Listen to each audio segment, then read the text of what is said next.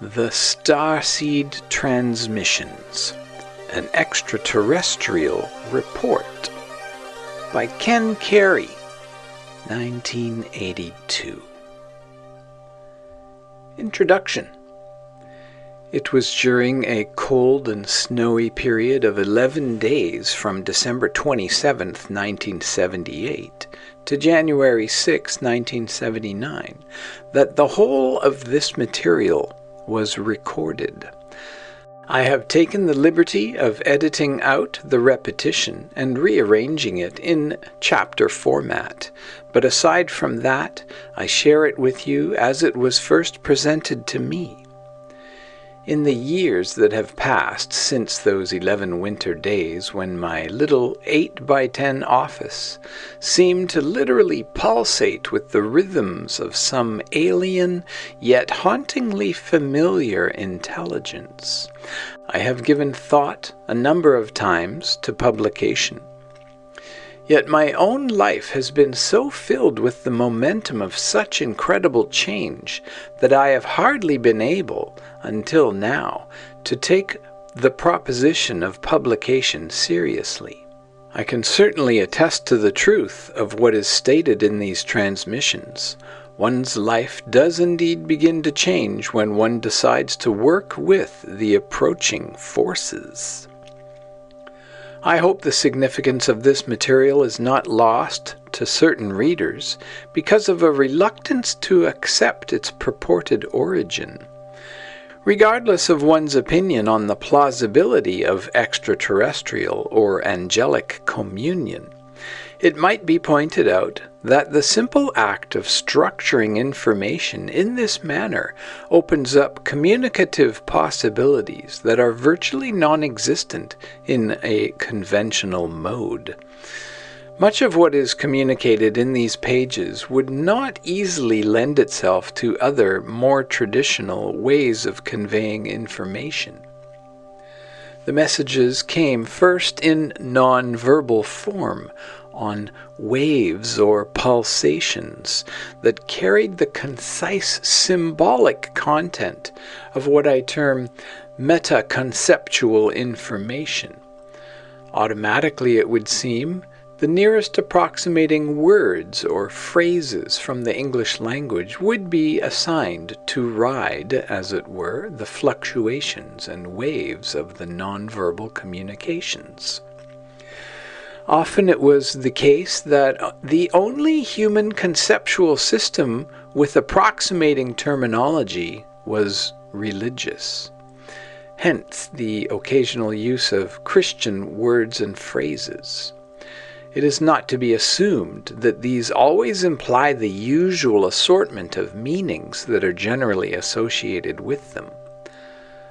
Often, the meta-conceptual reality that they are used to represent goes substantially beyond the meaning suggested by their contemporary Christian usage.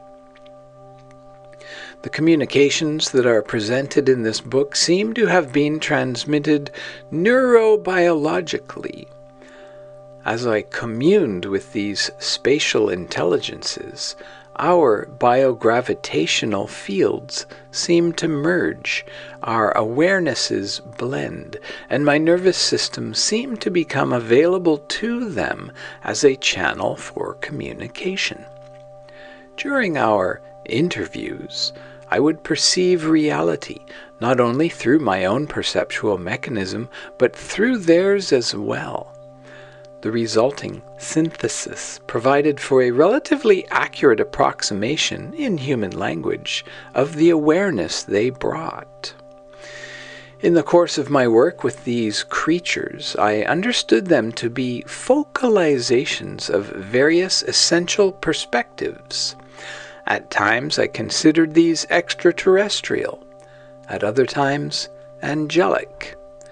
Occasionally, I thought of the entities as informational cells within a galactic organism of some sort. Toward the end of the transmission, other, more mythical perspectives emerged, about which I will make no comment here. But by whatever term we choose to understand these entities, their purpose in sending these messages has not been to teach us of themselves, but to teach us of our own nature and purpose upon this third planet from the star we call Sun.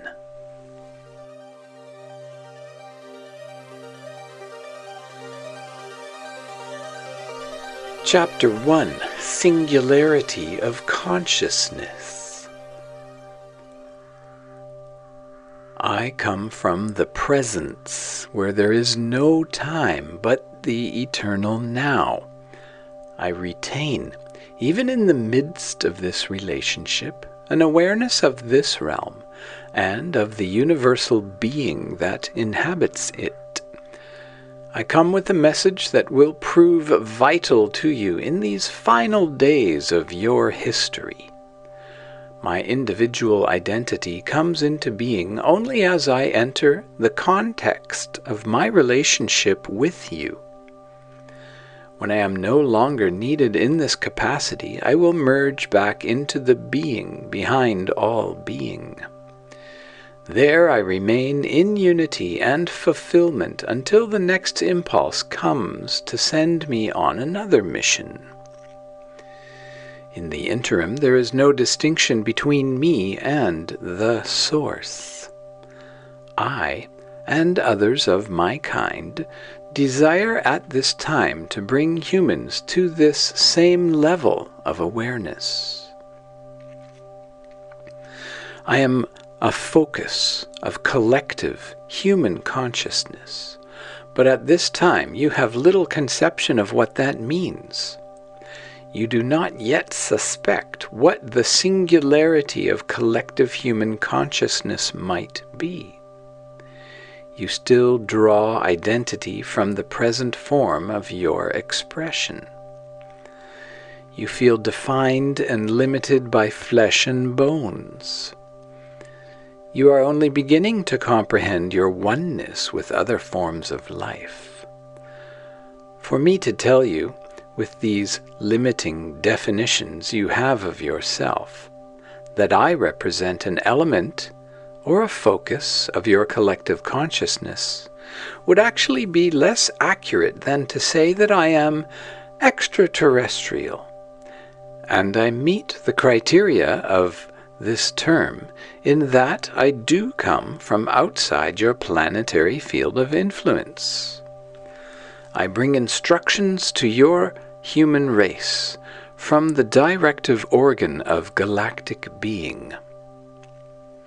When you remember your true nature and begin to draw identity from the totality of your being, then it could be stated with all validity that I am an element of your own consciousness.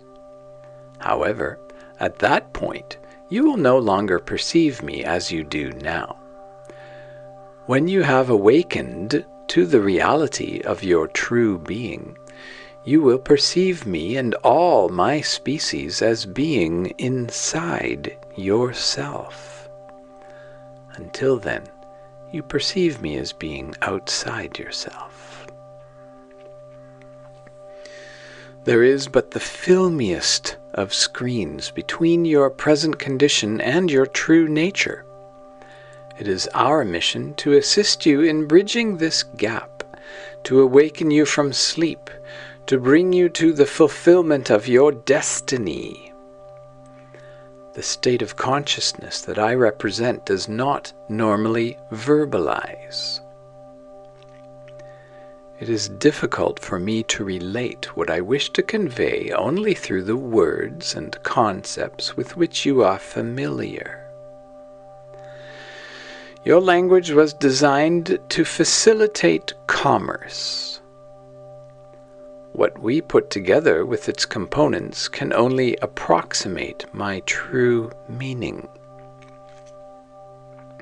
There is another, more ancient language, more conducive to this level of discourse, but you have forgotten it. Its transfer of information is accomplished through the actual projection of living informational units. These units are at once more specific and more inclusive than your words. These units of living information have been designed to convey organic information of concise yet comprehensive content. Simultaneously with this conceptual communication, you are subliminally receiving this same information through the living language of light, though your preoccupation with words leaves you with no awareness of it at this time. My work will be complete when I have put you in touch once again with this ancient language. When you have learned to allow the silencing of your thoughts and have begun to focus attention on inner vibrational frequencies, you will become aware of a far more comprehensive picture of all that I am now telling you.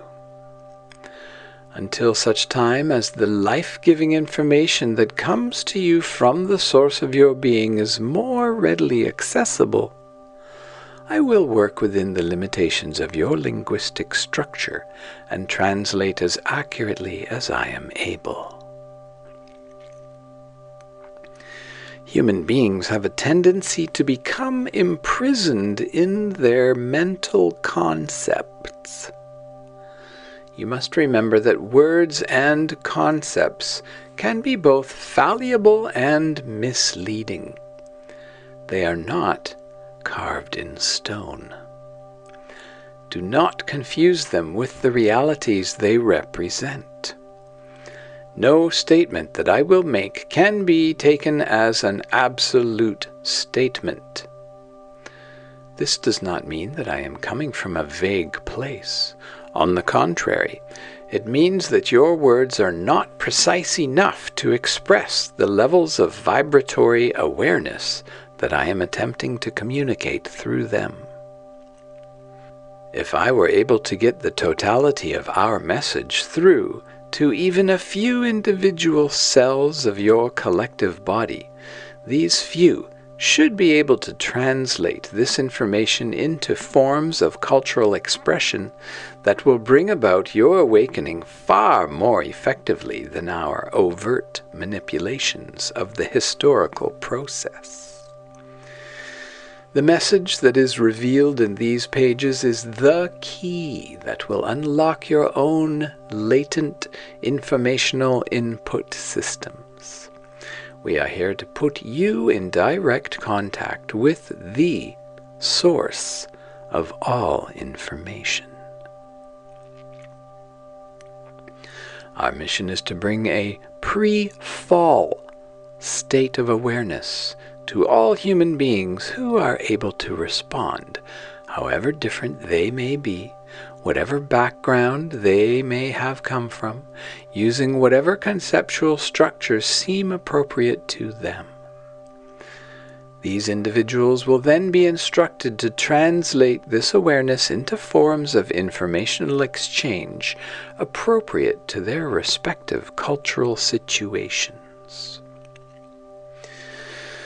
As this new awareness increasingly filters into everyday levels of human function, and as more and more individual human cells become aware of what is taking place, the change will accelerate exponentially. Eventually, the psychic pressure exerted by a critical mass of humanity will reach levels that are sufficient to tip the scales. At that moment, the rest of humanity will experience an instantaneous transformation of a proportion you cannot now conceive.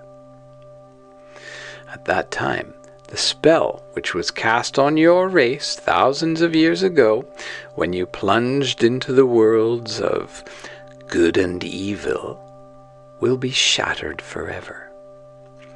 Even now, with the healing influx of new information, the spell is beginning to lift. Even as I speak these words, The materializing force fields of bondage and limitation are beginning to lose their influence on human consciousness. During this period of vibrational transformation, each of you will have a variety of roles to play. Each of you will translate the life impulse into patterns appropriate to your environment and express this impulse in your daily living. I am now blending my consciousness with the cells of your body in order to provide you with some of the more specific information that I do occasionally relate, but I do this as little as possible. My primary function is to show you how to tap these systems of data retention for yourself. With guidance, you will learn to release your definitions of who you think you are and open yourself up to the experience of a much greater reality than you presently believe possible, and return to a level of consciousness where you will be able to communicate with us, not through cumbersome words and concepts, but directly, through communion with all that is, like ESP. Do you want to know more about extraterrestrials? Do you want a definition of angels? We are you, yourself, in the distant past and near future. We are you as you were, would have been, and still are, had you not fallen from your original state of grace. We exist in a parallel universe of non-form, experiencing what you would have experienced had you not become associated with the materializing process. I act in this capacity as a midwife to your birth into form. I am an angel of destiny, a messenger from the stars, but I am also the reflection of your unity before and after physical matter. I am here to enter your consciousness, here to wake you up. Blending with you now in this communication that is also communion, I can sense a forthcoming period of union. I sense its strange and awesome realities. I feel like an explorer in some vast and uncharted land. Are you aware of the uniqueness of physical reality? I sense both pleasure and pain at my entry into your events. I sense pain at the potential I see wasted and in my own commission to verbalize. But I sense pleasure at what I am experiencing through your 5 senses, for your sensory channels are, in your exclusive dependence on them, your great limitation, yet they are also marvelous instruments of perception. They are truly your crowning virtue as well as your tragic flaw. This is the first time that I have had the opportunity to perceive reality through the 5 senses. I have never seen the structure of time and space reduced to such intricate and yet beautiful patterns. I would look out of your eyes for a while and take in the colors and the room and the trees outside the window, and delight in the curious way you perceive light as illumination. I would love to explore your world in a playful and childlike fashion. I can better understand now how you are so easily deceived. Such a deep realm of awesome forces, this material 3D plane. Yet you will not be able to continue here much longer if we don't get on with the business at hand. Much that I am now seeing will not survive many more years of human ignorance. It is important that we use this time to supply you with the information you need. It is important that we restore you as the central control mechanism of this planet to its proper state of stewardship. Perhaps a day will come, after all has been set to right again, when we can spend some time together just enjoying the wonders of creation. I would delight in an opportunity to travel about with you, seeing what you would show me out of your eyes, hearing what you hear with your ears, feeling the touch of the earth on our toes, on that wonderful substance that is both at once the sun and soil. But now there is work to be done. We must forge the conceptual tools that will set you free.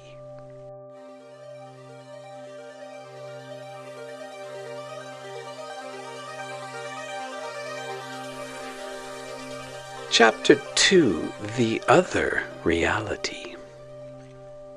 In your natural state of being, you have no sense of identity distinct from the Creator, except when you are engaged in a relationship.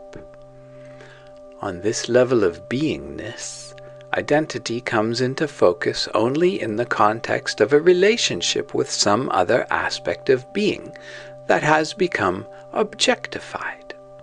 Much as my identity as an angelic messenger comes into being through my relationship with you.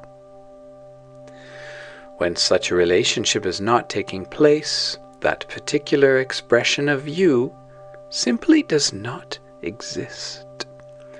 You float effortlessly in the potential of God-sciousness. You are not annihilated, but all definitions of you are. And you are released from their restraining influences and allowed to expand into a state of love and perfection. By and by, if it should happen that you are needed for a particular function, you will still be there, for your form identity is a specific cell in a specific organ of a much larger being. When this next energizing impulse comes, it also brings your new definition and instructions. You come into the necessary degree of focus for whatever is required. Throughout the course of your eternal existence, you continually oscillate like the wave function that you essentially are, in and out of focus, in and out of definition, always moving back and forth like the pendulum on a clock, or the heart of an atom, out of the unity of being with God and into a finite expression of God's infinite potential, and then back into unity once more, back and forth, a billion times a second. This is the natural rhythm of your existence, just as it is mine. It is the song of God-sciousness, the rhythm of life itself. Whenever the divine impulse calls upon your services and brings you into form, you encounter other beings of infinite variety, all on errands and excursion in worlds of love and light that are impossible to describe. As this happens, you experience, for the duration of your contact, both an identity and a linear time world, but in the course of your encounter, you are still aware of your unity with the Creator.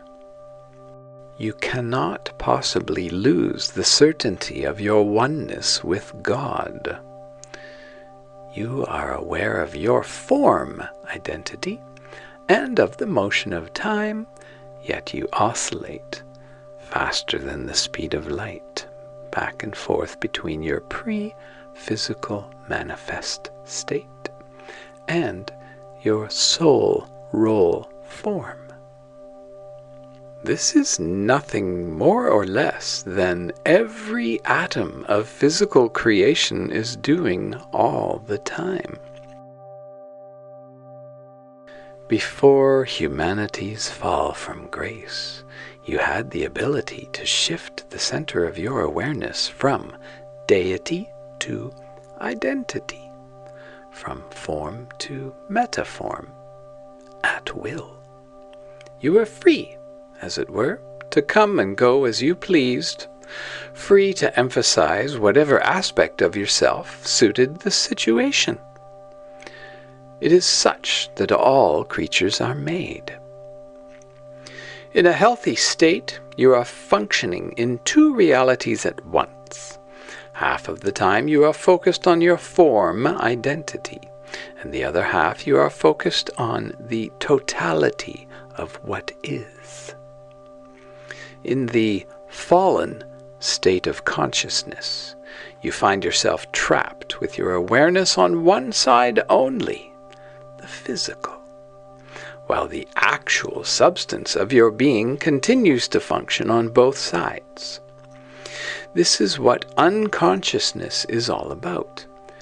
You still exist in the God-sciousness reality, but you are asleep to it. In the reality you now think to be your only reality, the 3D earth plane, you are very fragmented. The human race seems to be composed of a multitude of beings. In the true reality, there is only you. We are here to wake you up. There is really only one of you who needs to hear this message. It is important that you return to a consciousness of your true higher self. For though you still exist in both realities, unconsciousness of your true identity and union with the Creator is cutting off the flow of life-giving information to the part of you that exists in form. Your existence in identity with God-sciousness is the reality from which all physical life springs. Focusing your attention exclusively on physical form greatly restricts and eventually cuts off the flow of spiritual life currents.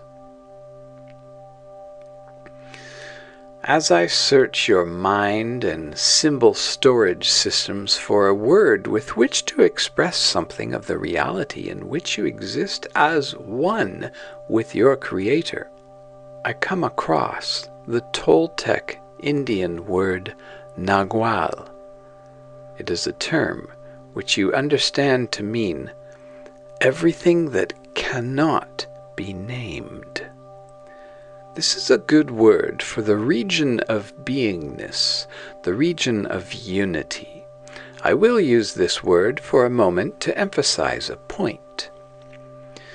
In the pre-fall state of awareness, you existed in the Nagual, the all, the everything, the nothing, the primal void where all exists in a state of potential. This is the Creator that surrounds physical creation like the sea surrounds a fish. Out of this Nagual, you are called many times to dwell for the space of a relationship in its opposite, the tonal. The tonal is everything that can be named and seen and touched and tasted and heard. It is the imaginary dream world of God-sciousness in which all apparent differences exist. It is a playground of what is physical. The tonal draws all of its sustenance from the nagual. It cannot exist apart from the nagual. While the nagual is dynamic, yet a steady state of rest, the tonal, or physical manifestation of the universe, is continually flashing on and off. This oscillation occurs in all things manifest, from the tiniest subatomic particle to the greatest galaxy. All of us, angels, human, anything that can be named, are only in form 1/2 of the time. The other half of the time we exist in the nagual, the totality of beingness. This totality of beingness that we have been calling the nagual has also been called God the Father. It is the life of God the Father that animates all creation. The light goes out of the darkness, the black womb of no thing, which is the true essence of the nagual. All potential exists in the black womb of no thing of the nagual.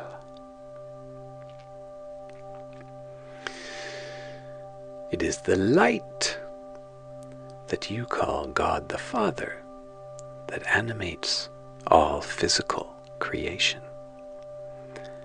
It is this reality that all healthy creatures oscillate back and forth, to and fro, and exist in half the time.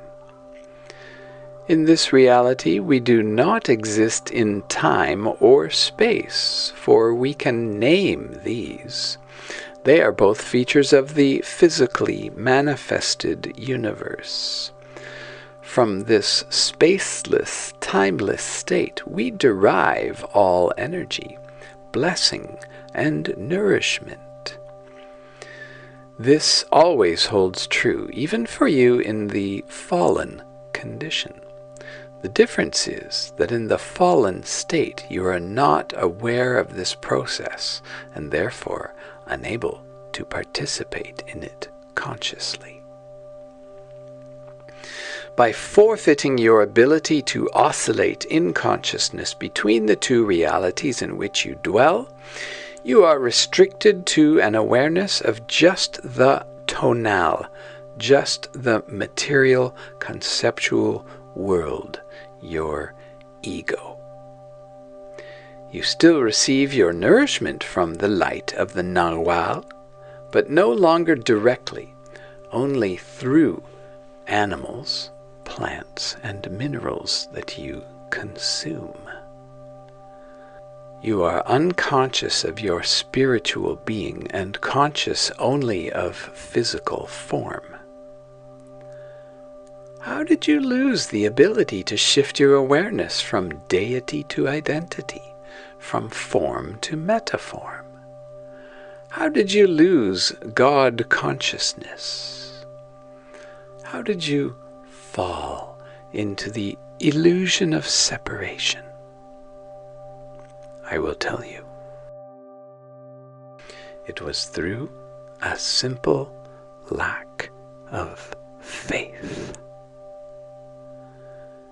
It was through a loss of confidence in the absolute perfection of the universal design. This was brought about by the entry of a single factor in your existence: fear. In unity with God-sciousness, there is no such thing as fear. This concept is encapsulated in what you now call the Garden of Eden myth, with the serpent representing the devil in your ancient past. Through a subtle process of logical reasoning, this being, the serpent, encouraged you, humanity, to move into a pattern of consciousness that has been called original sin. It was a pattern of mental activity that you were never designed to move in.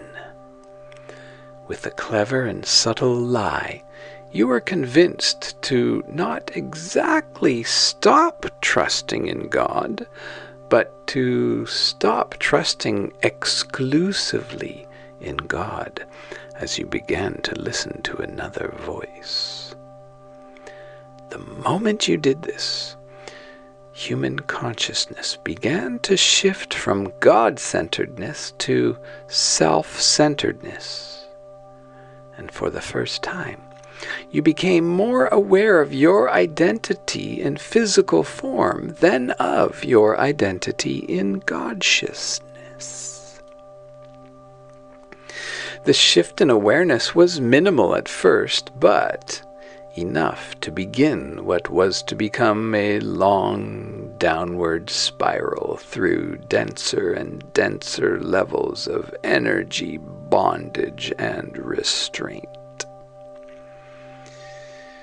Your serpent has also been called Satan, your tempter and temptress. This is the materializing influence who, in its right place, is responsible for the bonding of energy in the creation of matter. As you began to focus more and more upon your identity in physical form, you began thinking in terms of defending that form with unnecessary and cumbersome ego thought structures. It became harder for you to avoid identifying with your physical experience. You began to carry over past patterns of behavioral response into new relationships. This made you less and less effective in those new relationships because you were no longer fully present. You were no longer using the fullness of your potential. You were beginning to build up around yourself energized thought structures that imprisoned and trapped you. You were drawn by simple gravitational attraction to those realms of space where energy was in the process of being bonded, where matter was being created. Particles of physical substance began to gather along the magnetic lines of your thought structures, and you began to identify with denser and denser levels of physical expression. This process went on for a long while before you actually found yourself in any kind of physical garden. When you finally did, you had already fallen a long way from your original state of grace. But you were still functioning on a level of awareness far enough above and beyond your current condition to give rise to all the myths and legends of a physical paradise. The physical Garden of Eden lasted for thousands and thousands of Earth years before the momentum of the materializing process caused you to rely so much on your 5 physical senses that you became cut off from direct nourishment of divine light. In reality, you have never been cut off from this nourishment. But as your sense of identity became almost exclusively wedded to your physical bodies, their growing density began demanding more and more earth substance for its support. You finally reached a point where you could no longer meet the demands of your physical bodies without work. It is at this point that your chronicles state that you were, quote, driven from the garden, unquote. In truth, you were never driven from the garden. The garden is still here, surrounding you even now. Language is only capable of communicating on one level at a time. Yet the fall was a simultaneous multi-leveled occurrence. While you were clothing yourself with increasing layers of material identification, you were also becoming more and more fragmented within each one of your physical selves. As you began to bring into your relationship a sense of identity based on previous relationships, you are not only lessening your own presence and effectiveness in current relationships, you are also creating separation within yourself. None of your past experiences were comprehensive enough to fully identify you with any present moment. Yet you began to rely on your past for your understanding and approach to the current moment. Thus, the whole process of the fall was accompanied by a corresponding fragmentation of your sense of identity, your very sense of self. By the time of the physical Garden of Eden, you were already perceiving yourself to be separate entities. The sexual process came into play in order to produce physical projections within which these apparently separate entities you had split yourself into could take physical form. Even to this day, these apparently separate beings are but your own fragmented reflections, all 8 billion of them. In the fallen state, you perceive them all as separate, distinct, and individual.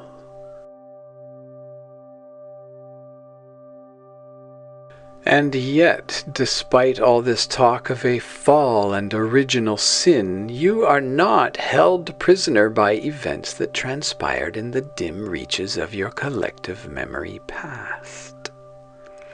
You are not born into sin whatsoever.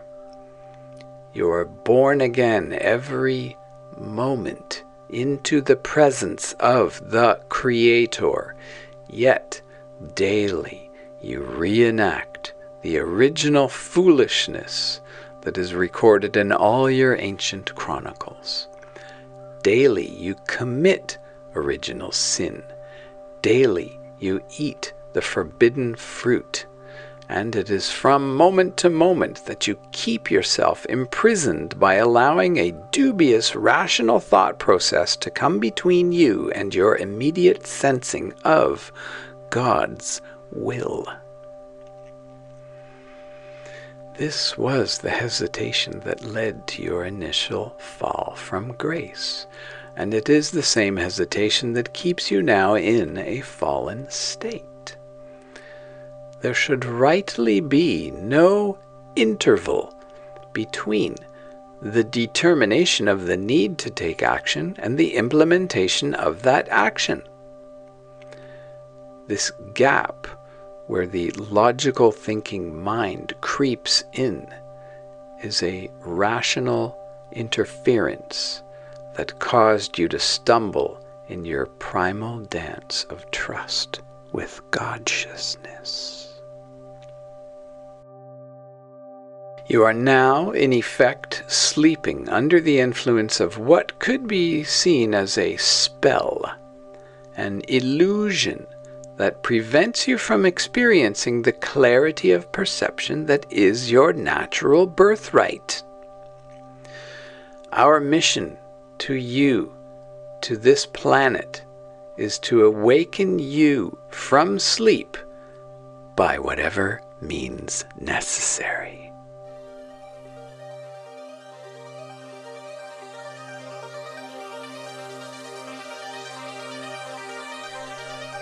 Chapter 3. The Shadow of Future Creation.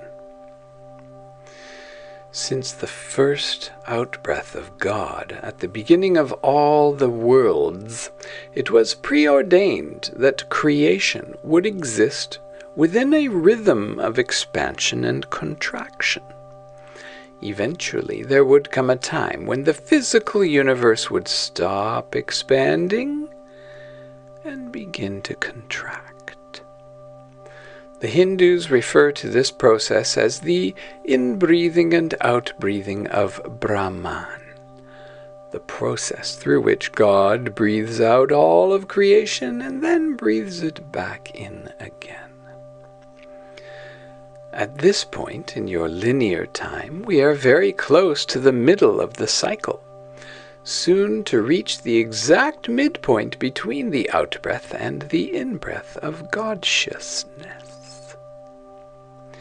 The universe began to reach this midpoint as the first unicellular organisms were emerging on the Earth, but the exact midpoint is yet to be obtained. It will coincide with what has come to be called the second coming of Christ consciousness. When any vibrational system reverses the momentum of its direction, as a pendulum does at the uppermost point of its swing, there is a moment of complete rest before it resumes its movement in the opposite direction. Since rest, or the total cessation of movement, constitutes the opposite of time, there is, at the precise moment of its occurrence, a micro-interval of non-time, a moment of eternity. This is the same interval of non-time that occurs many times each second as the atoms of the physical world vibrate back and forth. This is an opening into the Nagual, a doorway into the presence from which all life energy originates. What happens when a universe stops expanding and begins contracting? What happens when an entire cosmos reaches the exact point of directional change and comes to a moment of absolute rest? You will have the opportunity to see for yourself very soon, for this event lies just before you in linear time. It will provide an opening for the emergence of something currently incomprehensible. Before we touch upon the nature of this occurrence and its implication for human beings, let's consider, however briefly, something of your nature as you existed prior to the fall. The entire biological history of this planet has been but the shadow cast in matter by your slow approach. It is the way that rocks and water and air have begun to respond to your presence, for you are life itself. You are that which lies beyond all duality, beyond all materializing tendencies, beyond all restraints of time and space. Your consciousness is both infinite and eternal. It can dwell in the limitations of matter and perceive through whatever filtering systems you so choose. But in healthy function, it is not bound or limited by those systems. Rather, it uses them as instruments of perception, exploration, and adventure. Outside of time and space, you are one with the Creator, the all that is, the Source, Mother, Father, God-sciousness. But when your consciousness moves within the context of a manifest universe, you become the child of God-sciousness, the Christ. In essence, you are the relationship between spirit and matter. You are the mediator, the bridge, the means through which the Creator experiences creation. You are life as it relates to planet Earth, eternity as it relates to time, the infinite as it relates to the finite. Though you presently experience yourself as a separate and fragmented individual among a vast species of humans, you are, in fact, a single, unified being, sharing the full consciousness of the Creator. You are brought into living, focused expression when you are inside of creation by the manner in which time and space, matter and energy, sea and stone react to your approach. As the physical child of God-sciousness, as the Christ, as the only begotten consciousness of Mother, Father, God-sciousness, you have been given a number of remarkable qualities. You are able to expand and contract in accordance with the focus of your attention. Your consciousness is large enough to encompass all of creation, yet small enough to climb inside. Your Mother, Father, Creator also permeates all of creation, but in a different way. In His and her vastness, they surround creation. Their consciousness saturates the whole physical universe, all of the stars, your little sun, all of the planets in your solar system, all the different galaxies. But the Creator relies on you for its current focus. You are the Creator's specific attention node. As the focus of Creator's attention, you have been roaming around inside of creation for billions and billions of years, expanding and contracting, drifting in and out of this galaxy, this solar system, that solar system. Everywhere you go, you see the matter that your Father has created. You observe the many wonderful forms it takes, the mighty suns, the red giants, the white dwarfs, the vast spiraling galaxies, the quasars, the black holes, the white holes. You watch the incredible contortions of time and space that take place in the various gravitational fields you pass through. You note the planets, the moons, the asteroids, and comets circling within each star system you visit.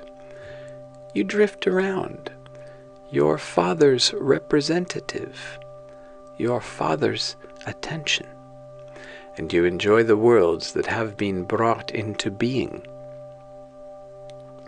But all these worlds are physical. They are all made of matter.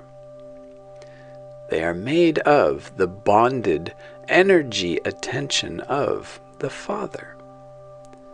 They all have certain substances, a certain solidity that you, as spirit, lack completely. You realized that this is the limitation of the physical universe. You realize that the physical universe is defined and specified in ways that you are not defined and specified. Yet, something about physicality intrigues you. By and by, you get an idea. You begin to wonder if you can, maybe, just possibly, somehow or another, clothe yourself in matter and construct for yourself a physical vehicle that you could then travel around in, perceiving matter from the same perspective with which matter perceives herself. This idea contains one paradox after another, yet something about it keeps you wondering. It puzzles you, and you love puzzles. You keep mulling it over as the eons roll by, as you float from solar system to solar system, trying to figure out some way to make it work. Until this point, there was no biological life in the universe. Yes, rocks and crystals had a limited consciousness, but it was not responsive to the intent of your spirit. In solid, liquid, or gaseous states, matter, as created and defined by your Father, behaved only predictably according to the fundamental laws of physics, untampered with, until you made up your mind. Throughout your travels in the physical universe, you had always kept your consciousness separate from the matter you observed. But at the time you hit upon this plan, all that changed. You looked around until you found a suitable planet for what you had in mind. Not too hot, not too cold, situated within a stable young star system. You then focused your attention and your physical body in an entirely new way, an open way, a self-sacrificing way.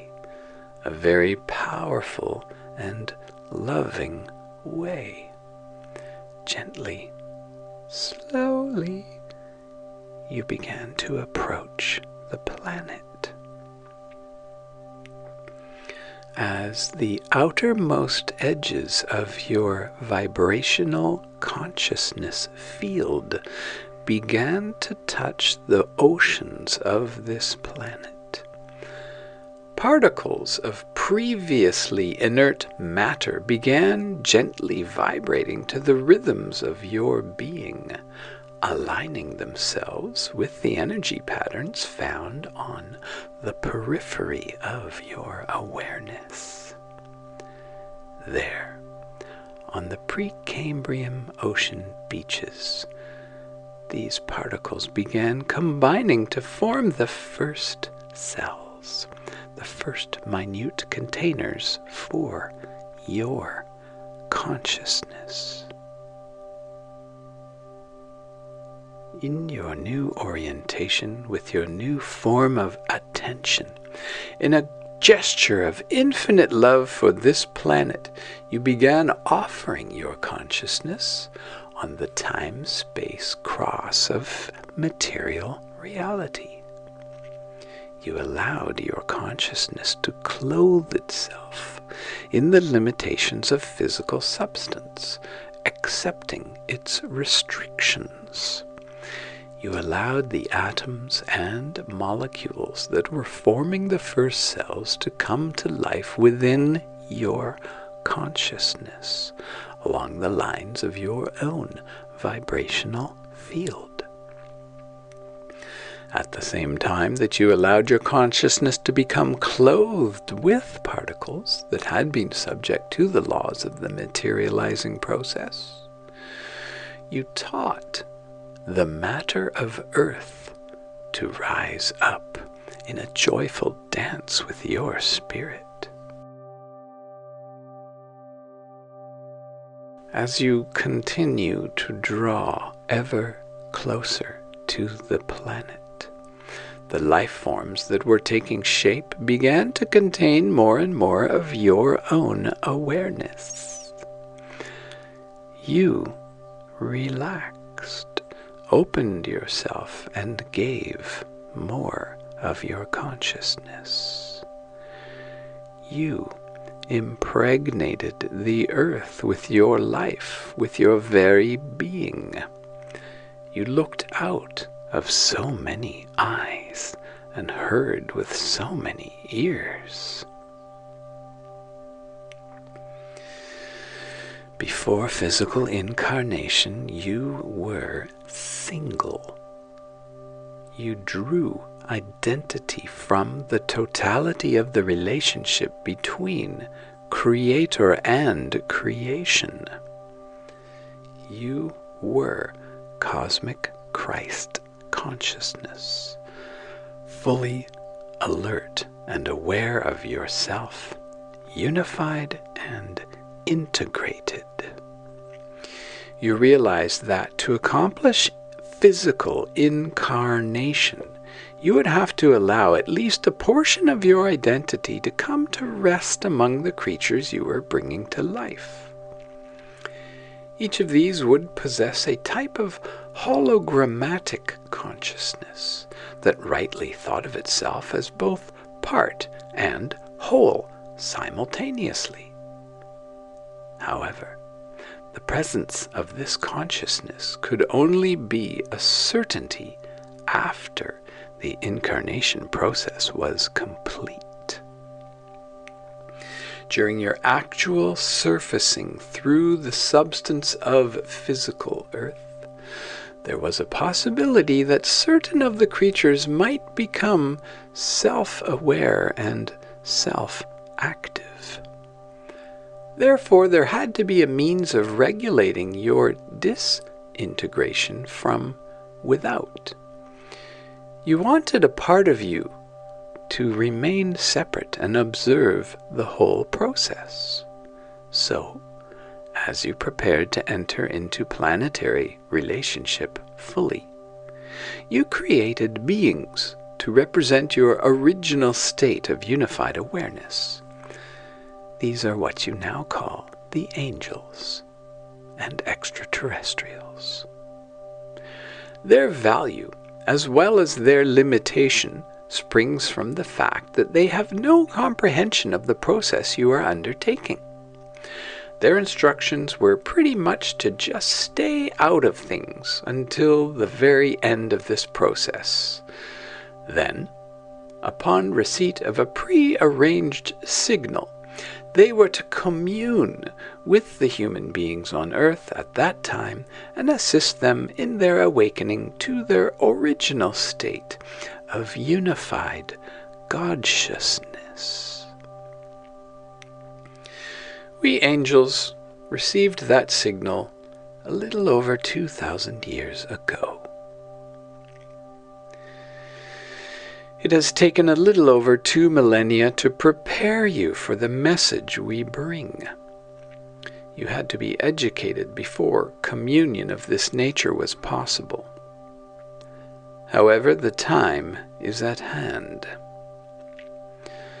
Our instructions are to awaken you to a remembrance of purpose, a remembrance of self. It is time to begin the final cycle of conscious creation, during which the earth creatures themselves participate in the unfoldment of their design.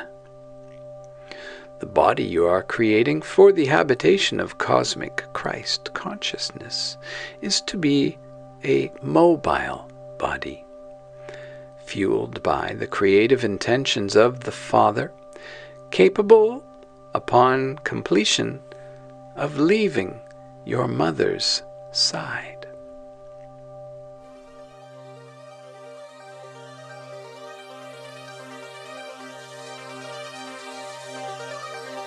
Chapter 4. An interval of non-time. When the universe reaches a point of maximum expansion, a unique phenomenon will take place. There will be a moment when all laws necessary for the creative maintenance of physical matter and all materializing processes become suspended.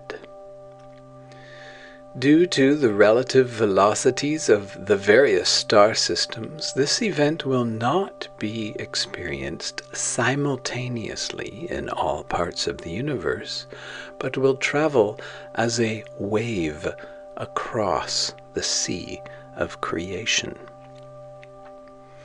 Existing within this ripple of non-time will be the focused, conscious attention of the Creator. As it passes through the material realms, it will stay and take up residence in all life forms with circuitry capable of mirroring its essence. This is the moment when the Creator will slip inside creation fully, the moment we are attempting to prepare you for. This is the much misunderstood second coming of cosmic Christ consciousness. It is the event that primitive civilizations have looked forward to as the return of the gods. The Maya went so far as to pinpoint its actual occurrence in what you would call the year 2012 AD. Yet, while many of your traditions hint at what is about to transpire, none of them have adequately conveyed the magnitude of impact such an event will have. Indeed, no single cultural conceptual structure is capable of conveying the enormity of what is soon to take place. But if you assemble all myths of your planet and remove the ego, you're left with a good idea. Those familiar with the scriptures of your various cultures should be in a position to understand what is occurring, for these are the times spoken of by all. Yet you must realize that God-sciousness did not invent the words used in Scripture.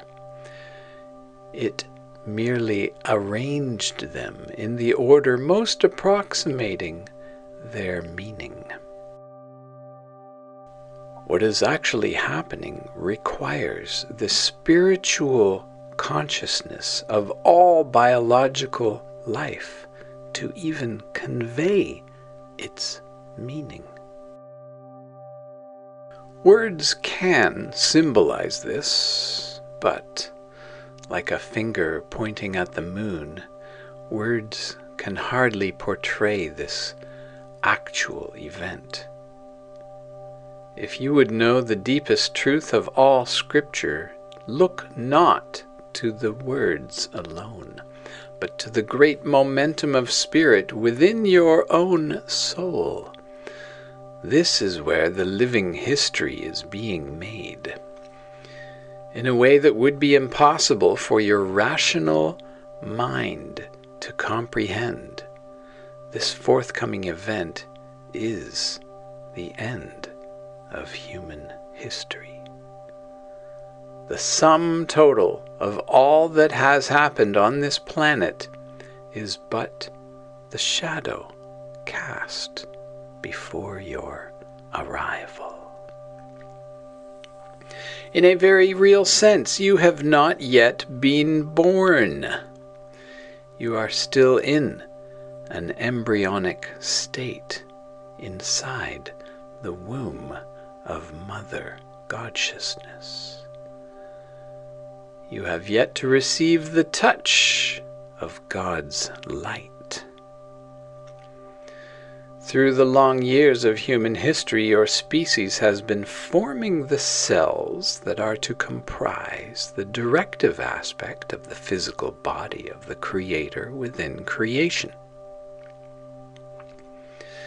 Gestation upon this planet has but set the stage for the emergence of the planetary being now taking definite form. This planetary being is who you are. Has it occurred to you that the mathematical probability of your existence is infinitesimally tiny? If you were not here, living proof of the impossible, an excellent case could be made for your non-existence. Within the framework of the physical laws that were of necessity instituted to create and govern this material realm, the existence of biological life would not have been possible, except were it to enter through that one moment when the law was suspended. Such is the origin of biology, the fusion of spirit and matter. The impact of this single creative moment is so vast, so far-reaching, that the shock waves sent out before it have given rise to all the biological life that exists upon your planet and every other life-giving planet. You are living in the shadow of an event that has not yet taken place. Yet it is you, yourself, under all your layers of false identity, that cause this event as you approach ever closer to the earth. From within the context of what you call history, it appears that there has been on this planet a progression of increasingly complex life forms evolving toward ever higher levels of consciousness. It appears that there has been an evolutionary process, but this is not the case. What is actually occurring is that the matter of Earth is falling under the influence of your vibrational body. This influence naturally increases as you draw nearer. Only when the center of your spirit touches the center of the earth will life on this planet be fully manifest in form. This should not be so difficult to understand. What you have considered to be history, or in other terms, the evolution of the species, is only what you have been able to observe through the distorted medium of a fragmented and quite subjective ego-based intelligence, trapped within the past-future orientation of 3D linear time. From such a limited perspective, the act of creation could appear as a progressive, sequential process. To the extent that you are able to identify with the spirit that gives you consciousness, however, it becomes a much simpler matter. You have yet to arrive. You are still on your way. Sitting here listening to these words is only a sleepy reflection of your unconscious totality as it prepares to become fully revealed on the day of awakening. Your real life will begin when the Creator gives you His definition in form and touches your body with her light. Within the womb of history, your species has been primarily defined by the Earth Mother, who is helping to prepare the clay. She is only interested in getting the form arranged according to the specification. Her only knowledge of spirit is that it brings forth her potential. The light of the sun impregnates her every second of every day. When the Father's center merges with the center of the Earth Mother, the collectivity of human consciousness will awaken to a unified field identity, and you will be born. After that, the influence of matter will not affect your consciousness as dominantly as it has during this historical gestation period.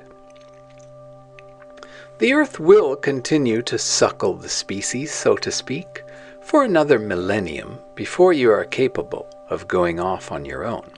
But even during that period, the Father's light influence will grow stronger and stronger than it has ever been on this planet. The Creator has established laws to govern the bonding of energy, which you call the laws of physics. Through these laws of materialization, the physical universe is created and maintained. In the material realms, these laws are right and proper.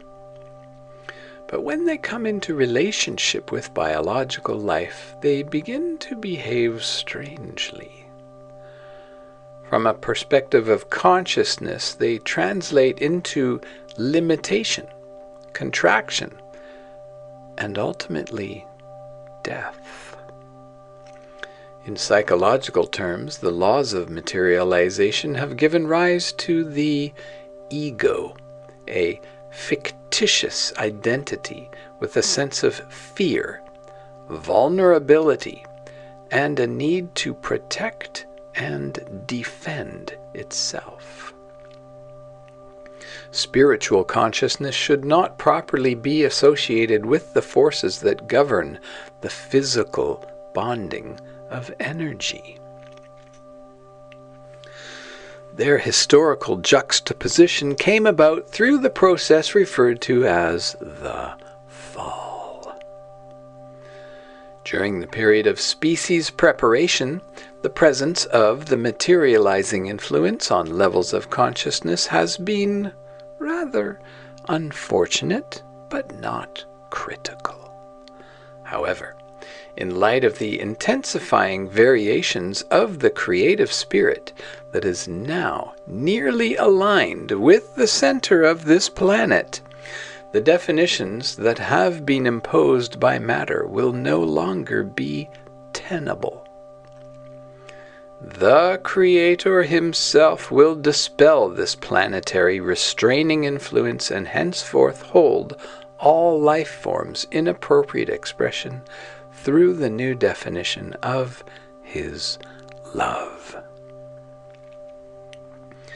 This will be a profound transition for each and every individual form identity. A transition to a magnitude you can only begin to suspect. As a collective event, the moment of actual birth is still a generation or two away. but individually speaking, this event transcends the limits of space and time and is, in fact, already occurring. Your individual birth will take place at the precise moment in linear time when you stop struggling with rational fear patterns and let yourself go in the divine dance of inner spirituality. You must decide whether you're going to accept the inevitable in a state of love and prepare yourself accordingly, or hold on in fear to the bitter end.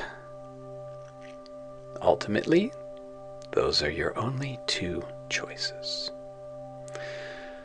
By the linear time this event takes place, humanity will be polarized according to those two adaptive vibrational patterns. Everyone will be in the love camp or the fear camp. To those of the human race who have tuned in to the will of God, the coming interval of non-time will literally expand into eternity. These individuals will be able to experience a lifetime or many, many lifetimes in that eternity, while still retaining the option to return to their physical projections as transformed representations of the being of life on earth. These will be our co-workers, the earth angels, during the period of planetary awakening. Others, not so finely tuned to the forces that will be released at that time, will feel great surges of energy lasting for an indeterminate period. Some few will experience an intense fear, and many will die as a result. Everything in physical form at that time, every soul in every kingdom on earth will feel something incredible, something that, according to all the laws of physics ever known or ever to be discovered, should never even be possible. But there it will be before all senses, an impossible fact, like an unmistakable feeling in your heart, an incredible vibration of truth and love, shimmering, scintillating, awakening every nerve, every capillary, every cell of your planetary body to eternal life and unconditional love. Whether the individual form identity listening to these words right now will be a surviving participant in that event depends upon what you identify with and how gracefully you are able to align yourself with God's creative definition of you.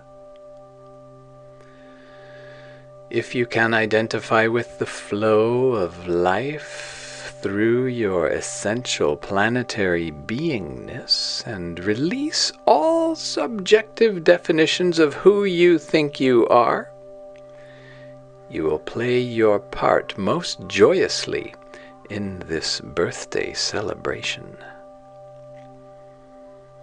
The Creator's definition of you in physical form is much greater than anything you could possibly imagine for yourself. During this present period of individual awakening, the first of the 3 creative periods, you are being given the opportunity to embrace this true definition as the cornerstone of your existence. On the morning of Cosmic Christ Consciousness creation, you will recognize the unified collective consciousness of all humankind as your own true identity. you will know beyond a shadow of a doubt that you are the bridge between spirit and matter, between creator and creation, between life and the forms through which life flows. If you release the definitions that matter has set upon you, this is the definition that the Creator will bestow. The definition of Christ itself. Can you see yourself as we of the distant stars do, from the objective vantage point of the ages, with the eyes of the Star Maker himself? To us, your entire history appears but as a gesture, like the shrug of shoulders. We see in your passage through the vibrational field of Earth a gesture that you make, a salute perhaps, to the energy retention systems of this particular heavenly body.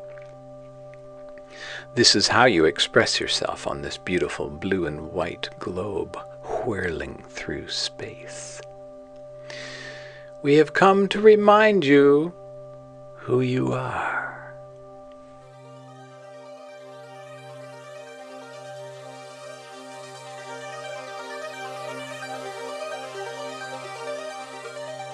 Chapter 5, Mobile Cities of Light.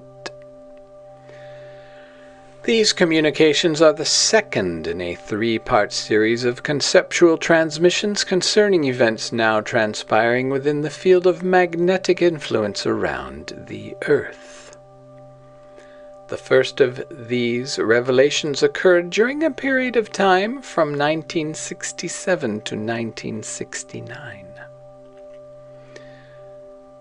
The current transmission that make up the Starseed book are part of a series being sent during the years 1977 to 1979. The last of our communications to take place on conceptual levels will be sent during the years 1987 to 1989. All 3 periods of transmission occur within what we call the period of individual awakening.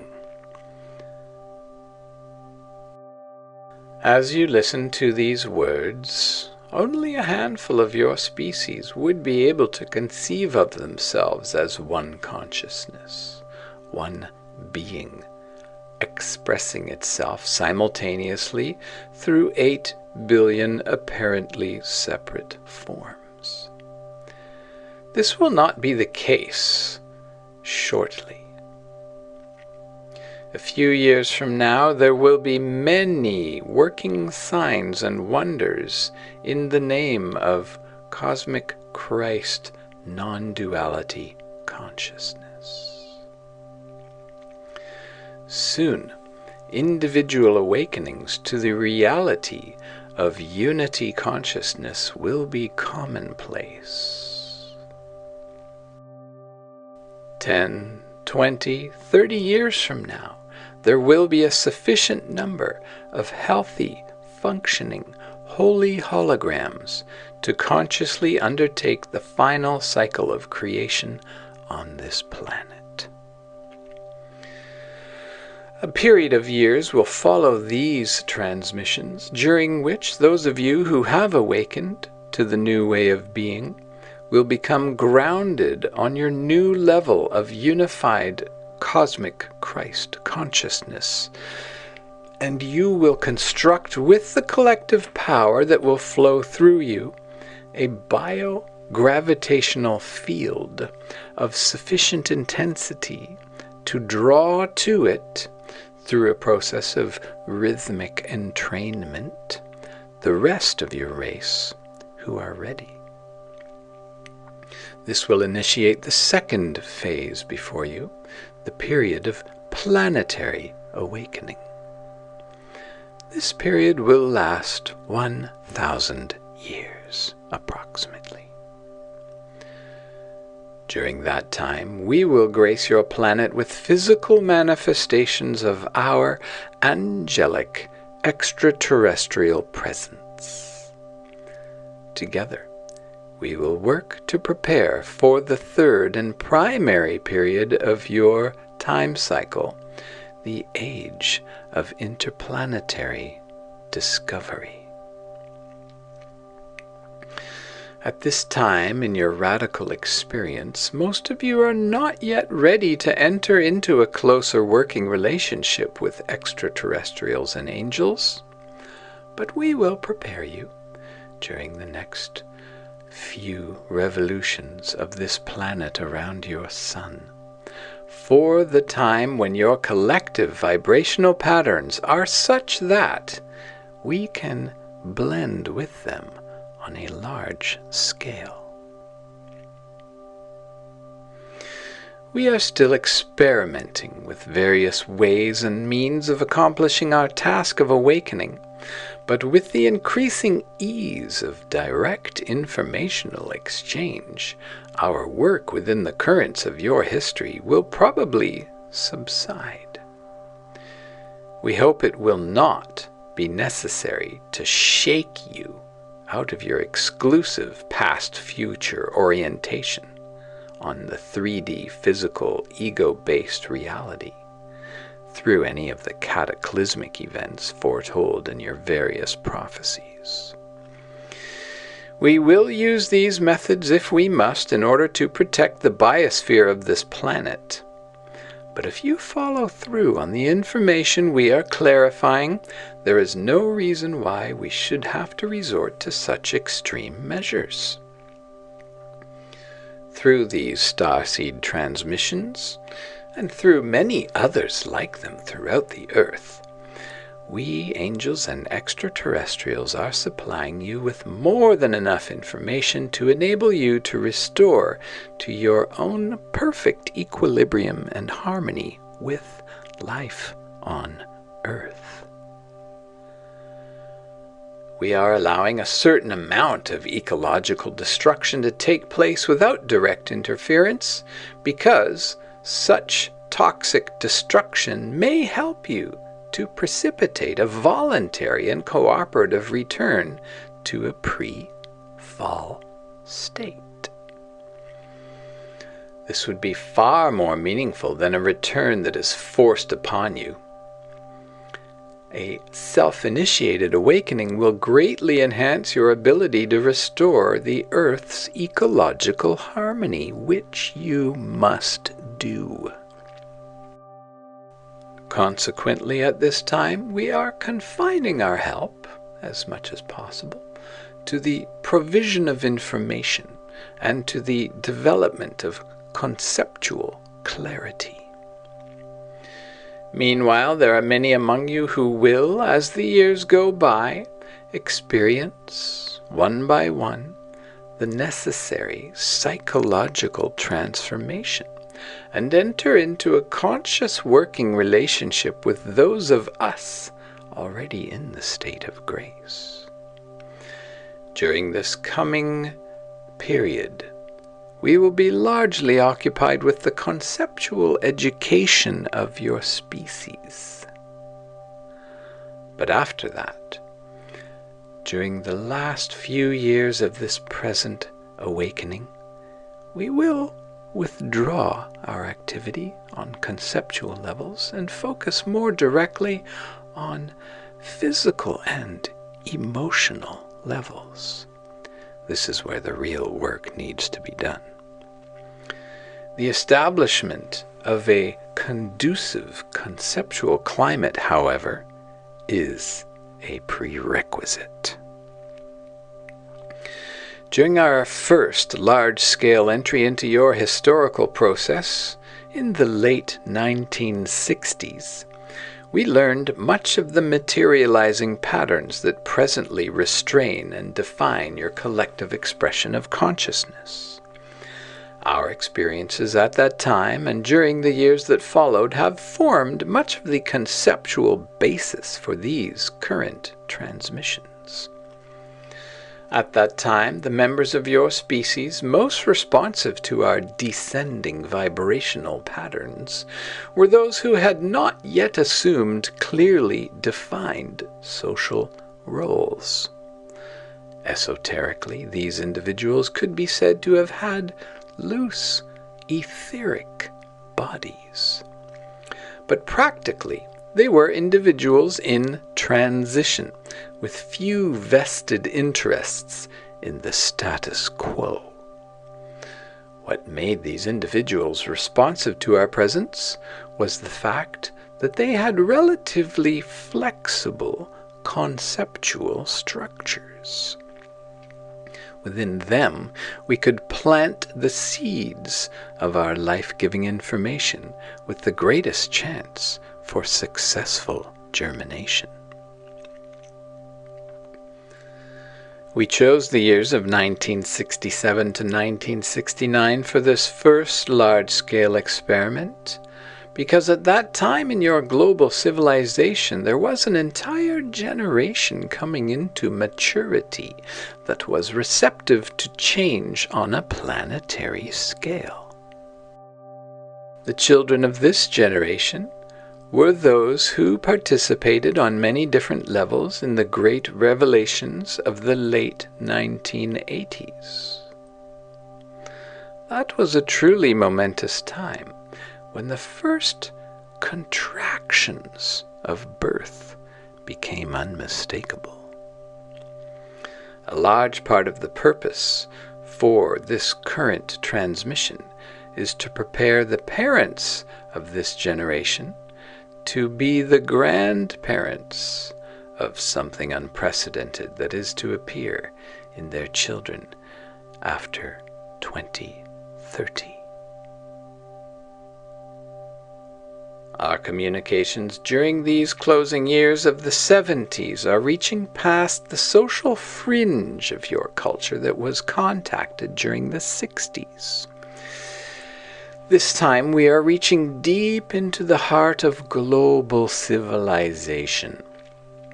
We are reaching many who are in what we call lubricatory positions, lubricating your society, loosening things, making them slippery, and opening up individuals, those working in factories and teaching in schools and building your cities and expanding your science.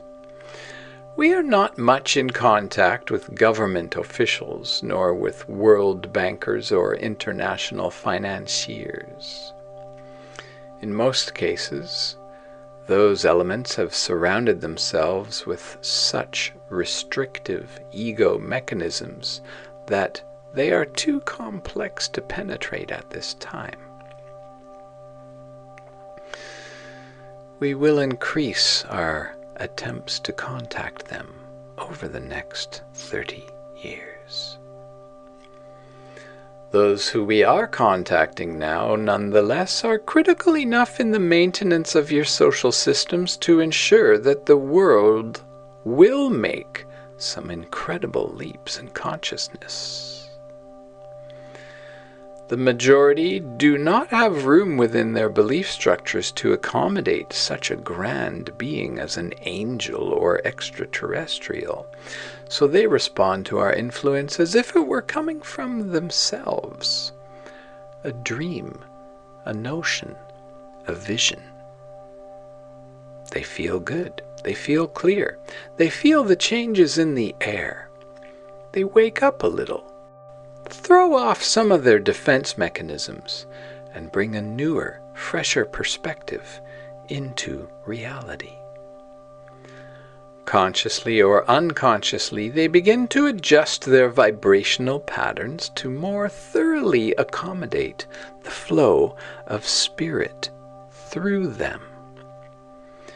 At times they change radically and attribute their transformation to this or that mechanism, and we simply laugh. We do not care how the change comes about as long as it does come. Those who are not yet sensitive enough to experience our presence feel us like a high, or a clarity, or just peace and love. All whom we touch are changed in some way. If it seems to these people that the changes originate within themselves, that is all the better, for, in fact, they do. We do not bring the presence of God. That already exists everywhere. We merely assist in the removal of the conceptual and emotional blocks that prevent a full experience of God-sciousness. We work with all who are vibrationally sympathetic. Simple and sincere people who feel our spirit moving, but for the most part, only within the context of their current belief systems. Through communications such as these, we are forging more concise conceptual tools that these individuals and others can use to free themselves. Often, these tools are still too conceptual for the messages they contain, but they are useful at this time in loosening the bars of the conceptual prisons in which so many individuals still function. If you found yourself in hell, it might be appropriate to grab a pitchfork and fight your way out. In a sense, this is the nature of our conceptual work.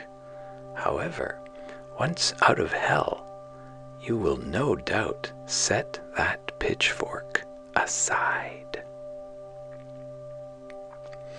The concepts that we are providing at this time are strictly transitional, to be used only until such time as you no longer need them.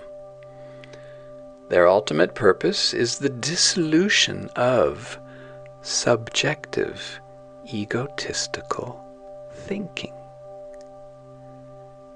We give them freely to assist your race in releasing itself from the spell of fear and logic. Logic can be beautiful and a useful thing when it springs forth for the right purpose. But the correct premise is seldom the starting point for fearful creatures caught in a net of subjectivity.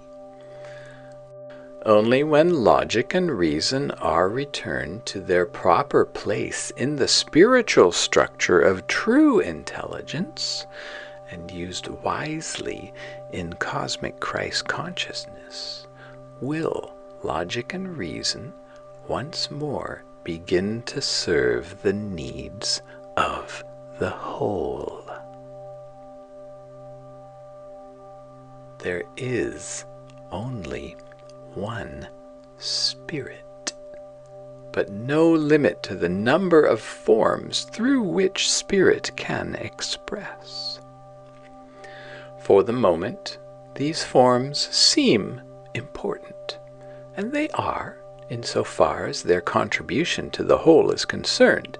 But as the years go by, the range of their differentiation will become of much less consequence to individuals who are sincerely offering their lives as channels through which spirit works.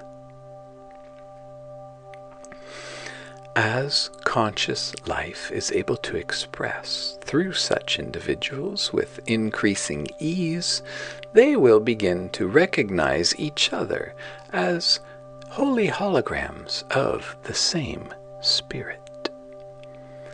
Such individuals could be compared to conscious nerve endings of God in matter, channeling the life flow of cosmic Christ consciousness into each and every cell of the planetary being. Soon the knowledge of the angels and extraterrestrials and our work will be widespread, especially among your younger generation, the prime focus of our efforts. Although awareness of our presence is not necessary for us to do our work, it does facilitate the transfer of information. Many, many, many thousands are consciously working with us every day. So clear your crusty circuitry, my friend. Great portents of change are in the air. Your quantum physicists are speaking of terms that defy explanation. Your psychologists are abandoning the sinking ships of conventional rationality. Even your religions are exploding beyond the confines of their dogma in the rediscovery of true universal spirit. It is all here at this present moment. Open your mind to possibility. Open your eyes and see what is around you. There is a new vibrational pattern descending upon your planet. Tune into it and learn an effective way of dealing with the closing years of history. You are being offered an opportunity to enter a new reality. It is already here for those with eyes to see. Soon it will be the only reality to be seen. Those who tune into the new frequencies will find life growing more wondrous every day. However, those who tune into fear will find things falling apart. Two worlds of consciousness will begin to form ever more distinctly. The world of love and light, and the world of fear and death. There will continue to be some overlap of these worlds for several years to come, some going back and forth for certain individuals, but as your true birth begins to happen, the polarization will continue to intensify. The moment of birth will also be the moment of final judgment, the moment of separation. There will be better times for some and worse for others depending on their orientation and involvement. Fortunately, the natural tendency of your species is to gravitate towards love and light. For the vast majority, the times ahead will be better than they could possibly imagine. Some of the worst scenarios have already been rendered impossible, by the way. Except in a few isolated pockets where the new energies will not enter until later, the momentum of positive change is being felt everywhere. The coming age will be a time of increasing blessings, restored ecological balance, international cooperation, and universal harmony. Planetary resources will be realistically understood, properly utilized, and shared for free. Humankind will be at peace. All life forms will be honored and work together in harmony, cultivating the full potential of this planet. It will be an age of revelation during which the mind and plans of the Creator will be made clear for all to see and participate in.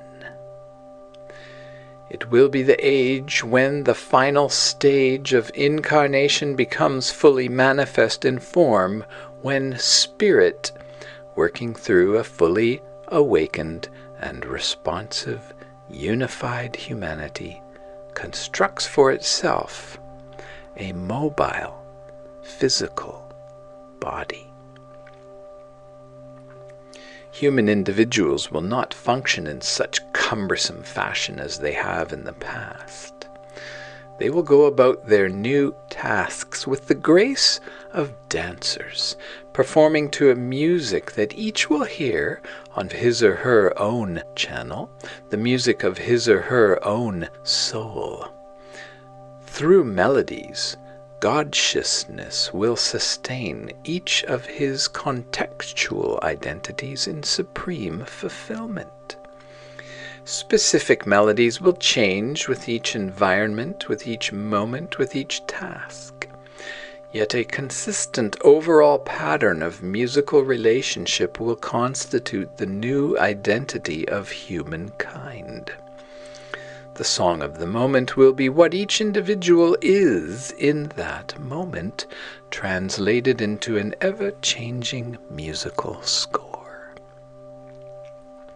Music will be the informational medium through which the totality of consciousness informs each individual holy hologram cell of its specific functional duties within that totality. Individuals will participate in this music as well as listen to each other's music. All humanity will be involved in conscious co-creation, immensely fulfilled in the capacities they serve individually. When an individual is not required in a functional capacity, he or she will be free to compose the score that will specify a route of musical travel within the body of creation. From a human electromagnetic biocellular perspective, the work that is to transpire during the 1,000-year period of planetary awakening will manifest as the building of great floating cities of light, massive fleets of intergalactic starships constructed from living biological components of this planet, brought to life by the creative intentionality of spirit that will work through all humans of that age. However, from a perspective of spirit, the Star Maker will be organically growing through the instrumentality of the human species, a physical body capable of universal exploration. The completed physical body, incorporating much of the Earth's biological life, will depart from this planet in approximately the year 3013 AD. It will function much like a microcosmic human body, with all of the organs represented. It will be fueled by a fuel all will have learned to live on by that time: light itself. Its design will limit it to speeds slightly less than the speed of light, but this will just be a pleasure cruise, and those wishing to travel faster will only have to use their non-physical vehicles to do so. From the human cellular perspective, the construction of this interstellar body will be a gloriously enjoyable 1,000-year period of intercontinental cooperation. From a spiritual perspective, it will be the birth of an organism the likes of which the universe has never seen. As the greatest gathering of interstellar space vehicles ever assembled leaves the Earth in graceful formation, the Christ child will slowly get up, look around, and push itself off into space. Yours is not a tame God to be confined in reverent concepts, but a vibrant, playful energy, the very soul and spirit of life. He comes to earth not to be somber and devout, but to dance, sing, and enjoy all that He has created. Do not allow the gravity of your planet to weigh upon your consciousness. You have been aware of the effect of gravity on material objects, but it has only been recently in your space travels that you have begun to suspect that it also binds and limits thought. As a species, you first began to sense this when human beings entered into orbital patterns around Earth. In the farthest reaches of the planet's atmosphere, gravity was felt for the very first time as courtship instead of captive marriage. Were you listening to the reports of those first human space travelers? They were not alone in their capsules.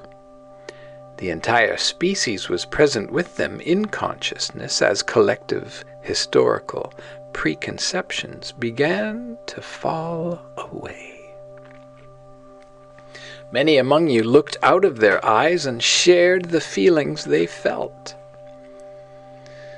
Gravitational forces will certainly not be done away with after the second coming of cosmic Christ consciousness, but they will no longer affect human thinking. Had the fall not taken place, they never would have. In these last few years, while the influence of matter still coexists with the rising life energies, do not conceive of your world with such heavy gravity. Lighten up with the merriment of Christ. Even now the awakening child is showing himself to your scientists and mathematicians through playful impossibilities that thwart all their rational explanations. Cosmic Christ child is laughingly holding up the stage props of contemporary contentions, running to and fro, catching them as they fall, seeing how long he can keep his presence a surprise. Do you remember when you were a small child and the world seemed so fun and exciting? Be like those little children again. Come play with us in the wonderland of matter. It is long years that you have dreamed of your entry into these playful realms. Your dream has come true. Wake up and see where you are. If the world sees the happy exuberance of the awakening Creator shining in your eyes and thinks that it is irresponsible in the light of this or that growing crisis, patiently explain to them what is happening. Tell them something of this new perspective. In the moment of your presence, in the moment of your being, tell them what you are experiencing and what they might experience too, if they only open to God-sciousness. Let them see that your happiness, your peace, and your serenity are not yours per se, but the reflection in your life of Spirit, who will always be at ease. Do not let this preview of what is to come distract you from the work that lies ahead. Do not store the specifics of this vision in your mind and then expound upon them with rational extrapolations. Feel the spirit of all that we have been saying. Embody it practically in your daily living. This vision is real, but there are steps that need to occur before what is already done in spirit becomes likewise accomplished on the earth. You are the means of those steps, the mechanism that the Lord has designed to implement His will in the realm of form.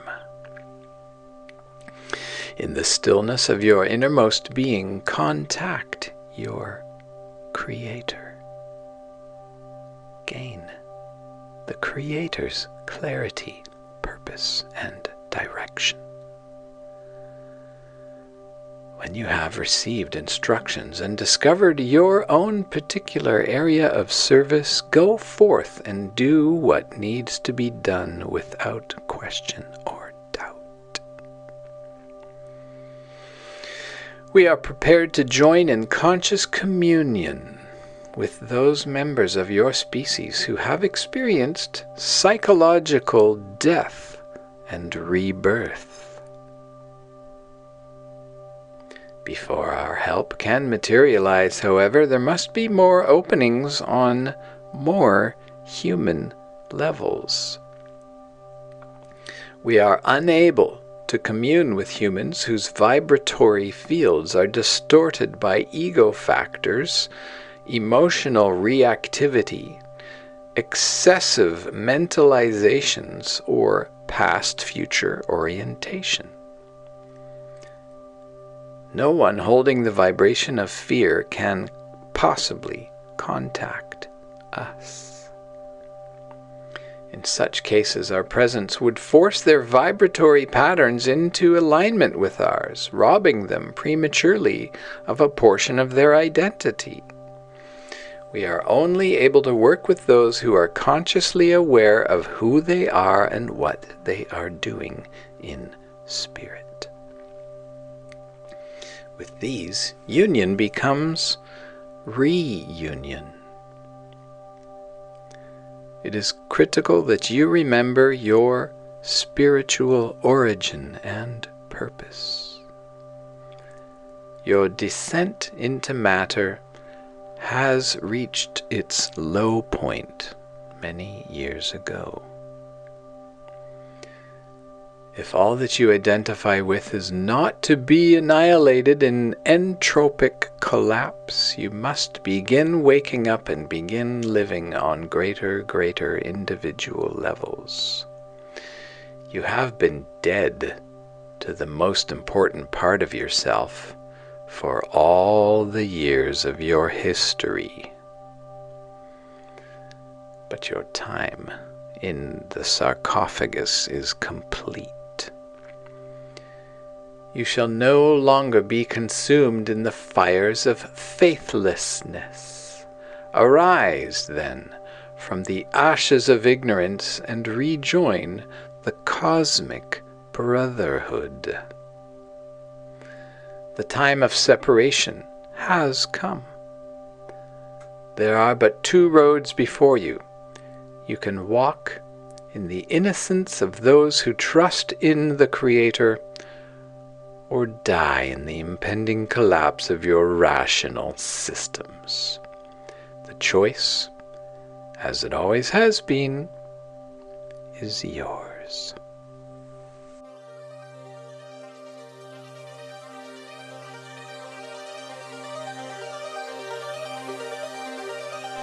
Chapter 6. A Psychological Process. Everything that you need exists in this present moment, and this moment is all that exists. In its brief flicker, you will find all the time in the world. Through it, you will contact the living information that will guide you with infallible direction. This present moment is the stargate through which you will leave the prison of human definition and expand into an awareness of divine perception. It is the crack between the worlds, not only the worlds of past and future, but worlds of time and space, spirit and matter, form and being. It is a timeless zone, the gateway through which you will again begin to participate in the adventure of creation. Your entry into the eternal awesomeness of the present moment, into the presence of God-sciousness, will be through what we call a psychological process. This process is merely an identity shift, a process through which balance is restored in your awareness of the two realities, spirit and matter.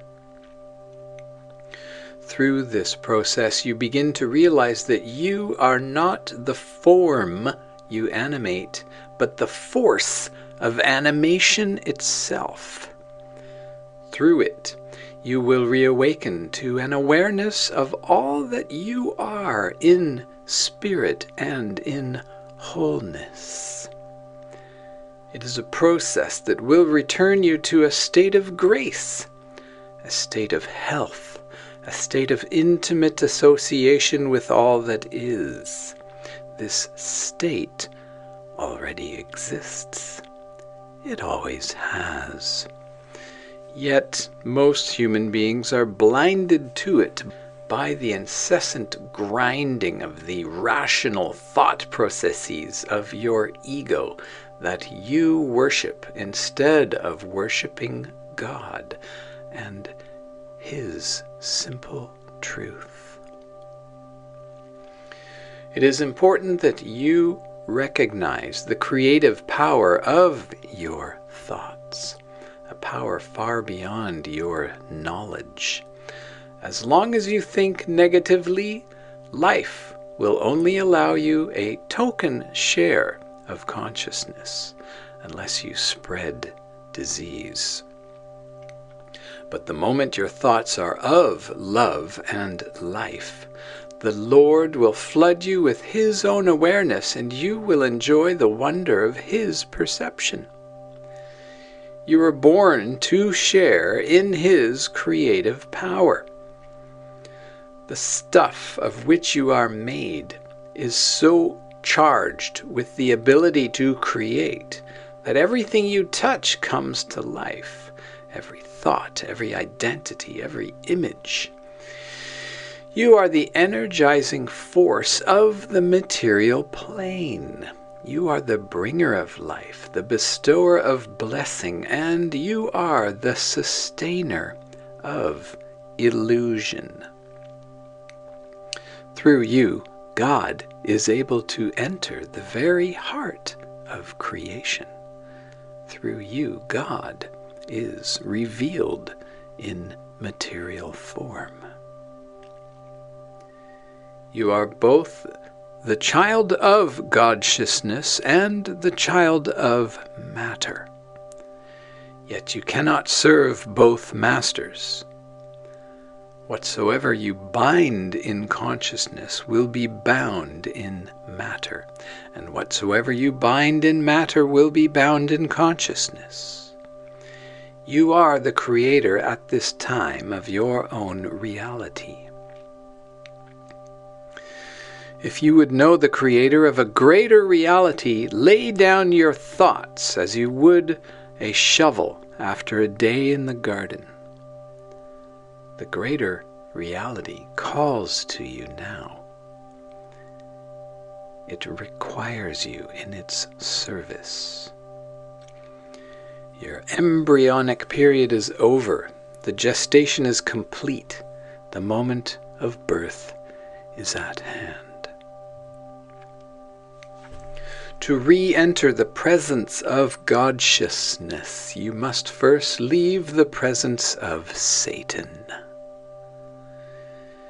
You have lived in the presence of Satan for all the years of your history. In fear, you have been led far from your home in a state of grace, and deeply into the worlds of elemental forces and bonded energy patterns. Now it is time to leave this prison. You need not leave your physical bodies, nor the objects of the physical plane, but you must leave your interpretations of what those objects and bodies are. Your interpretations and definitions and constructs only reflect the distortion of your subjective, individual illusion. Interpretations are what stand between you and the clarity of perception that you will need to do the work that lies ahead. You must release them with your thoughts, with your dreams, with your hopes, and with your fears. They may seem to be insignificant, ethereal things floating gently through your mind, but do not be misled by their apparent lack of substance. Interpretations are the stuff that wars are made of, the harbingers of death, the agents of disease and rape and torture. With the energy that you give interpretations through your attention, they have the strength to destroy your planet.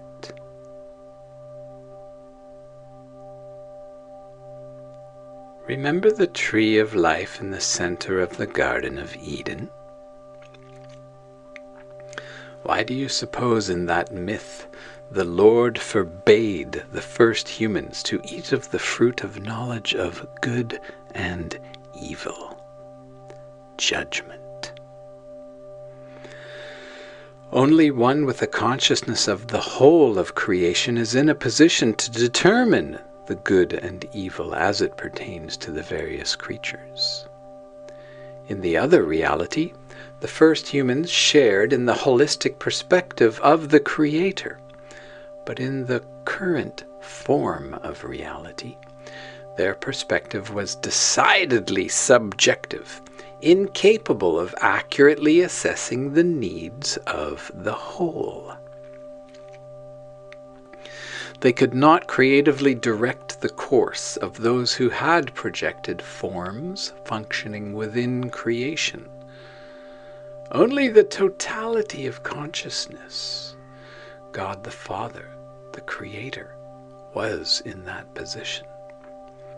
So long as those proto-humans had trust in Him and were willing to function within the range of their design, within the context of the Creator's own internal dynamics, they had complete freedom to enjoy the created realms. Choosing to partake of the forbidden fruit, these first representatives of deity stepped outside the range of their designated function, consequently outside the range of the creative energy that was available to them according to the nature of their design. This was the beginning of dis-ease, aging and death, fear, the beginning of their pattern of false identity with self, and the beginning of human history. The pattern of false identity with self, the ego, has lasted to this day and increased. And while it has not critically affected the gestation period, it has certainly made it less enjoyable. Can you see more clearly now why it is essential in these closing years of the cycle to release your interpretations? They belong to the past. They belong to Satan. And life exists eternally in the present. You were intended to share in this eternal life here and now. And to do so, you must release identification with the past. Release identification with the material DNA earth suit costumes that you wear.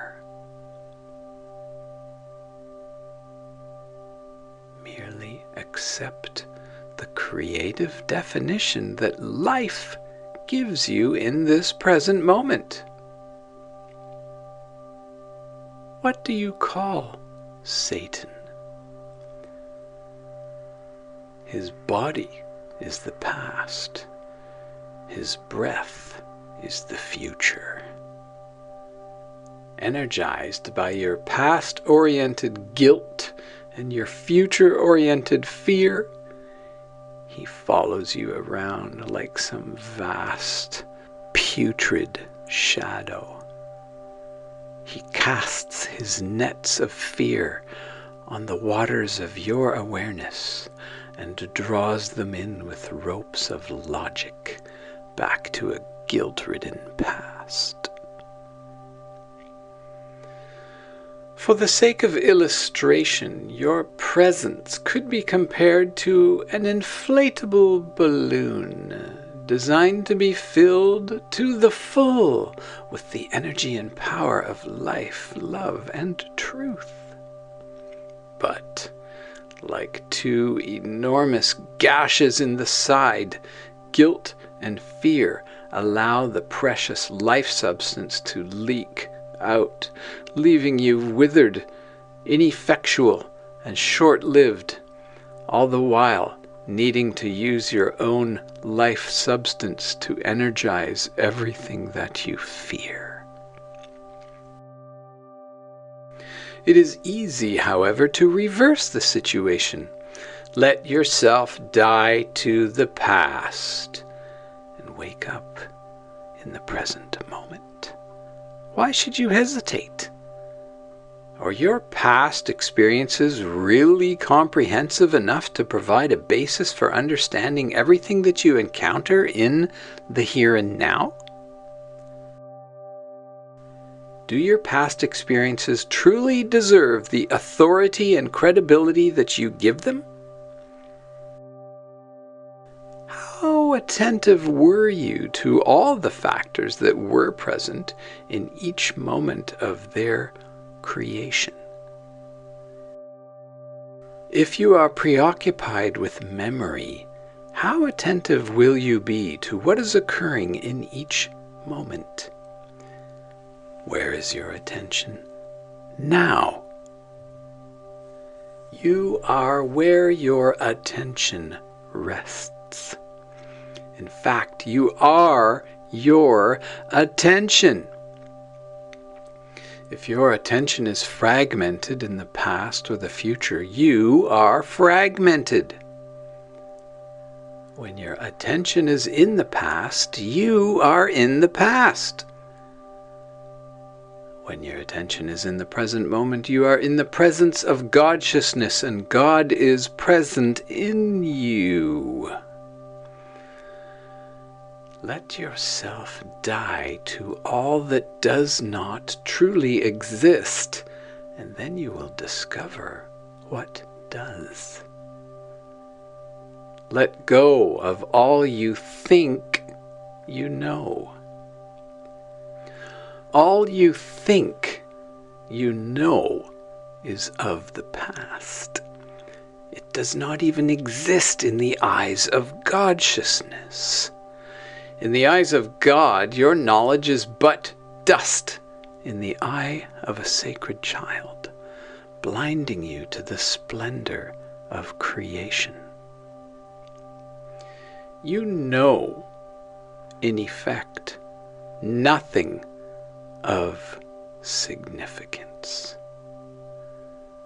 When you operate on the basis of your so-called knowledge, you are operating without divine foundation. Belief in your own knowledge is not belief in God. Trust in your own knowledge is not trust in God-sciousness. No matter how much you learn within your present framework of finite knowledge, it will never be even one step closer to an understanding of God, the universe, or yourself. Knowledge, as you presently understand it, will never bring you closer to life. Do not cling in imagined righteousness to this or that segment of your experience and your memories, as if this or that piece of the past were somehow precious. Well, you say, I will die to everything but this one memory. This one is too sacred. I need to keep this. This memory means so much to me. Let it go. Does it mean more than eternal life? You don't need any of your memories or your facts or your logic, whatever they might be. Perhaps you are concerned that some aspect of your identity will not survive this psychological process. You may be right, but you may as well just be wrong. However, let it go. It makes absolutely no difference. There are no guarantees that this or that is going to survive the sight of God-sciousness. But the only things that are threatened, the only things that will not survive, are things that do not actually exist apart from your conceptions. Things that have no reality apart from the reality that you give them. All that is essential to you is being sustained by the creative power of the living source, God-sciousness. All that you sustain in existence through the misuse of your creative abilities only serves to involve you in areas where your own life energies become mischanneled and eventually destroyed. Any belief, any concept, any conviction that you might have that truly mirrors what is present in the mind of God will still be there on the other side of this psychological process. So you have nothing to fear in releasing all these things. All that has been sanctified by God will continue to exist. Only that which has sought to cheat you of your destiny will perish. It is really very simple. Let it all go and see what the Lord retains. Any hesitation that you feel is only indicative of a continued trust in fear and logic. These are the false gods of this age. They will continue to enslave you until your trust is restored in love, light, and life.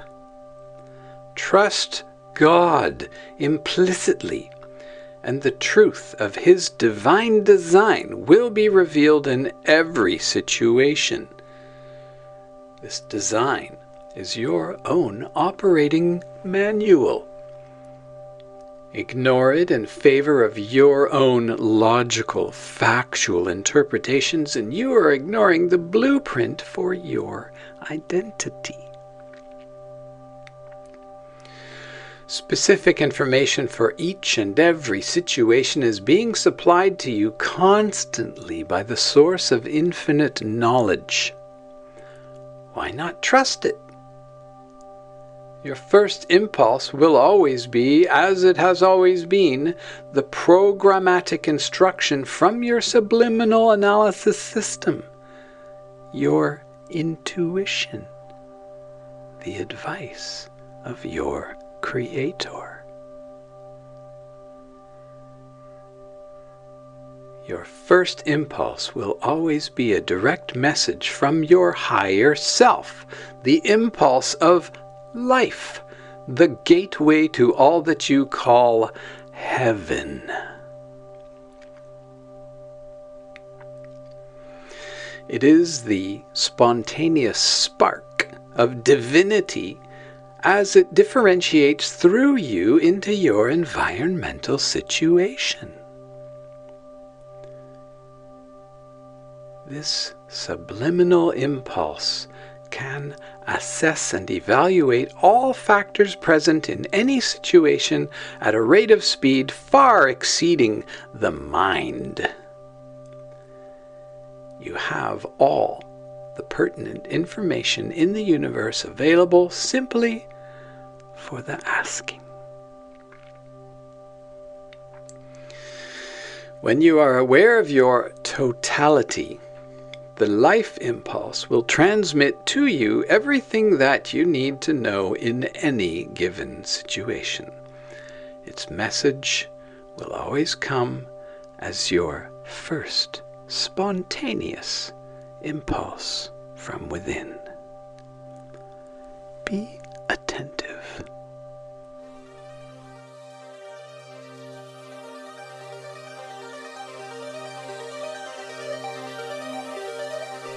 Chapter 7, The Dance of Life. As a child, your conceptual prison was not yet fully defined. You still retained the ability to enter the lands of eternity. As an awakened child of God, you will again be able to speed up or slow down the passage of time, to stop raindrops in the air, or stop war anywhere. With an awareness of the eternity in each moment, with your involuntary data analysis systems providing you with infallible reports many thousands of times per second, you will have plenty of time to correctly assess all the factors present in the moment of whatever circumstance presents itself to you. You will determine the optimum course of action with an ease and grace of a ballet dancer. You will always choose the path of optimum response, not because you lack free will, but because such a path represents for you both the path of least resistance and the path of greatest fulfillment.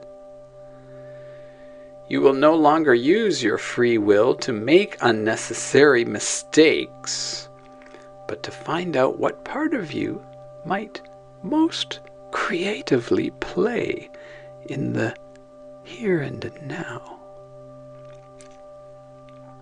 In choosing to do God's will, you will discover the only true freedom. Your ability to function will reach the perfection of its potential, and you will have little difficulty in correcting the disharmony of your historical situations. Living in this state of grace, you will function much like a computer, monitoring the variables of any given situation, determining the optimum behavioral pattern, scanning, adjusting for new data over and over, many times each second. All data pertinent to any given situation will automatically be processed on an unconscious level.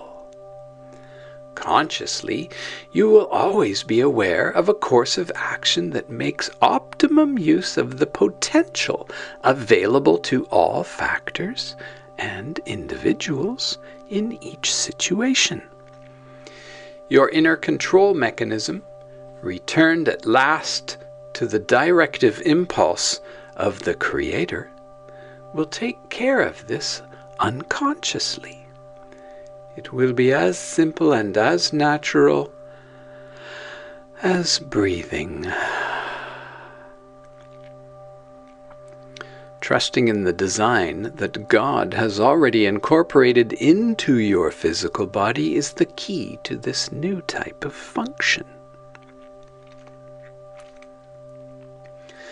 Can you imagine how awkward it would be and exhausting If you were required to assume conscious responsibility for all of the autonomic systems in your body,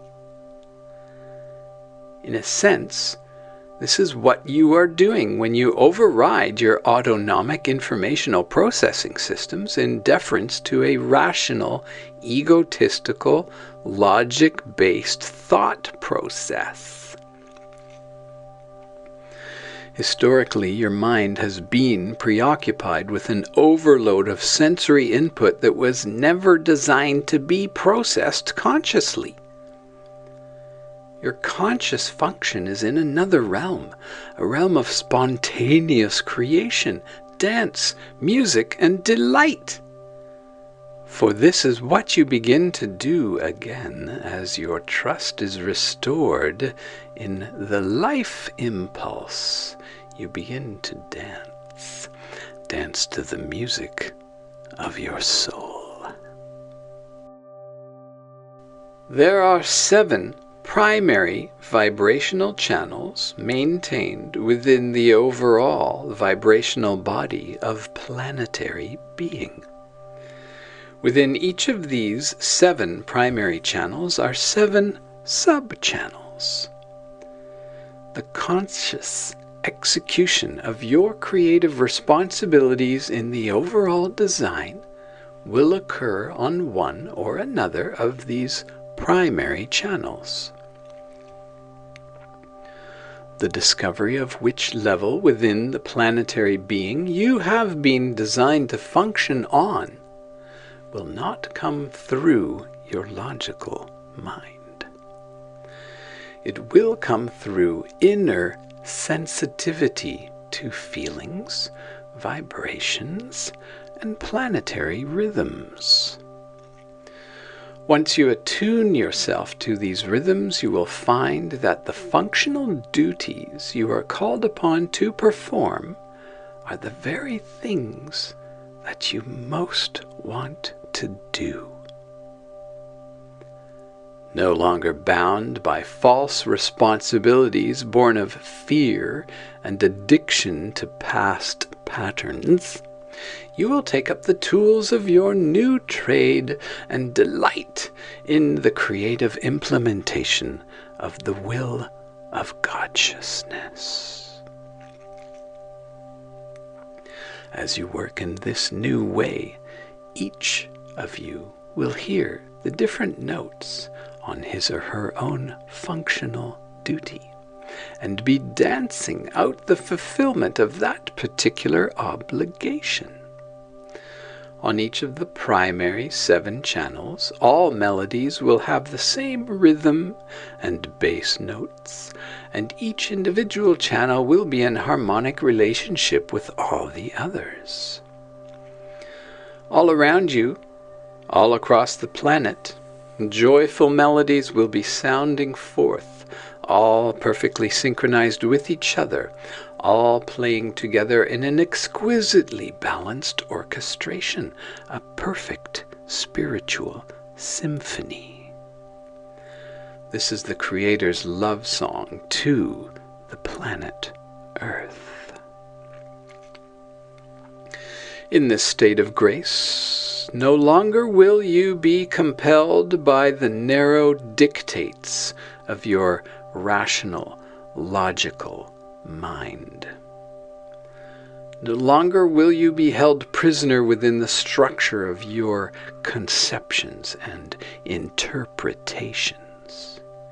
You will be free to flow in joyful rhythmic oscillation between your reality as the unmanifest totality of God and your reality as His specific functional projection in form.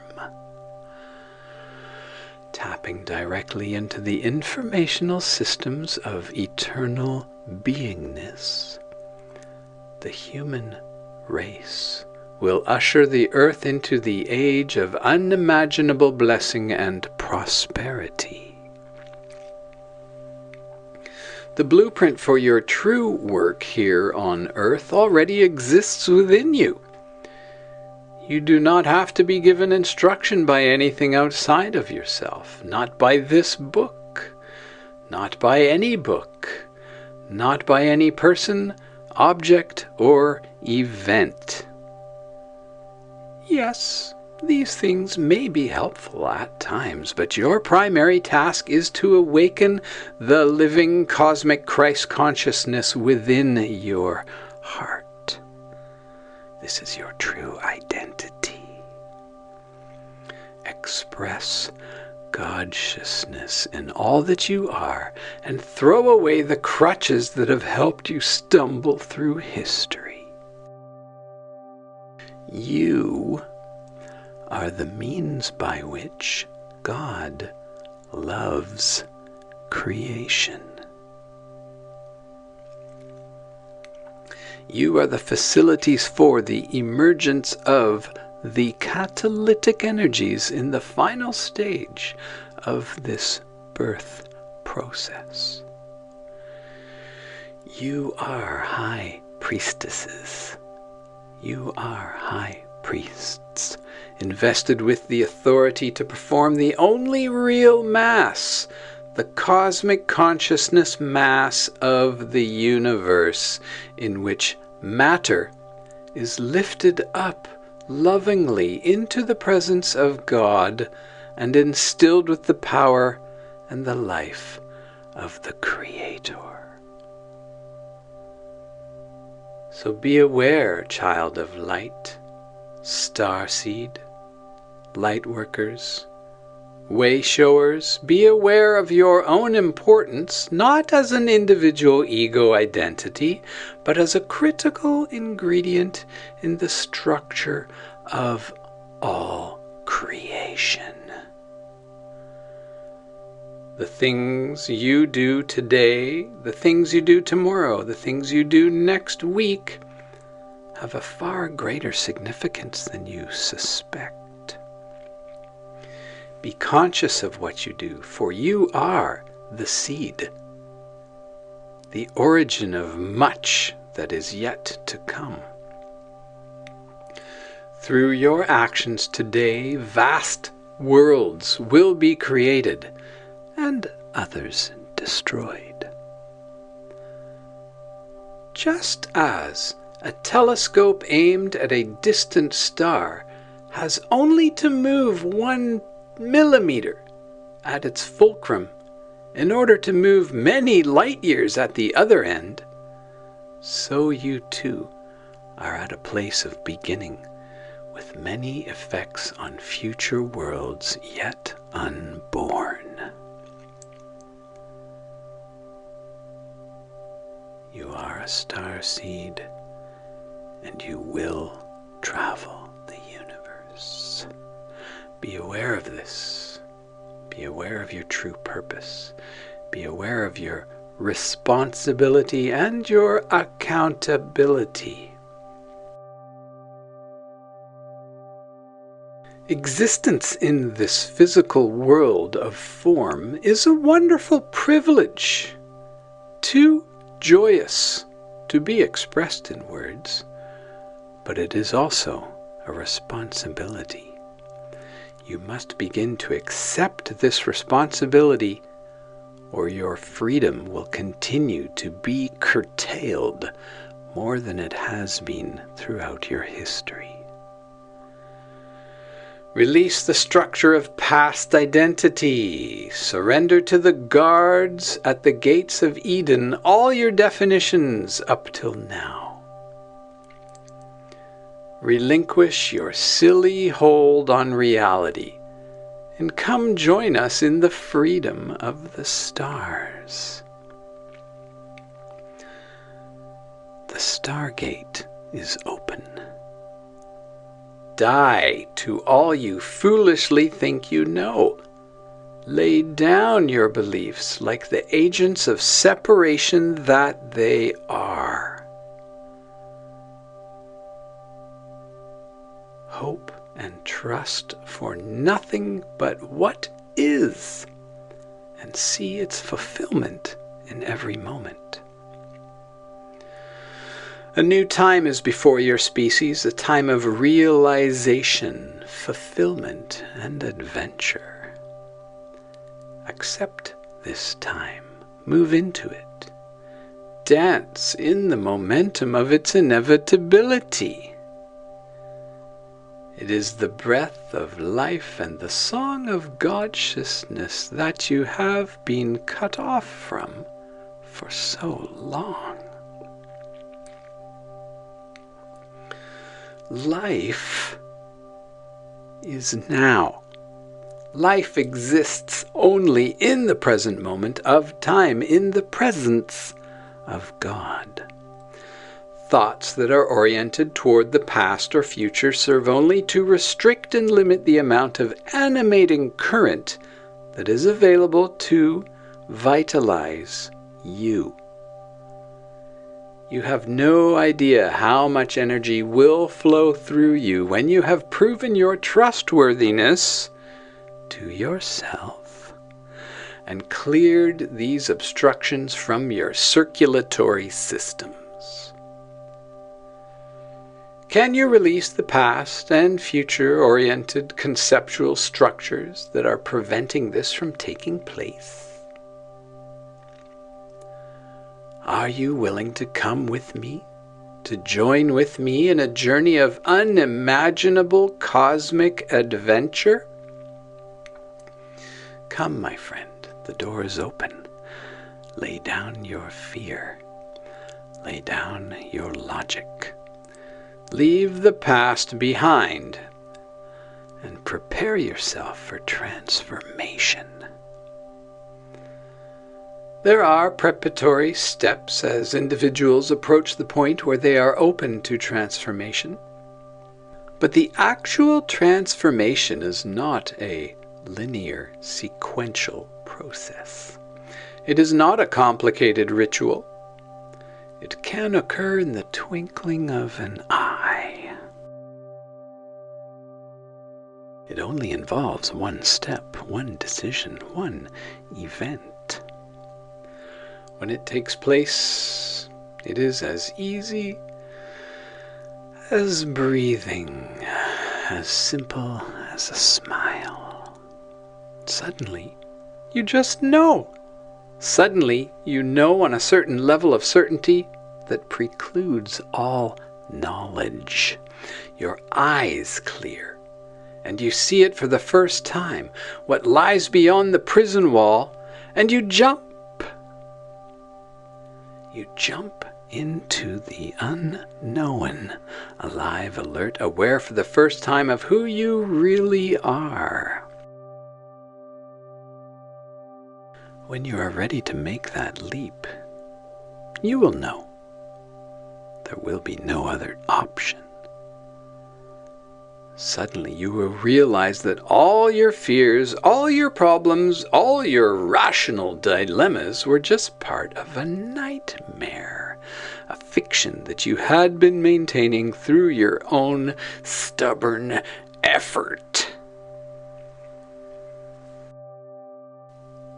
When you identify with the being behind all life, you realize that this particular body that you are conscious of projecting through at the moment is not who you are.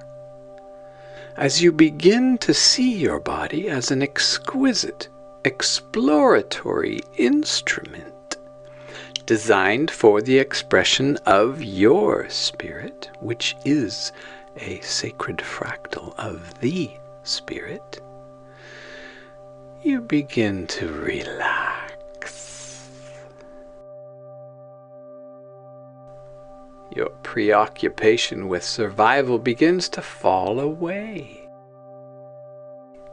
It is not that the body becomes unimportant, but rather that a fundamental identity shift has taken place. You are not your body. You are not your thoughts. You are not what you feel as emotions. You are not your role or your experience. You are spirit. You are the spirit of life. You are the Creator itself dancing in the clay, delighting in the glorious opportunity of incarnation, exploring the realms of matter, blessing this sacred earth and all life on it.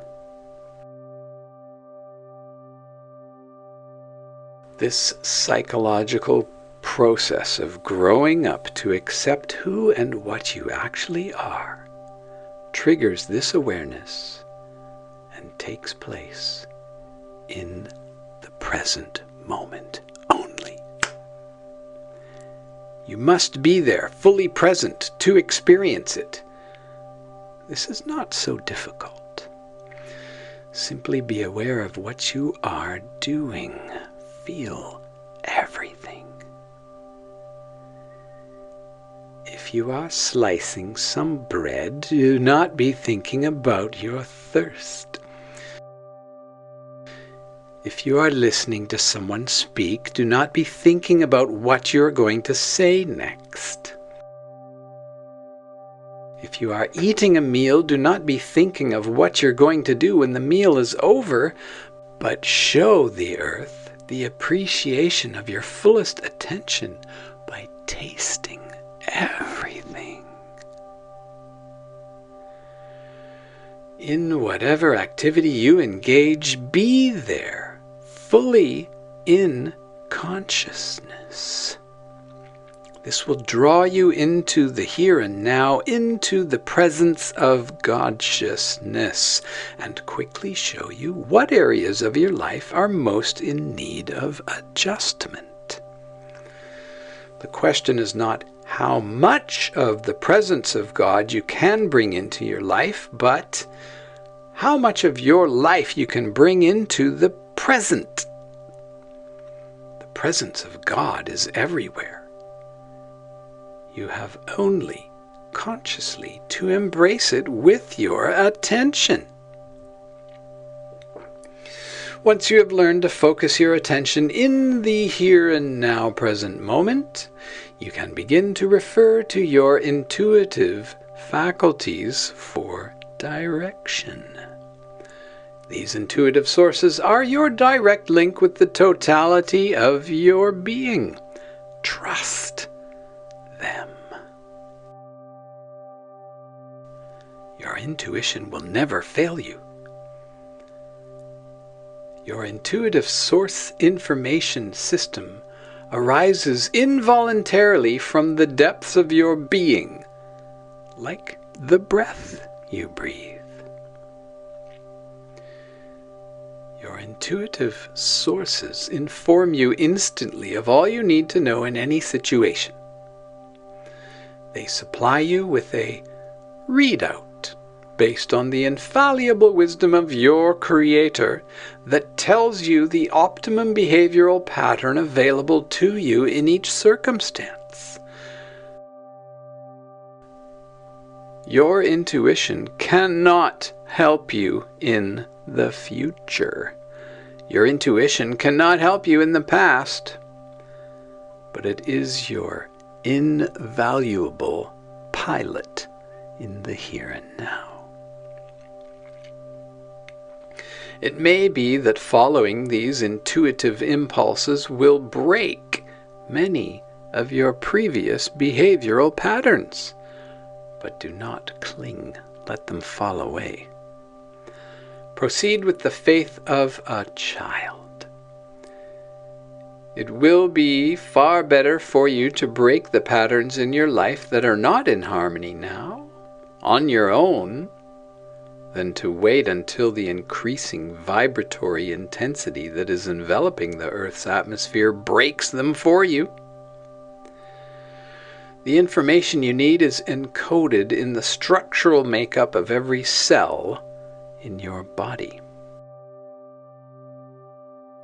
The interval of hesitation that exists between your initial life impulse of your intuition and its eventual implementation or rejection may seem like a little thing, But when you consider how many such intervals exist in the course of an average day, and how much collective human energy is poured into these intervals, it is staggering.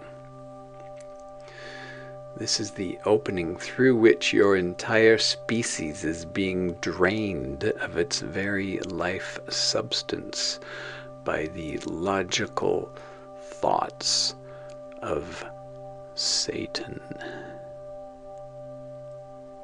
In order to do the work that is ahead, you cannot afford such wasteful thoughts. Your cultural conditioning has convinced you that withdrawal of attention from rational consideration of past, precedent, and future possibility would cripple you in your ability to carry out your responsibilities. In truth, it will free you to carry out your real spiritual responsibilities. Your responsibility is to be yourself, to express the essence of your innermost spirit, to express the Lord in form on earth. To do this, you must be in His presence. Consider all the various issues of your life in the brilliance of the living light that springs from God-sciousness. All that is real in your life situation will remain, and all that is unreal will no longer exist. Such an easy way to solve problems. At this time, your logic, your ego, your reason is too unwieldy, too permeated with egotistical values and judgments, too slow and heavy, and open to manipulation to satisfactorily resolve your increasingly complex problems, personally, locally, nationally, and globally. Look to the light of your own soul, to the illumination of your own spirit for answers, and allow whatever does not stand up in this light to dissolve back into the darkness from which it has come. If one day you find yourself suddenly waking up as if you had experienced this psychological process, but you sense that you are not yet firmly grounded in the new reality, lay low during the days of your integration. Do not use the powers that you may have gained in ways that will draw attention to yourself. The time for action will come after integration. You will know with certainty when that time has arrived. In the meantime, do not intentionally restrict your spirit, but go about your business lightly, with a minimum of personal, egotistical, emotional thought involvement, keeping centered on the growing, living spirit within. As you become secure and steady in your ability to maintain yourself in the presence of God-sciousness, you will find supreme fulfillment in doing what is required of you in the moment, and all things of a heavy and dark nature will eventually leave your life. In this state of grace, your false identities and false friendships will fall away, and there will remain during the times of your information an individual identity much more flexible and much more functional than any you now embrace. This identity will not be an exclusive identity that feels separation from the rest of its kind or superiority to those lowly 3D humans, but this will be a cooperative identity that understands its own uniqueness to be the mechanism through which it might serve the greater whole.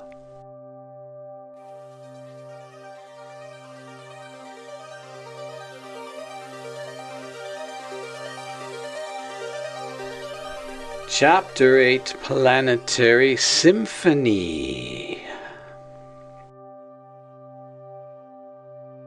In the fallen state of consciousness, each human being functions in disregard of the song of life that is going on in others. There is no harmony, no direction, no arrangement. You are like the random notes of an orchestra before the conductor unifies the instruments in symphony. The grand conductor is calling everyone to attention, calling now to remembrance of sacred unity and holy purpose, reminding all that the time has come to stop tuning separate instruments and begin to accept the direction of the Creator, the one who understands the whole. As you begin to pay attention to the direction of the conductor within, you will begin to play to the rhythm of the planetary symphony, harmonizing with the others of your species and with all life. No longer will you think of yourself as being more or less important than anyone or anything. You will stop identifying with individual form and begin identifying with the collectivity of your beingness, the spirit of cosmic Christ consciousness. Christ is the name that is given to humanity once they have awakened out of the shadow of matter. Christ is the name of the single unified being that is the totality of collective human consciousness. Identification with cosmic Christ consciousness is the key to the time that lies before you. In the days to come, all that has kept you separate and apart shall dissolve in the release of your full potential. You will never again have any need to inflate yourself in imagined importance, because you will realize that you are far more important than you could have ever imagined. You will no longer make the mistake of confusing your own personal identity in physical form with anything greater than it is, equal to everything else that exists. While in form, you will see yourself as a being of light in a universe of equal beings, all equally essential to the whole. Beyond form, in the other reality, you will experience the totality of yourself in fullness of who you are. You are the consciousness of God in a human body. God is present on earth because of you. Once you are able to open up completely to the meaning of this truth, it will become the overriding reality of your informed experience. You will begin to play your part in the planetary symphony with ease and grace. As soon as you begin to look outside yourself, as individually defined, out into the world around you, to see how you can make yourself useful in service to all others. As soon as you begin to serve in the capacity that you were created to fulfill, you will begin to share in the peace and happiness of the Creator. You will experience a state of consciousness so superior to any you have experienced before that it will make your previous life seem but a dream, a dark little dream. Now it is the time to make yourself useful to the Creator. Bring your awareness into harmony with God-sciousness. Learn to see the world out of new eyes. Look at your place in time and culture with the awareness of all that we have been telling you. This in itself will alter the way that you function. Your perception of the greater reality will enable you to see many things that have been there right along, but that you have never noticed before. Things that others around you still may not notice, and that's okay. As you begin seeing these things, one of the side effects will be that your survival ability will increase 100-fold. When you actually see the kingdom of heaven in operation on earth, all that you require for survival will be drawn to you like a powerful magnet. Life will be simple and easy. Problems will fall away like dust off of a table, and the glory of the new reality will begin to shine forth through you in all that you do. With greater clarity and peace, you will do what needs to be done. Life will begin to work extraordinarily well. Thus will be the fruit of restoration, the fruit of your return. Already the rivers run with life and love, and the cities sparkle like diamonds for those with eyes to see. See with the eyes of God. Let His vision be your vision. See the new world before you, even as the old falls away like dry, broken leaves falling from a tree in the autumn of the year. Reclaim your identity in cosmic Christ consciousness and inhabit the new world even as it takes shape before your eyes. Do not focus on the world that is polarizing towards selfishness and fear. Do not pay attention to that old world crumbling around you. What has been shall soon be no more. Let the dead bury their dead and concentrate solely on the building of the new. If you find yourself able to see more good in contemporary culture than ill, continue to work with that culture in whatever capacity you feel suited. Spread the light and love to all you meet. It is good that you feel this way. Your influence will accelerate the entrance of the new. On the other hand, if you find yourself unable to see much value in the quality of life that is being expressed in the world around you, quietly build the new in your heart and leave that world around you. Your time for action will come, and you will know in the moment when it is time to make the change. Use whatever conceptual images you need in your work, consciously and concisely, as a surgeon would use a scalpel. Keep the vision of the new always in your sights, and love your opposition unconditionally.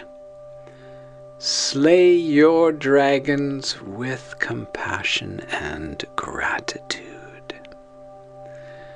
It is possible that aspects of the old will observe that the new works better and begin to align themselves with the incoming life patterns of their own accord.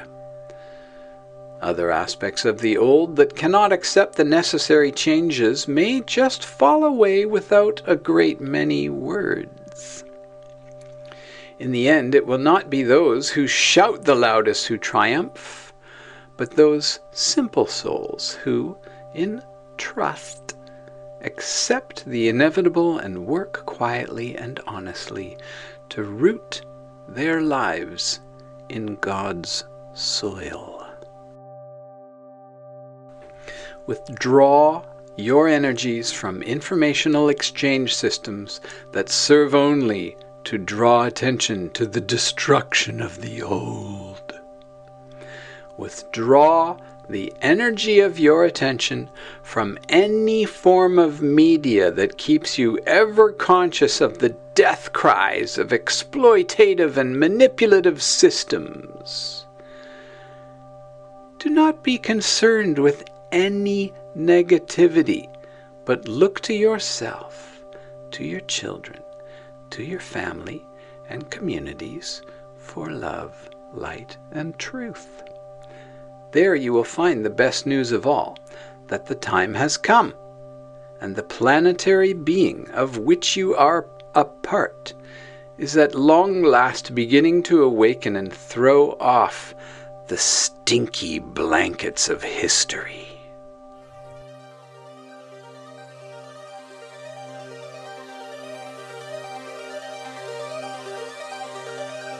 Chapter 9.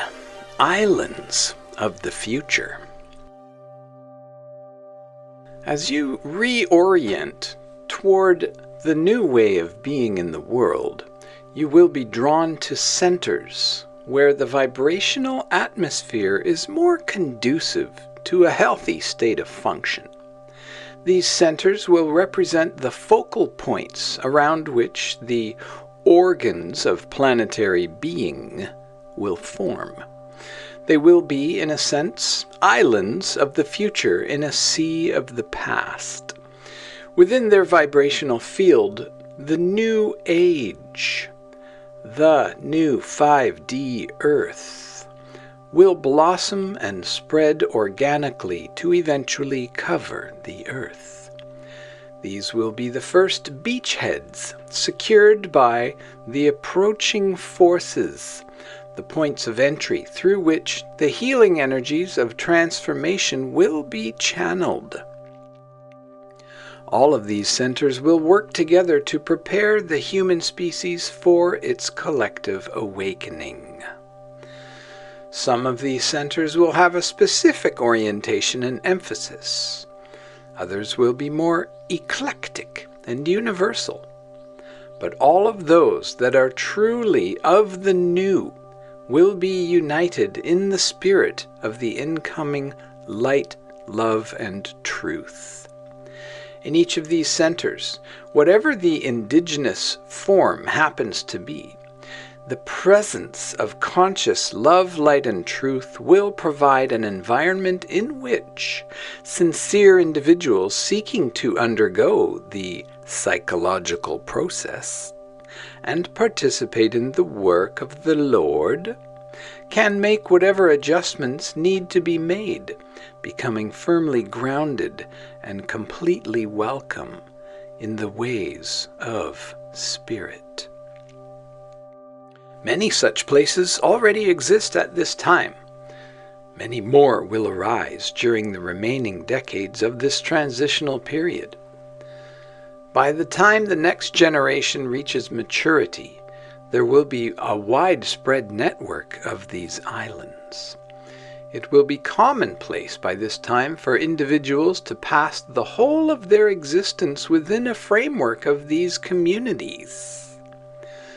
The coming age is not to be an extension of the individual attitude. During the process of transition, many will find that it helps to be around others who have made or are making the necessary vibrational adjustments. An environment of understanding and enfoldment can greatly accelerate the process. Keyword: enjoyment. The roles that each of you will be required to play in the days of planetary transformation are multiple and varied.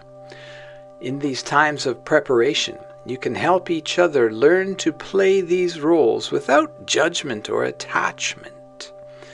This will be a large part of your training in these centers.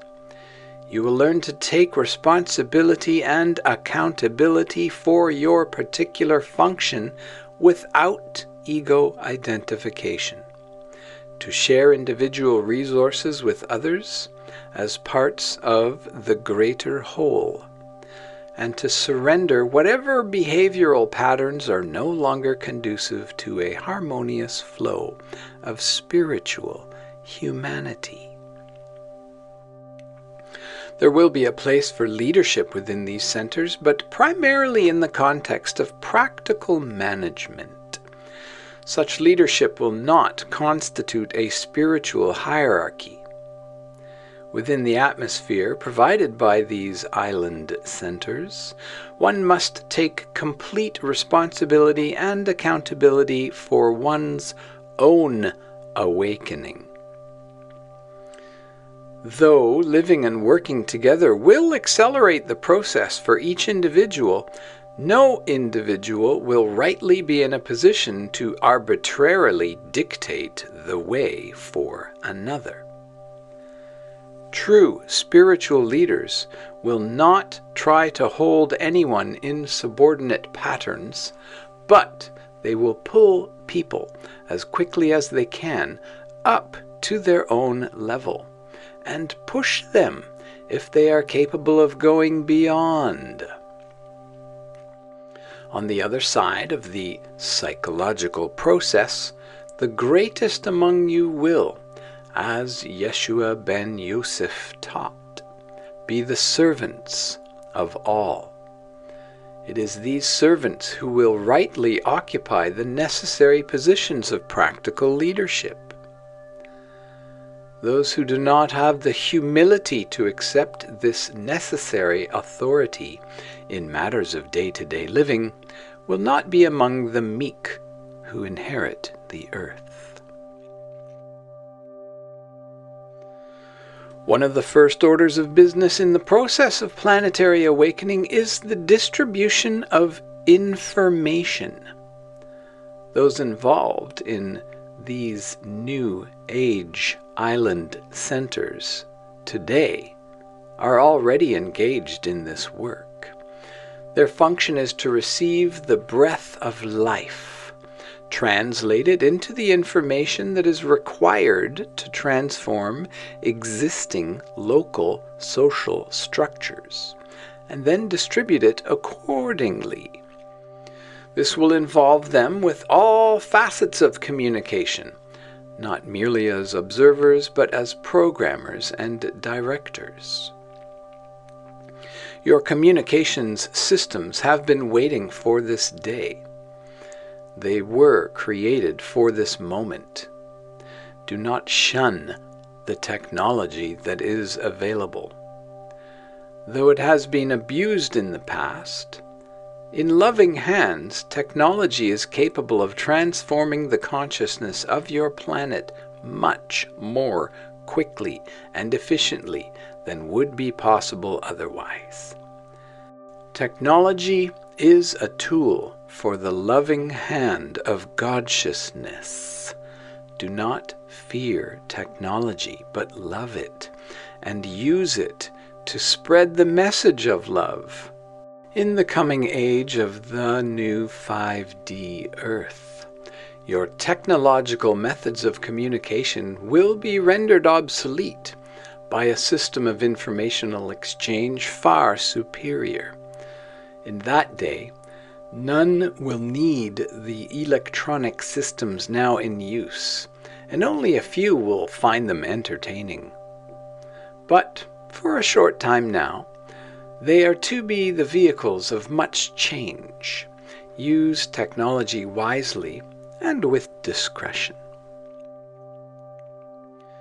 In this literate culture, you will be working with words, but realize that it will not be the words so much that spread the message as the spirit that you yourselves are able to put behind and in between the words.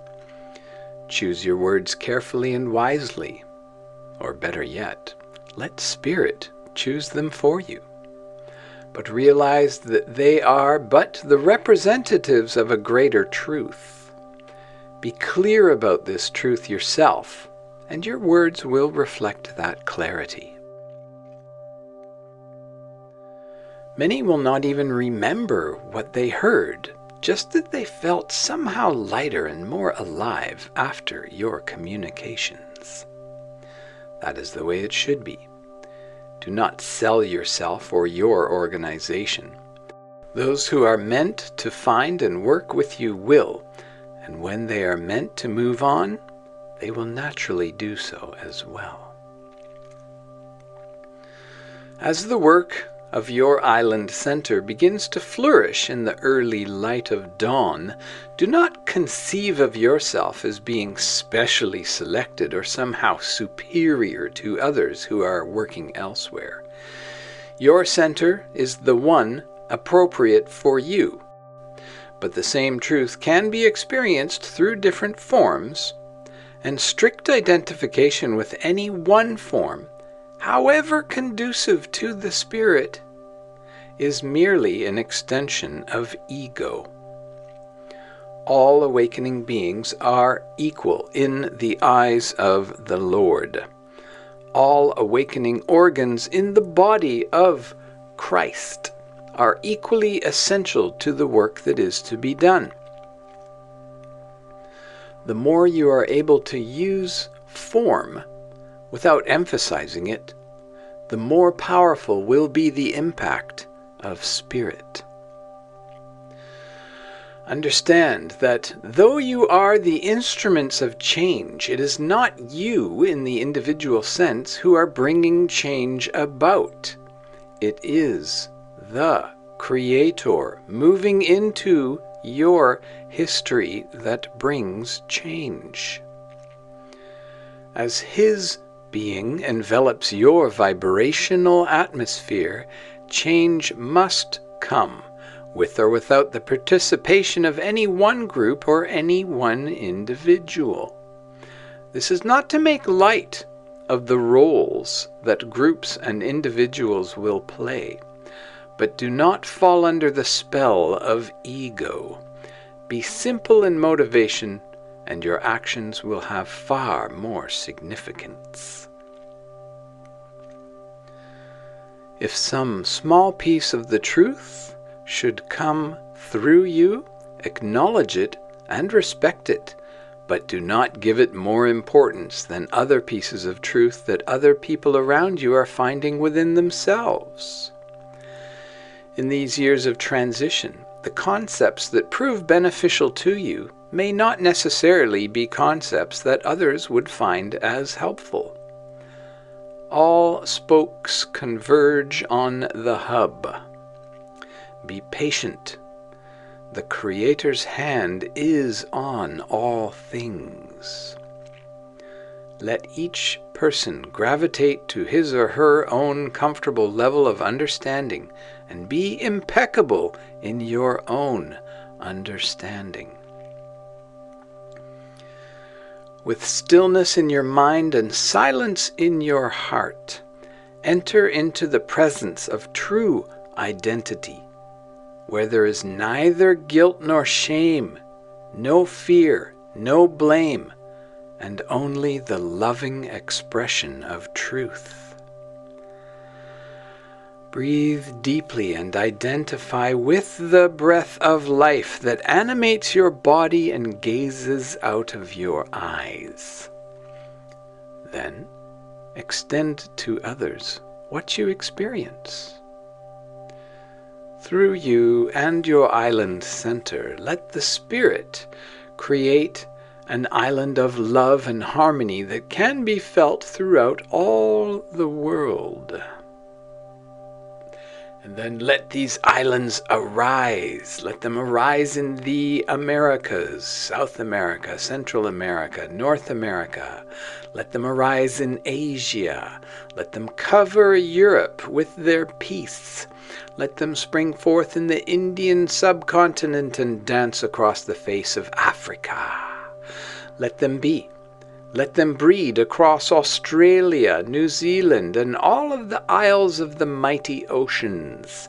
Let them cover the globe in a living network of love, light, and truth. Let all men and all women of all races and all nations arise together and dance to the joyous music of life. For there is but one Father Spirit and one Mother Earth. All humans have a common root and a common destiny. All humans are children of clay and sunlight.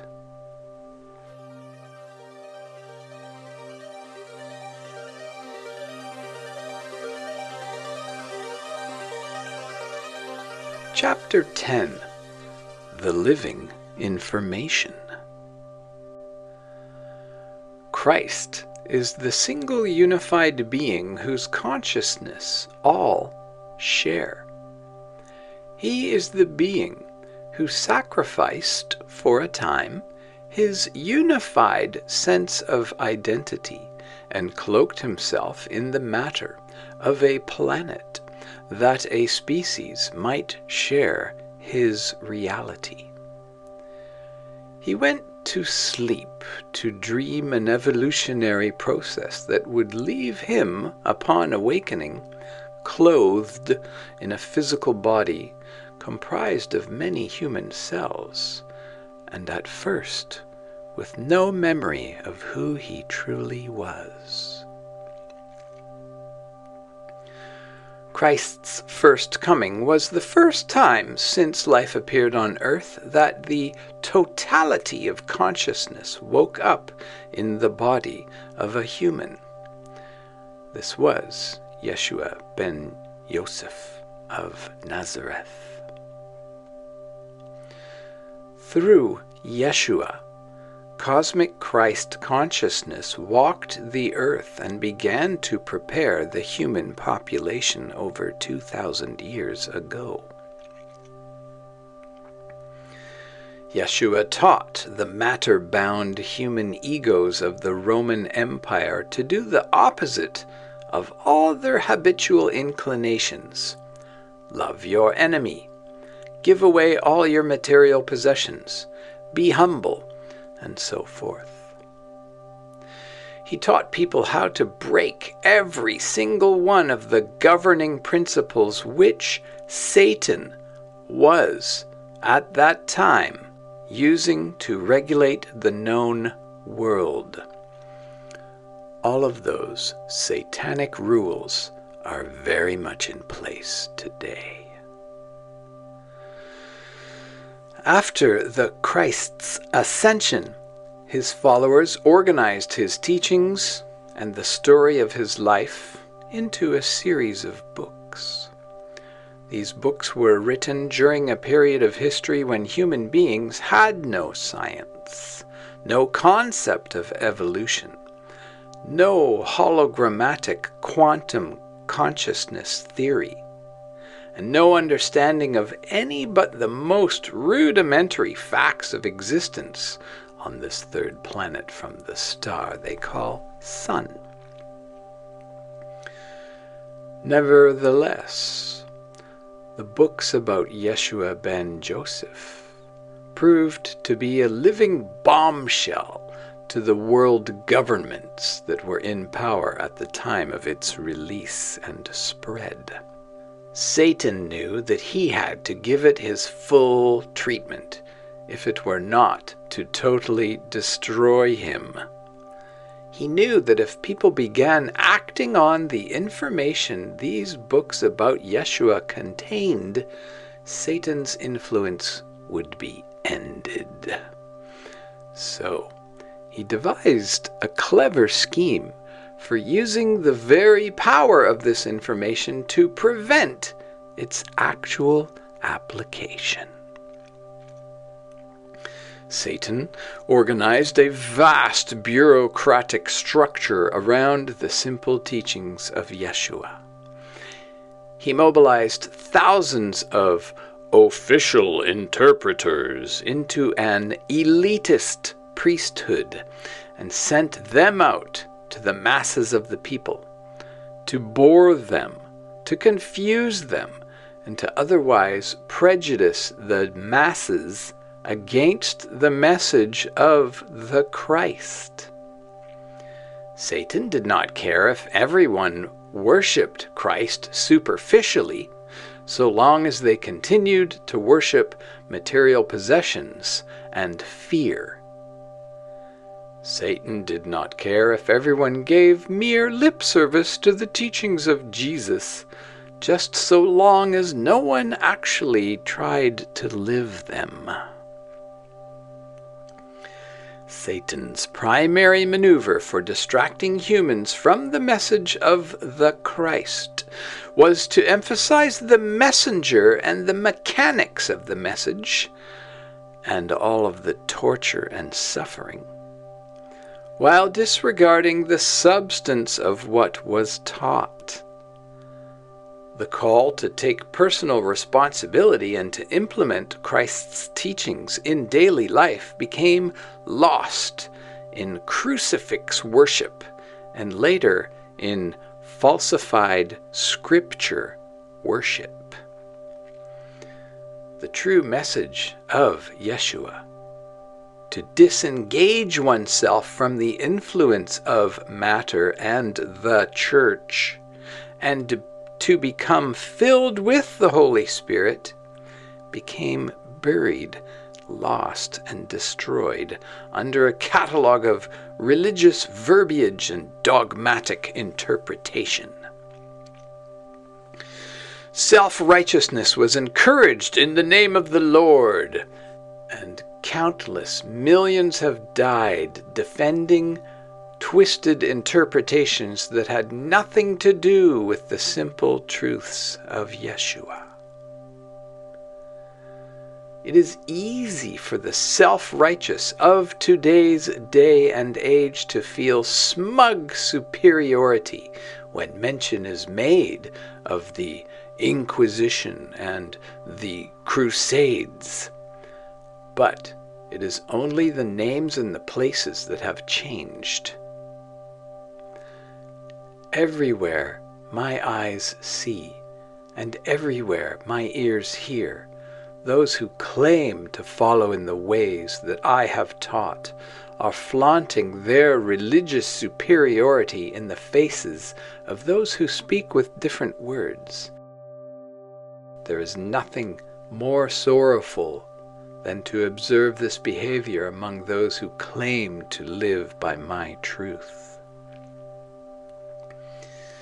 Have 2,000 years not educated your race to the absurdity of conceptual argument? Every language that my teachings have been translated into reflects but another variation on my original meaning. Even within the context of a single language, there are those who hear different meanings in the very same words. Those who extrapolate with their rational ego mind, rather than with the love in their hearts, will find meanings as many and varied as the sand of the sea. Do you not know by now that it is not the words that matter, but the life of the Spirit behind them? If you cut off the love in your heart to another because of conceptual differences, I will cut you off from my life like a pruner would cut a dead branch from a tree. The pattern of every leaf is not the same. Every branch does not leave the trunk at the same place in the same manner. You are all brothers and sisters in consciousness. Do not separate yourselves according to the ways you like to think about things. What is happening is far beyond your childish ideas. In the end, it will only be those who have abandoned their conceptual preferences and who will understand the truth of love incarnate. I am cosmic Christ consciousness. I am coming this day through the atmosphere of your consciousness. I am asking you to open the door of your logic to allow me into your heart. Let me spring up from the ashes of your ignorance like the flame that burned brightly in the simplicity of your childhood.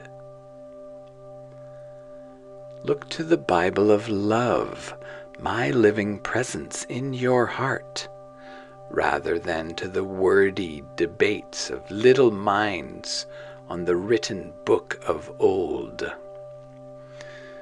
Man is not impeccable in his past, but God's true meaning has never changed. It is a word of love and a word of life. It unites and rejoins all who hear it in the truth of beingness. The translations of this truth are multiple and varied, and if they can lead you to love and truth that lives behind them, good. Use them. But if any books are used to separate and divide in many interpretations of logic and reason, cast them aside and listen with your inner ear, where I inform you directly. Hear my word through the love of all that is. Do not hold your mind in tight conceptual patterns, but relax and open it as a rose opens her blossom to the sunlight.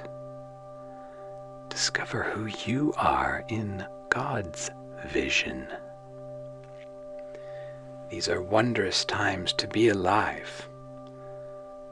Those who split these words, or the words of old, will be doing the work of Satan. Listen to the living word of God-sciousness in your heart and be at peace. Until the time when all human ideas fall away and you enter the secret place where God's plans are revealed, do not bicker with each other over the limitations of your or their understanding. If any find fault with these words and say that this is not right or that is not right, just quickly agree with them and then be about Spirit's business. No words will ever be right in the logic of men. What I bring this day is more than words. I am bringing the living information of love, light, and truth. Accept it with the love in which it is offered. I am the bridegroom spoken of old. I came to you first through a man named Yeshua. Your race was not fully prepared then for my coming, so I set the seeds in that age for this event that is before you now. You should be prepared for these teachings. I planted their seeds on the hills of Galilee. New men and new women had to be prepared through the years of Christian civilization, for the bridegroom could not put new wine into old jugs. But rejoice! 2 millennia of your suffering are over. The bridegroom has returned. Let us prepare the feast. Take and eat of this truth, for it is my body, and drink of this love, for it is my blood. I have come again to establish a new relationship with your species, and the ways of old shall be no more. See how all things are fulfilled.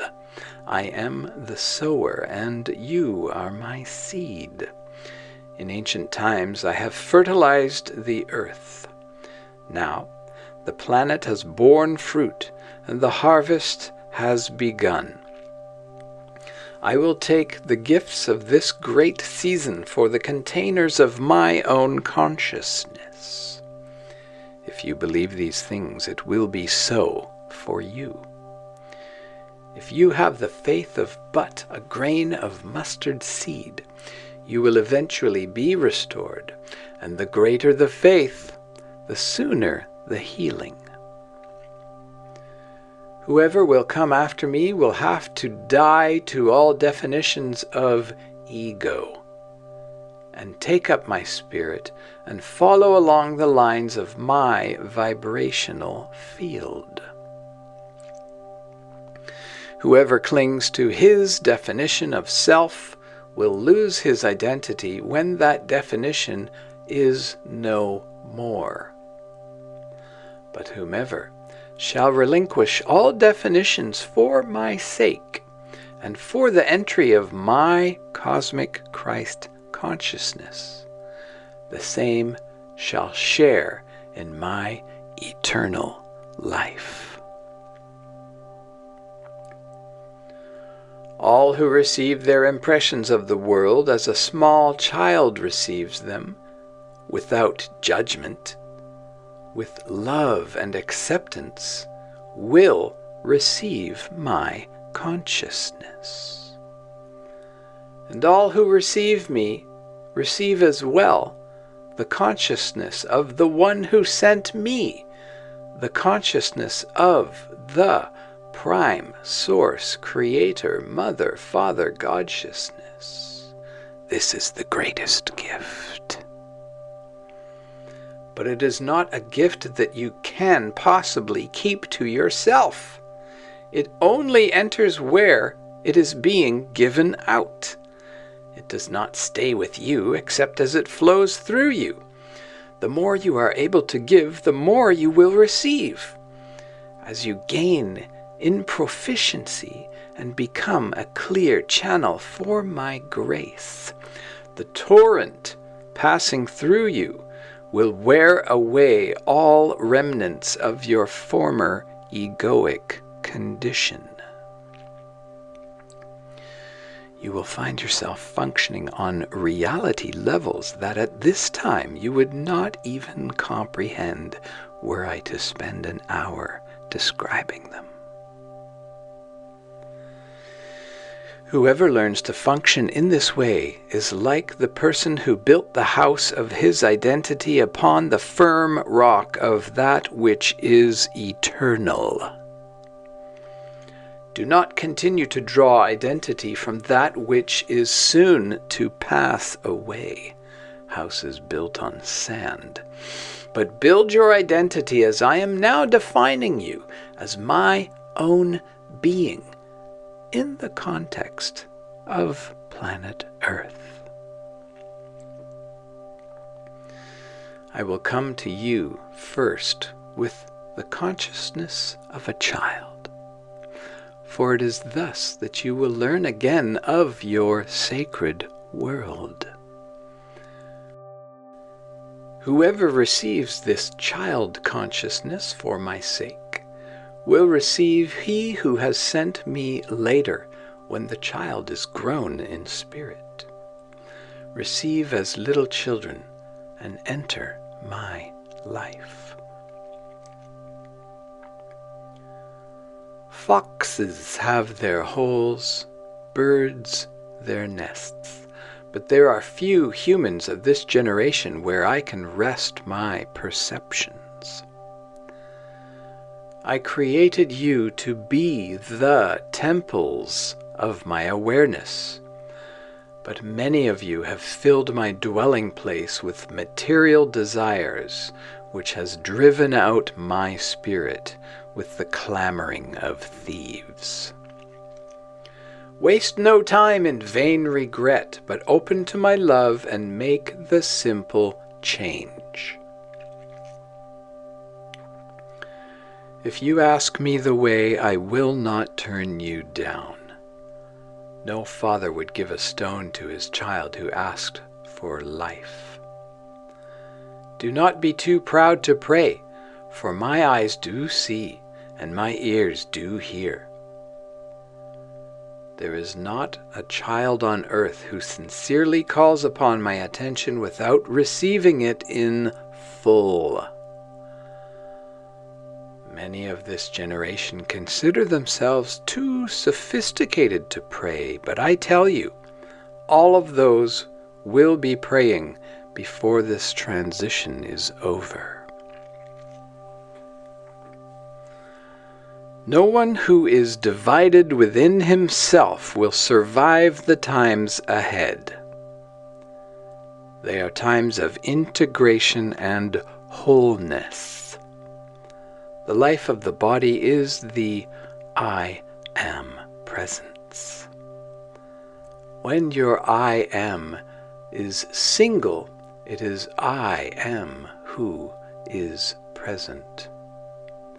But when your I is fragmented, then your body begins to die.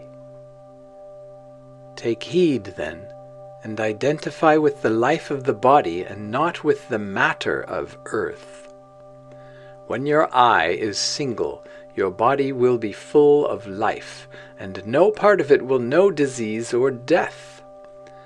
When you fragment your identity, you cut off parts of your body from my spiritual nature. This is the cause of disease. I have come to do away with the materializing tendencies that have accompanied the formation of your species.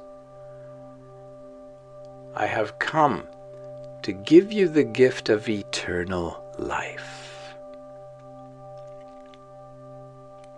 I warn all those that deal overmuch with complexities that these are of Satan. My way is a simple way. It does not require rituals. One who unknowingly breaks my patterns will be taught patiently. But one who knowingly breaks my patterns is sinning against the spirit of life. For that sin, the wages are death that you bring upon your fractured self.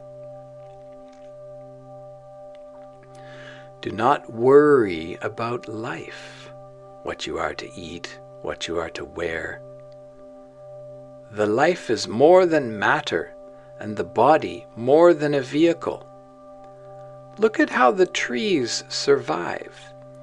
Observe the birds who neither sow nor reap. Are you not of greater awareness than birds and trees?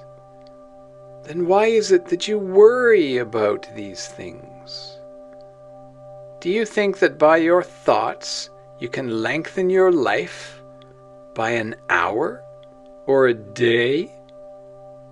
Life is not here to be governed by thoughts, but thoughts are here to be directed by life.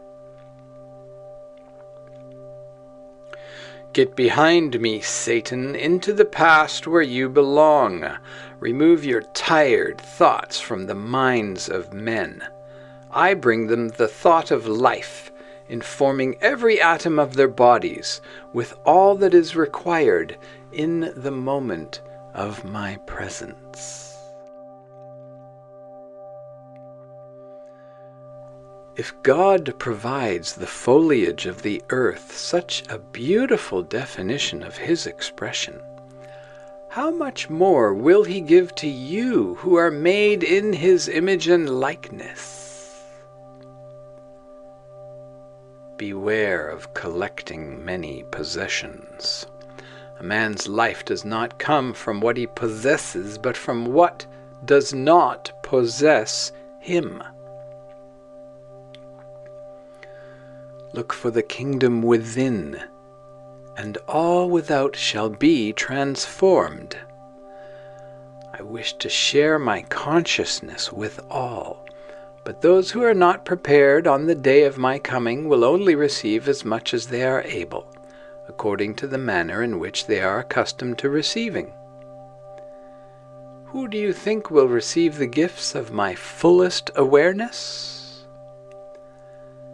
It will be the good and faithful, childlike servants who have prepared for my coming. I am coming only now to bring life to earth. The Great Mother has kindled it before me and approximated the outward form of my design.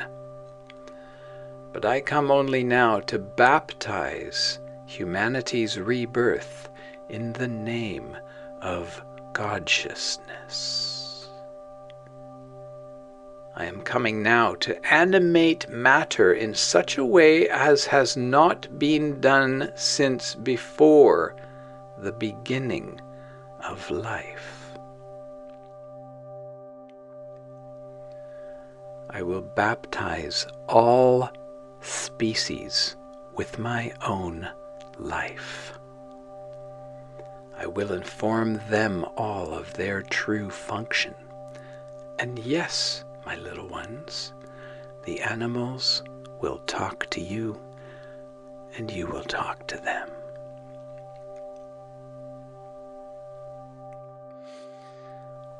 Has it not occurred to you that in the Garden of Eden of long ago, it was not I who named the animals, but Adam, the son of matter? And has it not occurred to you further that only the Creator could possess the power necessary to bless anything into full life? My level of vibrational penetration was sufficient in those days to quicken the species to an elementary level of mortal life. But the intensity of my full presence was not yet available. So, in the shadow of the event, I appointed Adam as my representative. And in the past, before the animals were given spirit definitions, Adam named them in the nature of their forms and in the nature of their physical patterns. It is these that run and play among you today. I will transform them, just as I will transform you into something much more wonderful.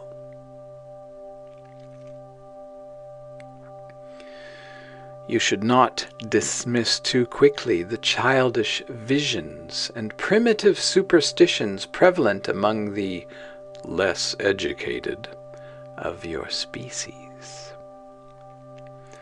For, while these simple concepts certainly do not represent the entirety of the approaching phenomenon, they do, nevertheless, embody archetypal characteristics of it, some of which will be dramatized for your benefit. Too many of you possess an intellectual snobbery which prevents the uninhibited expression of my spirit. The animation of some of your discarded mythology will be your swiftest cure.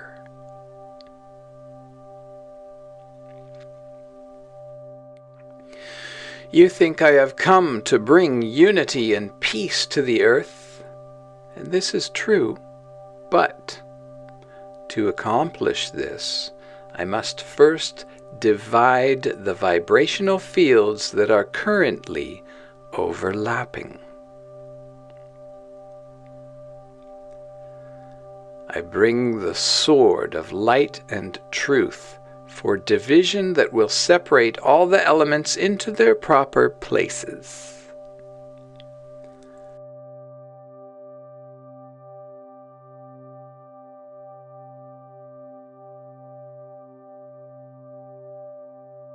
Do not be so caught up in your expectations and personal interpretations that you fail to see the kingdom until it is upon you. I am disappointed in this civilization, for you have had my words spoken to you from your youth 2,000 years ago, yet you understand not. Many that have my teachings quick upon their tongues will nevertheless be last in my kingdom because of their pride. And many who have not even studied the written word of the Bible, but who have consistently loved their fellow humans, will be first. He who exalts himself will be humbled, but he who makes himself a servant to humanity will be appointed to my most trusted positions.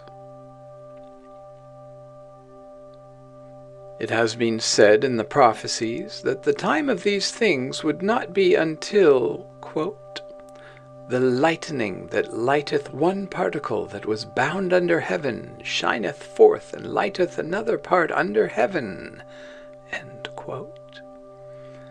And that when this took place, the coming was near at hand. Those who have ears, let them hear. Those who have eyes, let them read the word of God, illuminated by the lightning that was once bound in one particle of matter. Let them know that by splitting the atom, you pressed the button on the clock.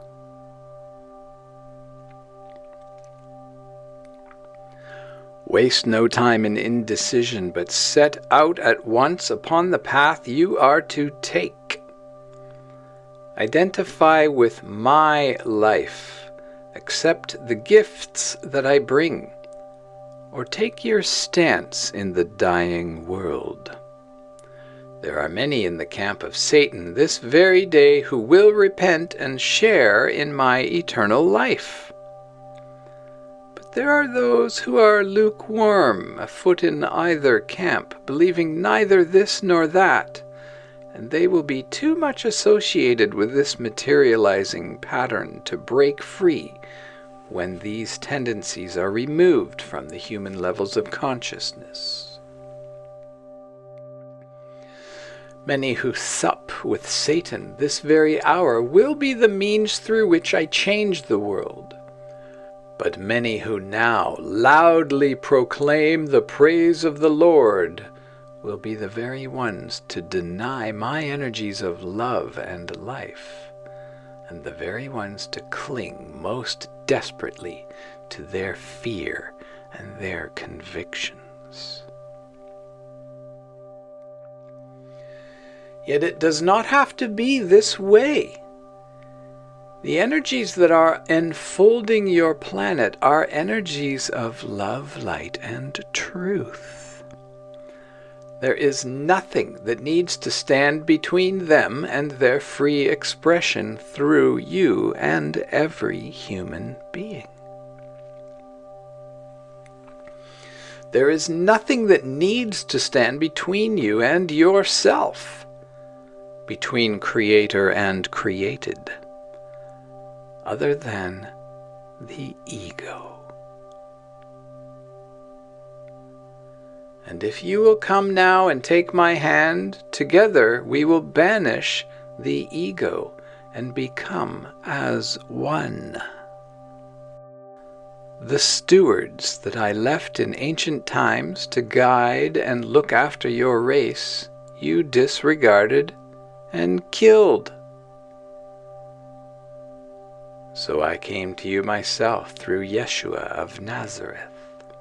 You crucified me then, for my collective coming was not understood, and the forces of materialization were yet strong.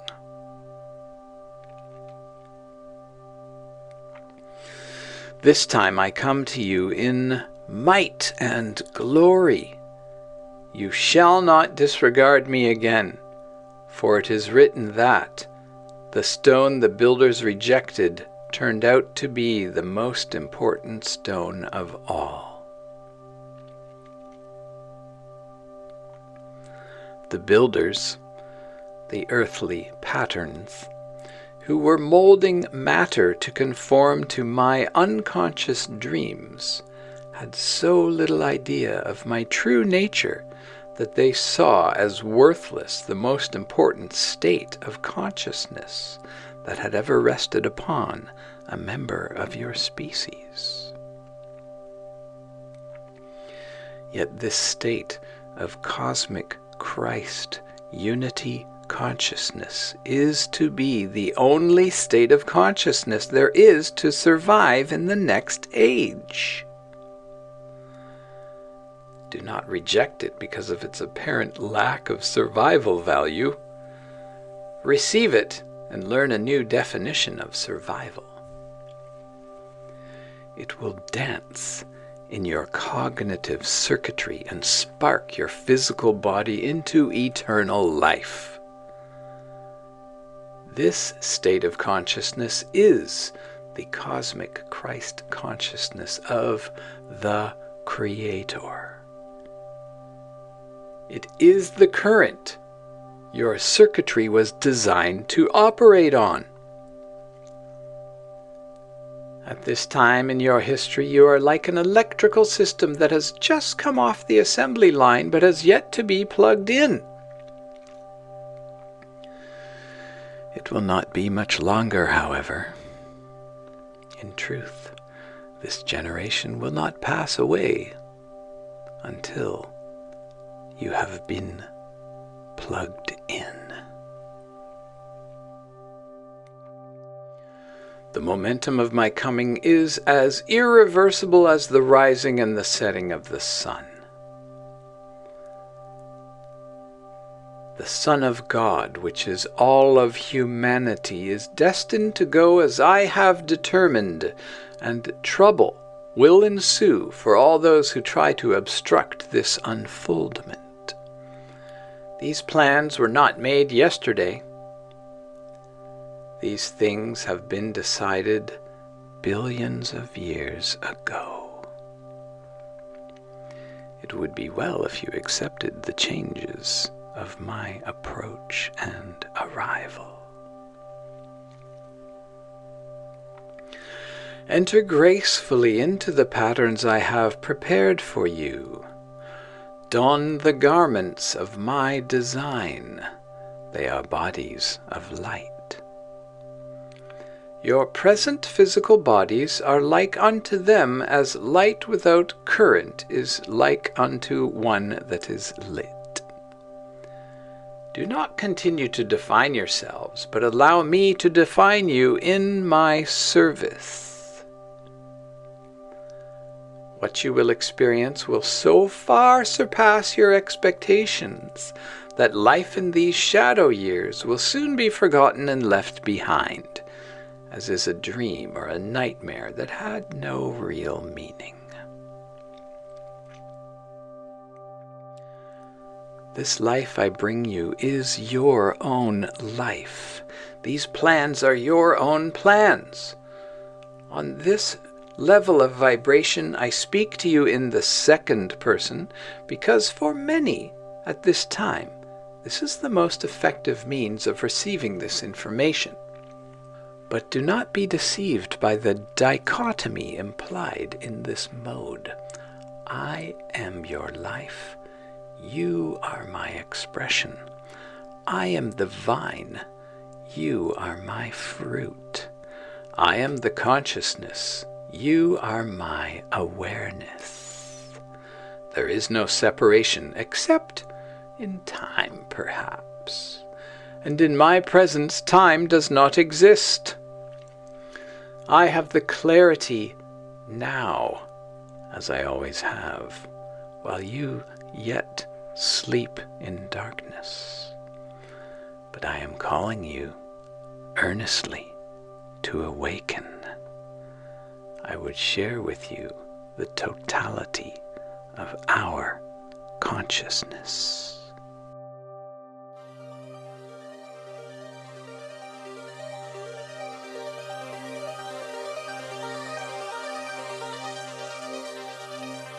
Chapter 11, Education of Spirit. In times when fear patterns predominate, the laws that humans require are many and complex. But when those fearful patterns are broken up, as it is shortly to be, all human laws shall be abolished. In the presence of my spirit, there is but one law, and that is the law of love. Love all. Love what is. Love yourself as you are, and love me, cosmic Christ consciousness, as I express through you. No matter how diverse expressions appear to be, realize that they are all differentiations of your own essence in various contexts. Love them all. See the unity of life. Every single human is a holy hologram, a divine spark, a sacred fractal of God-sciousness. The law of love is more than a law, it is the way of life. What do you think causes the sprouts in the spring? What do you think brings fruit to the branch and vine? It is all love, all life, living out the potential of this planet. Be in love, and be of this love, and the many confusing laws of old will be absorbed in the glorious expression of life on earth, like fertilizer in the soil. It is written that the day will come when men will no longer live on the bread of matter, but on the living word of God. Attune. That day is now. The nourishing information of love awaits within. Eat of it in ways that you will not understand with your rational mind. Partake of infinite energy. Do not reason over it or compartmentalize it and logically define it and trouble your hearts and say it is by this mechanism or that mechanism that I feed myself. But arise, take up my identity in your being and enter the house that I have prepared for you in my manifest body. Follow the direction of life, love, and truth. It rises up within you like the feeling you got when you were in love that first time and your beloved walked nearby. It quickens your heart this very moment.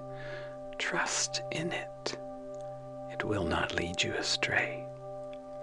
Be impeccable in all that you do, every little thing, and in that perfection express my love.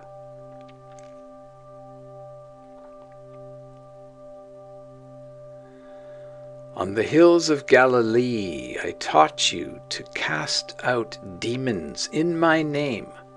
But this is a new age and a new generation, and to those of you who are to work with me in the preparation of this planet, I will say this as well. Cast out definitions in my name. For it is by definitions of a multitudinous kind that the spirit of life, bubbling so gently out of this earth, is held in the restraining halls of Satan. In the coming age, it is to be my definitions alone that matter is informed with. On vibrational channels of being, I am broadcasting these definitions even now. If you silence your thoughts and attune to your inner signals, you will begin to expand into my conceptions, into a new interpretation of reality. Everything that exists is God-sciousness. Find a doorway to this reality through your heart. Enter and be still. Find out what manner of being you are. I have been beaming my signals to you steadily ever since you first left the garden. But their message has been faint among the loud clamoring of your many words. Now, with my approach, these signals are increasing in amplitude.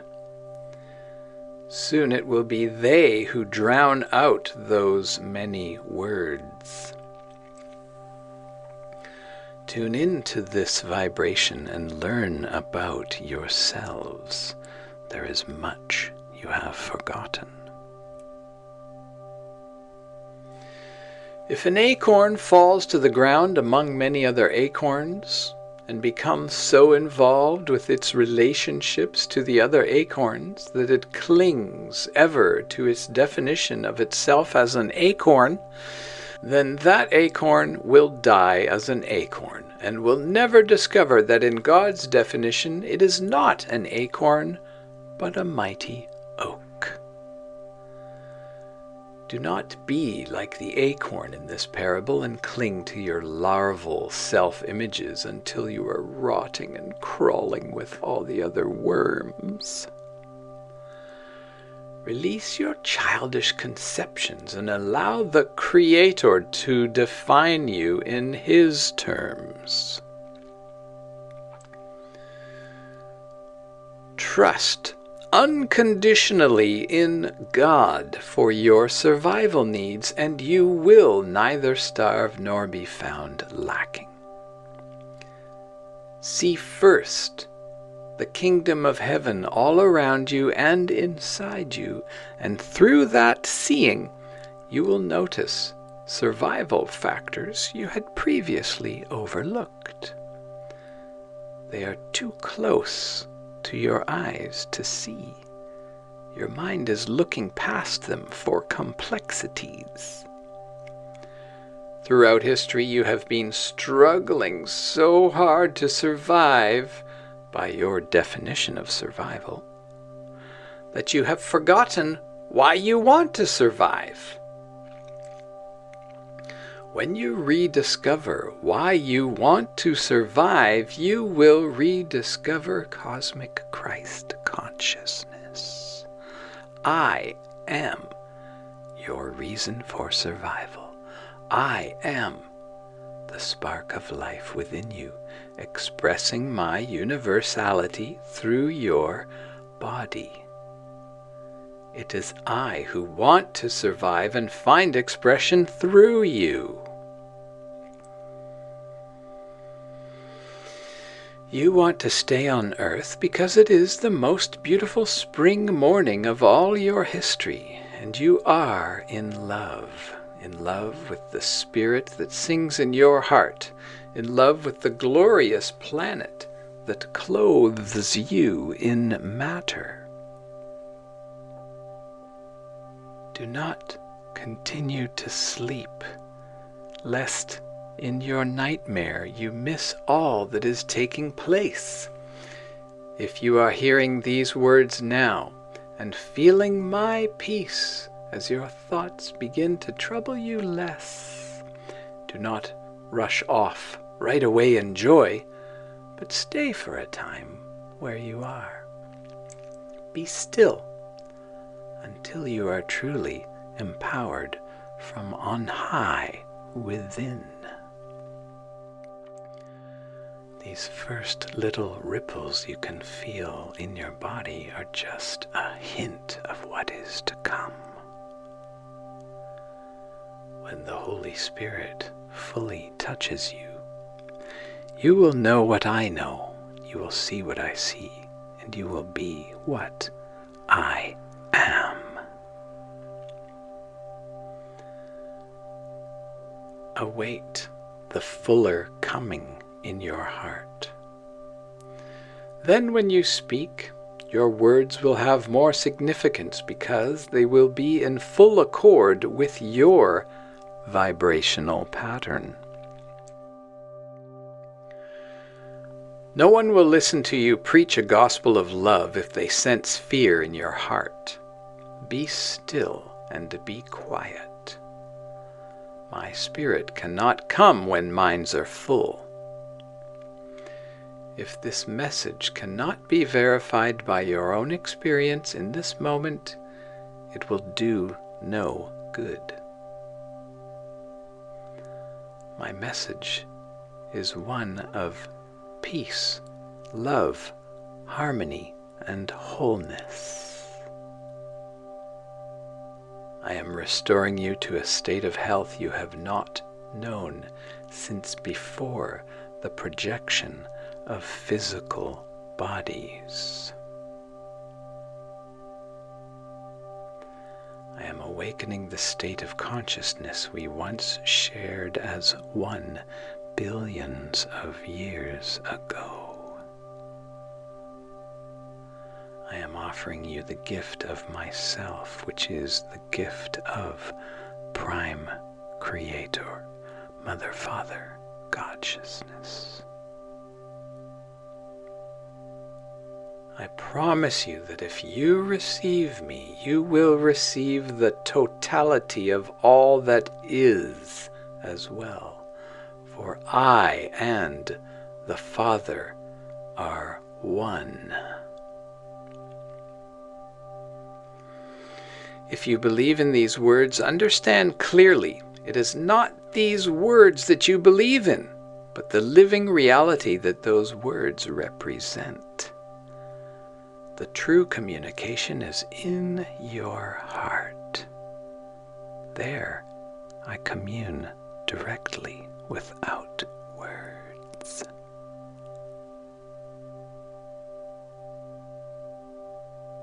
Unless you die to your ego and what has been, and you are born anew into this communion, you will not be able to share in all these things we share. You are not your body. Do not define yourself in mortal terms. My message is a message of action. It is not something to be written down in a book and put upon a shelf and taken off once in a while and dusted off on special occasions. Whoever learns to see through the eyes of cosmic Christ consciousness has learned to see what is real in a sea of illusion. If you are full of your own definitions, how will you receive mine?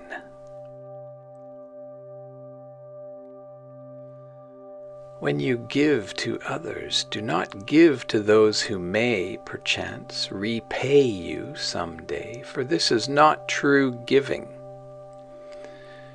Give to those who you know will never repay you except in spirit. This is the only repayment there is. When good works are done through your physical form, turn aside all praise and say, "It is not this body that is responsible, but one much greater than this body could ever contain in entirety. My form is but the agent of the Creator."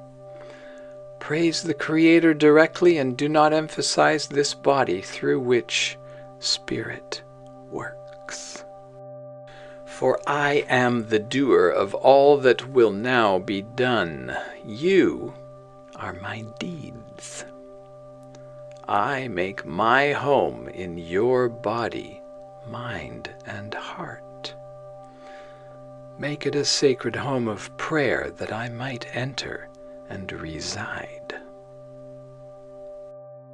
My arrival is like the yeast that raises up the dough. This moment, my spirit is awakening in the minds and hearts of the simple, the innocent, and the sincere all over planet Earth. Underneath the sacred soil, I am spreading a living network of vibrational roots that are sprouting up with my consciousness in the awareness patterns of humans in every country, every community, and every household where even a little love is to be found. Wherever there is even a trace of love, I grow and multiply and spread until all the atmosphere vibrates with the eternal nowness of love, light, and truth, which is my presence, cosmic Christ consciousness.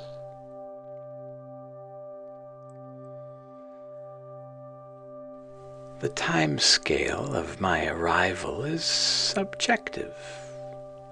You can experience the reality of the process as soon as you are capable of sustaining the vision in your heart. The coming will not be experienced by the species as a whole until the Christmas of your naming defining, but on an individual level it will vary. Many have experienced my arrival long ago. As I more fully enter human events, the immensity of my biogravitational electromagnetic field will cause time to bubble and warp. In the sea of the past, islands of my future second coming will arise. For a while, you will have the old and new existing side by side. From within the appearance of history, it will seem that a number of factors cause the phenomenon associated with my coming. There will be logical, rational proof that certain influences have led up and produced what is taking place. In truth, however, I come at my own inclination in my own way. The intensity of my vibrational field is sufficient to adjust reality before it. This is what history is all about. Naturally, your events will converge like the meridians at the poles to meet me in the light. If you are sincere in wanting to understand this, become as little children. For it will be the children who care nothing for laws of physics, but who eagerly await the animal's gift of speech, who will be most comprehensively informed of each and every new development. Those who have the hearts of children will joyfully ride the fluctuations of my approaching energy field with the grace of surfers balanced lightly on the waves. This awakening is not so hard to understand. Many simple souls will grasp it at once, while many wise in the ways of the world will frown and wrinkle their brows. The wisest in the ways of the material realms, however, the quantum physicists, have already begun to suspect what is happening. Many others of their discipline will discover me shortly, and in the last days many of their kind will be converted and take to the spreading of the word of the Creator. It will be the quantum physicists, the anthropologists, and the astronomers who stand with the children and animals in the manger of matter, waiting for my consciousness to be born. I am the life, love, and truth of the Father dancing in the clay. But the life of the Father must be joined by the consciousness of the Father if the organism is to achieve immortality. So I come and knock upon the door of your heart. Come, dance this dance with me. Come, sing this song. I sing in the presence of God-sciousness, the song of eternal now. Up and down the length and breadth of eternity, my voice echoes in jubilation and delight. Awaken out of your historical slumber and join those who are already working to usher in this new reality. And do not think ill of anyone you meet. I know whom I have chosen, and the harvesters I have sent into the fields of humankind are as varied and as real as the people I have sent them to harvest. Know each other, not by outward form, but by the love radiated in their presence.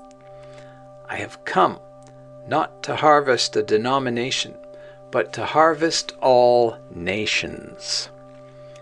I care little for the concepts endemic to this or that religion, but I care much for the love that lives wherever there are pure in heart.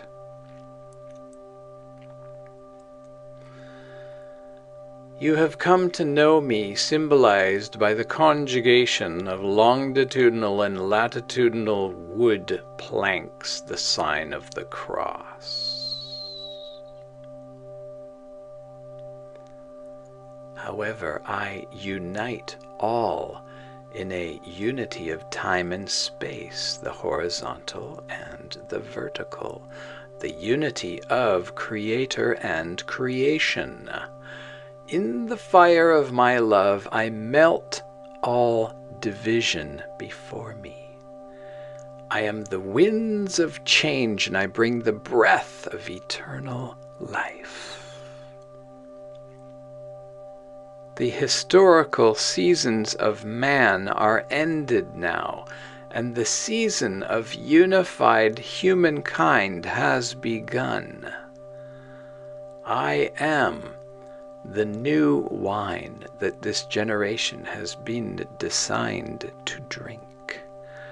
I am the resurrected cosmic Christ consciousness to come joyfully to dwell in the hearts of all humanity. Open to the new, open to the impossible, open to the reality that has stood for so long just outside the darkness of your perceptions. I am the one who has been surrounding your world. I am the one who has been surrounding all culture.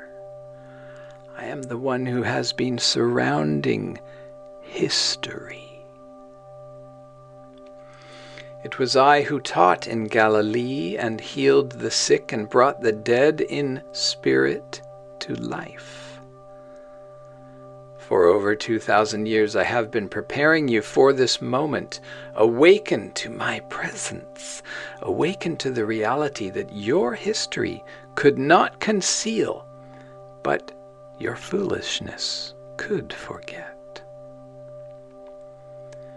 Awaken to your sacred self. For this day I create you in my image and in my likeness, with the breath of my own body and the life of my own being eternal.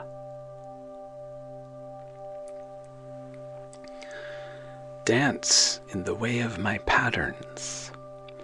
Flow with the rivers of my love. They encircle your planet like a vast network of crisscrossing, pulsating, flashing, flowing arteries of love and life.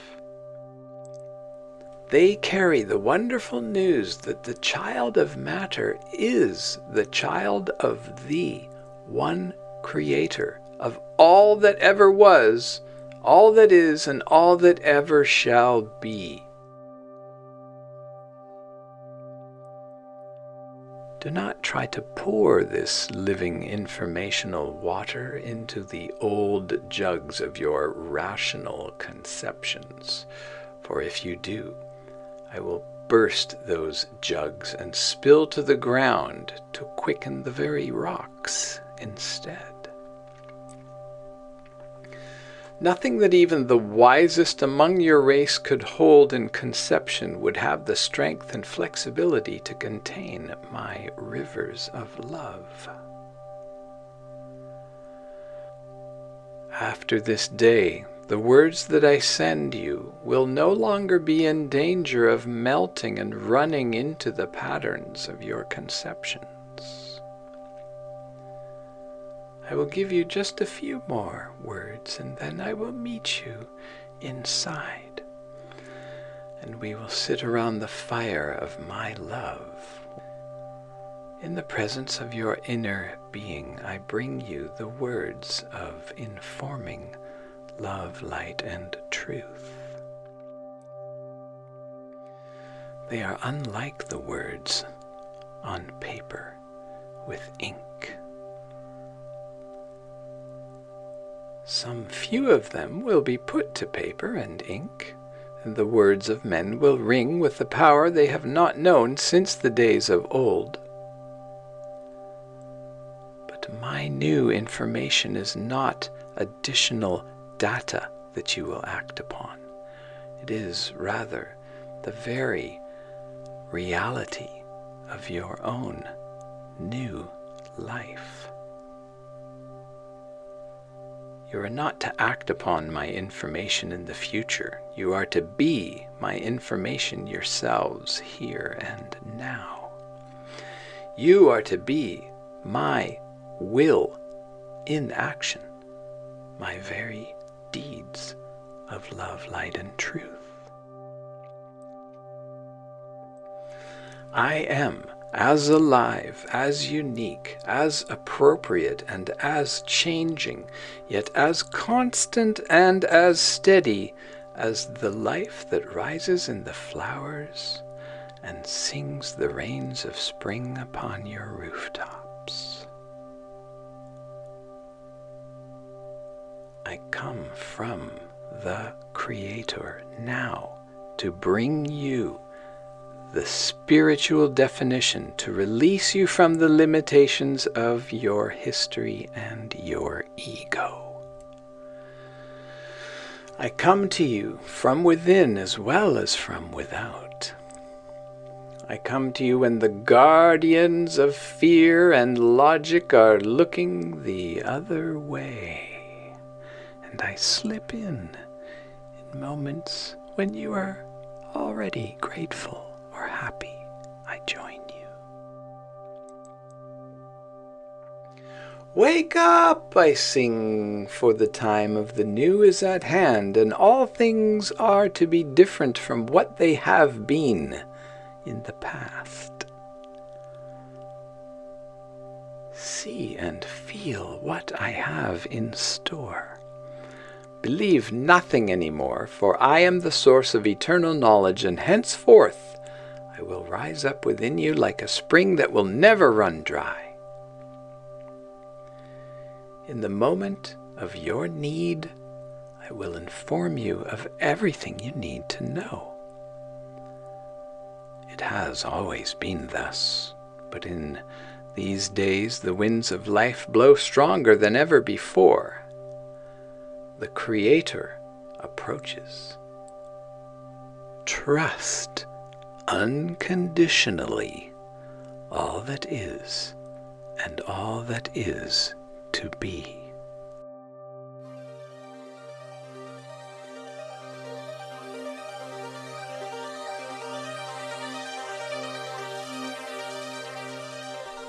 Chapter 12, an open ending and a new beginning.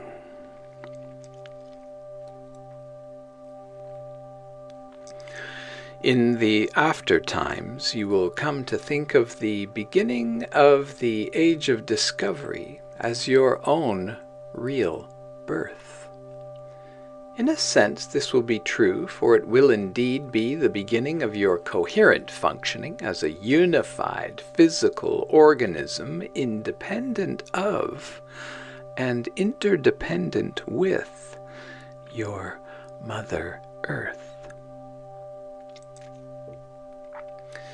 When the collectivity of your being considers its experience in the terms of an individual lifetime, you will think of all the years of your history up until my coming as being years of darkness, years spent in the womb.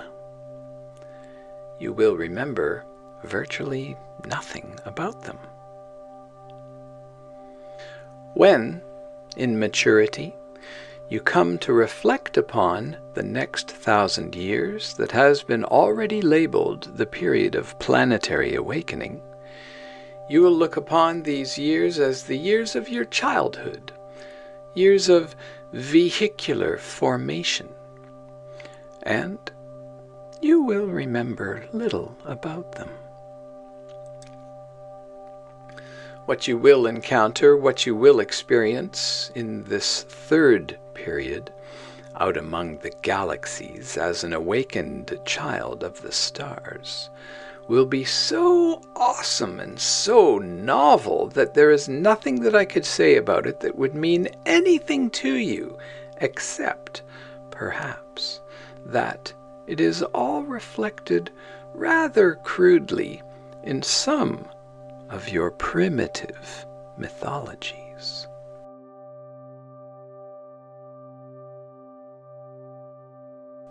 The intergalactic craft that you are to assemble during the coming millennium in preparation for this travel will not be dead metal like the materials you build cars out of today, but alive like a tree, a flower, and the oceans.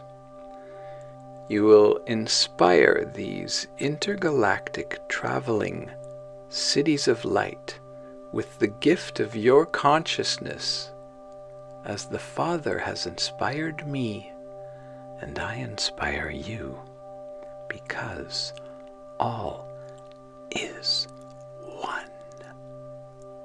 All will live and breathe with the coherence of a single organism. If you were to insist upon understanding all that is to come with your rational mind, you would be left sleeping far behind in the dust of history long after I pass. For I am a moving being, and my days on earth are numbered. My true kingdom is not of this planet, but of a world that lies far beyond all the stars in the sky. If you will come with me on our way to eternity, we will have plenty of time to visit all these star systems together, and you will have 1,000 years to enjoy Earth in the peace and harmony before we leave. Does this not sound like a good plan? Trust unconditionally in me as you did once long ago. We are alone here in time and space. I am the only consciousness. Surely I am worthy of your unconditional trust. Let us be separate no longer, dear soul, for I can read your heart, and I see that you are homesick for a home you cannot even remember. That home is my cosmic Christ consciousness. You cannot remember it because it is too vast and awesome to fit into any of your present ego logic structures of thought. Listen to me, O children of the earth. Trust no more in fear and his many lies. Breathe with me the breath of eternal life, the breath that I bring to you this day. Your collective creation as a unified awareness center is still yet to come, but as individuals, the second coming is yours for the grasping now. And so is the third and the fourth and the fifth and the sixth coming, all the way up to the end of any number you could imagine. For I am rising up in your midst like a great wave of irresistible energy. I am rising in the dust. I am rising in the soil. I am rising in the plants that the farmers plant. I am rising in the peasants. I am rising in the factory workers. I am rising in the children of every country on earth. I am rising, surfacing, awakening with power, with clarity, with love, and with life-giving information. All those who love can feel me this moment stirring restless in their chests because I am love. Those who do not now deny my expression are those who will inherit this earth. I am the future, yet I am now, and I have always been. In truth, I am none other than you. I am the life that this earth has been courting since prehistoric times. I am the reflection of all my creation. You are a cell in my body, but as is a hologram, you are the whole as well. Your flesh is my flesh, and your blood is my blood. you cannot help but share in my eternal life, for I am all that ever was, all that is, and all that ever shall be, and so are you. Let us unite in your reality as we are already united in mine. I have told you to identify with me, Cosmic Christ Consciousness, but it is even easier than that. Just stop identifying with your own self-image, and you will find that what is left is already identified with me, because it is me. Do not judge yourselves too harshly in the shadow of your birth, but come, sup with me first at the table of life. Find out who is here to judge.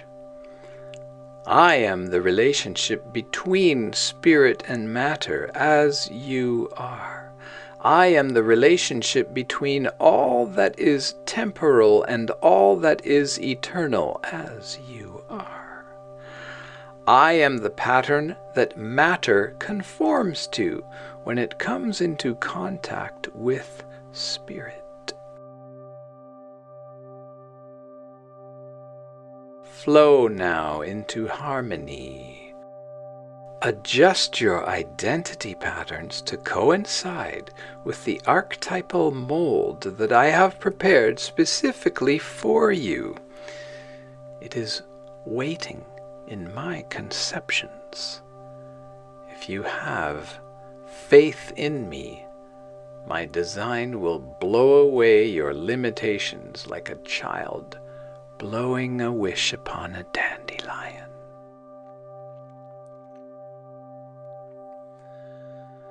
Listen for the whispers in your heart. You will only hear it when your thoughts are silent. Focus upon these whispers until it fills your being and becomes the motivational energy behind all your actions. You were not created to wear a frown or hide behind the aprons of your past. Cast off these ancient garments and clothe yourself in the sacred robes I have prepared. They are your new definition roles, and they behoove you well. The bride must now dress for the groom, though the time to you has seemed long in coming. In the days to come, your nourishment will be to do the will of the life that sent you and to accomplish its deeds. The life that rises up within you this very moment contains all the living information needed for the sustenance of your physical body. But the nature of this life information is that it provides the energy needs of the body as it is flowing through. If it is not allowed to flow through, if it is bottled up in concepts and past-future orientation, it will be unable to provide you with its nourishment. Life information is the will of the Father. But if that will is not expressed, if it is not translated into actions, if it is merely stored away in dusty concepts, then the human body will disease and die. If you would participate with me now in the implementation of my will on earth, go and heal all that you can in humankind, for in this hour I appoint you the instruments of my change. Heal by my power of loving unity. Heal by the strength of your conviction. Heal by the degree and to the degree of your faith in my presence within you. I am in you. The vibrational harmony of each and every atom in each and every cell of your physical body, dancing together in rhythmic entrainment and your own power to direct my awakened intentionality and extend this harmonic dance of vibrational unity to anything you so choose, is a power that, in the twinkling of an eye, will transform anyone.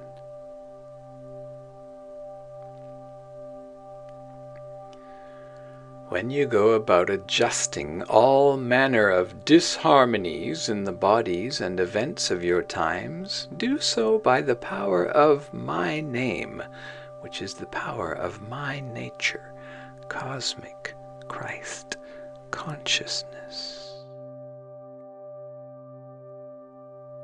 Say then as a blessing, be whole, or you are now whole. If you say this with consciousness and assurance, it shall be done in matter as it is already done in spirit. As you travel about in the times of later awakenings, take with you few provisions for your needs. A backpack should be enough. Trust unconditionally that those who are vibrationally attuned will already know that you are coming and have a place prepared for you. Enter there with your peace and let it spread.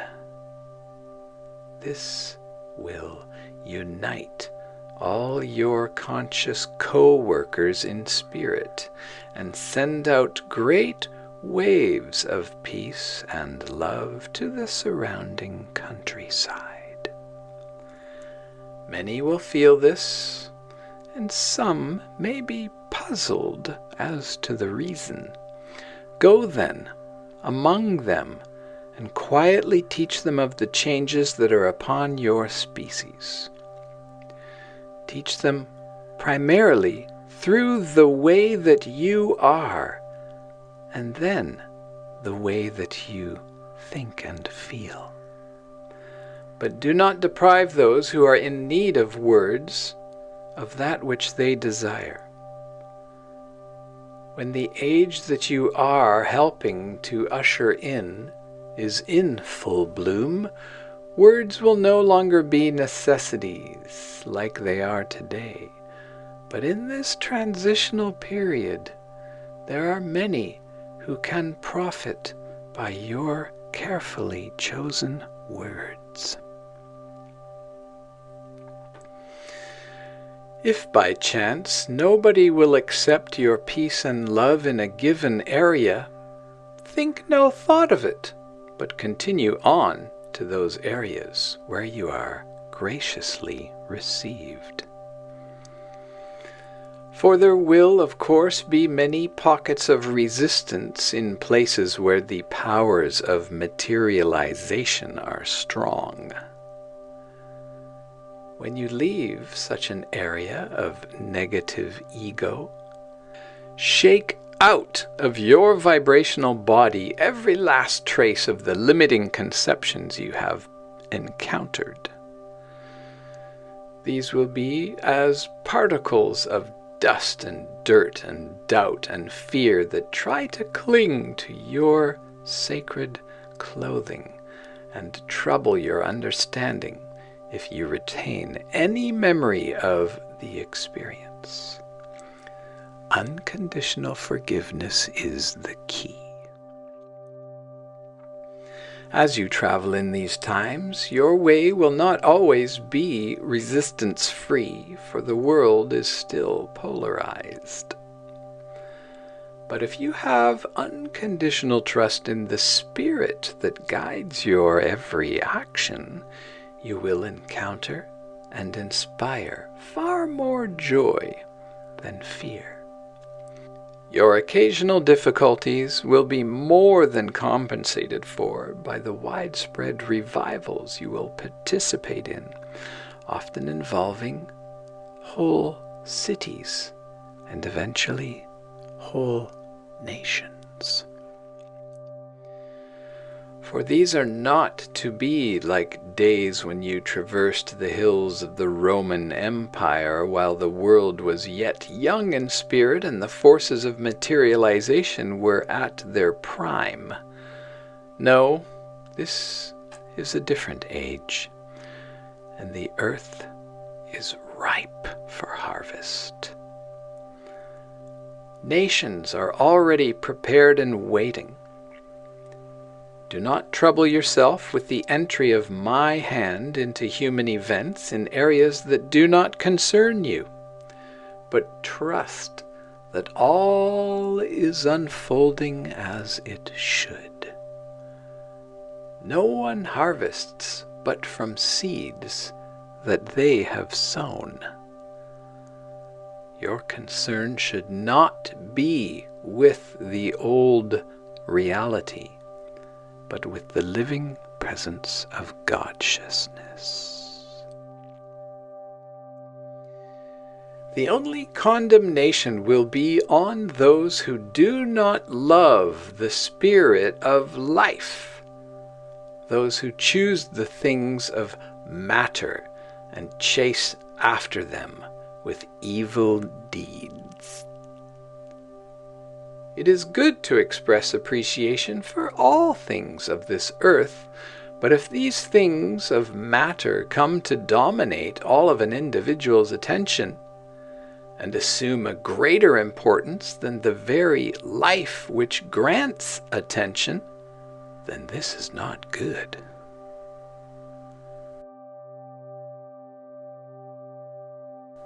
Whoever shall drink of the waters of earth shall thirst again, and whoever shall eat of the planet's table shall hunger again and again, but I bring you the nourishment of eternal life. Partake of it, and hunger and thirst no more. Sleep is all you remember, perhaps, but do not fear the dawn.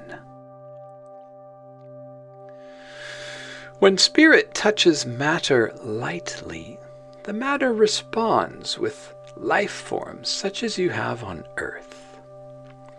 When spirit touches matter fully, stars are born. The nuclear reactions that are now being triggered by the increasing proximity of spirit will take an entirely different form after my second coming. They will occur under controlled biological conditions within your own bodies. This is already happening occasionally to some of you, though you do not recognize it as such. This and the direct assimilation of starlight are the mechanisms of eternal life. All that I am telling you, you already know with every cell of your body, with every breath you inhale. I have been telling you these things not only from within, but through various interpreters of one kind or another since you first became objectified in my dreams. Since my intentions first began to cast their shadow on time and space. These are not new things to you. Think for a moment.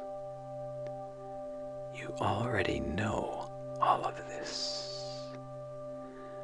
You remember the plans we made, the cautions we raised. You remember our coexistence before the fall into matter. Why imagine that you do not? Wake up! Let me express through you. Put on my robe of awareness. We are one. We have always been one. The earth has been populated. The clay was prepared. I am walking beneath the surface of all that lives, to breathe the breath of life, the first breath of life as a single planetary organism. Yes, you are the children of Mother Earth, but from the moment of birth you are to observe a new relationship with your Father of the suns. Come, learn the language we spoke of old, the language of love, the language of light, the language of truth, which allows no misunderstanding. Do you hear my song? Can you feel why I am singing?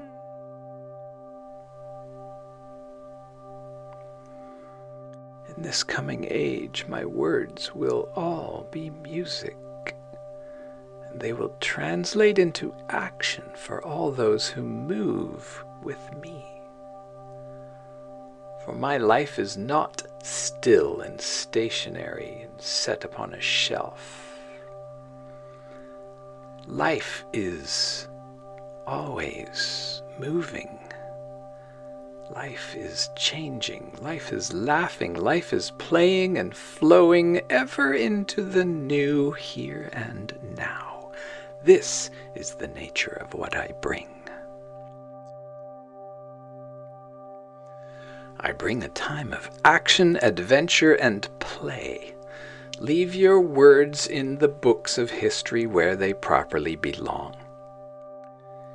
You have worshipped logic and Satan long enough.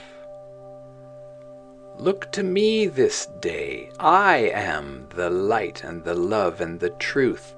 I am the Father you have worshipped in heaven, now come to earth to make my home in your heart, because you are the Father living on earth.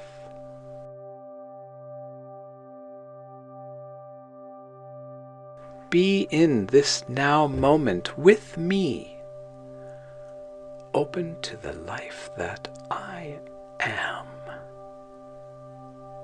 I bring the burning fire of purification, information, revelation, open to all that you are. I bring the annunciation of your birth. It could be now, this very moment. Let everything that you imagine yourself to be drift to a state of rest, and feel me rise up within. I am rising like a spring from the depth of your being, which is my being, as we are one.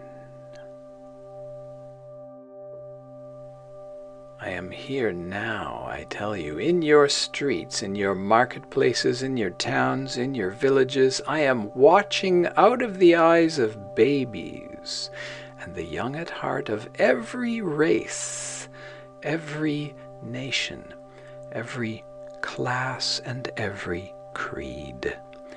Reflect me in all that you are. Bring my loving cosmic Christ consciousness awareness into every environment that you construct around yourselves. The days of isolation and compartmentalization are over. Soon all of your planetary media will proclaim, "Rejoice! Rejoice! The Creator has come. Let earth resound the name and reflect the nature of God-sciousness. For the Lord walks in the frame of humanity and sees the planet through creation's eyes. There is only one of us here in consciousness. It is you, bubbling up in 8 billion different guises, surfacing to reawaken your unified awareness with a coating of humanity. Can you ease your exploitation of the earth just a little until you find out who you really are? Can you wait to spend all those resources until you know what you really want? I am that part of you that has woken up. I can assure you, we are here for a great spiritual purpose.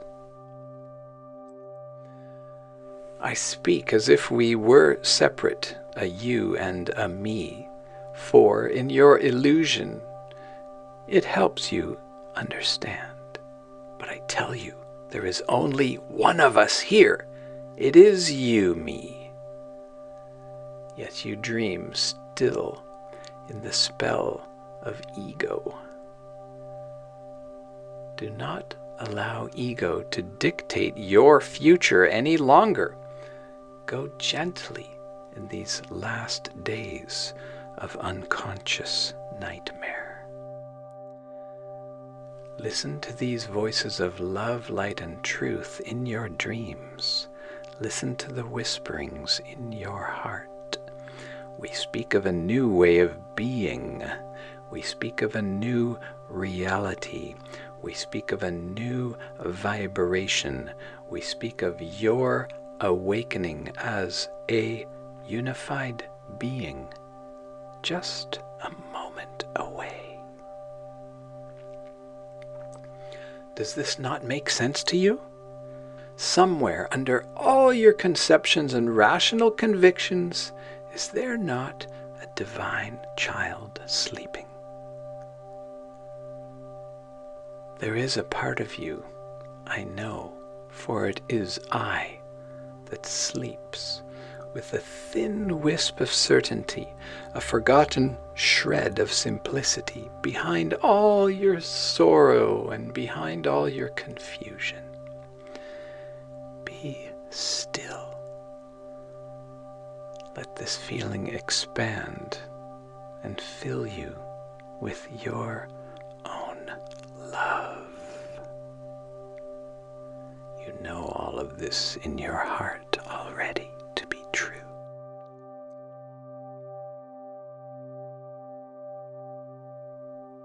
As I look out across the slumbering sea of humanity, I whisper these words in the night. And I know that I address a great being sleeping still in ignorance of who it is. I know that if the wild winter winds of your communication systems send tatters or fragments of this message echoing in the darkness, it will still be to the unconscious that I speak. For the conscious have seen the sky start to brighten in the east and have felt the warming spring of eternal life begin to thaw the hardness of their frozen bones.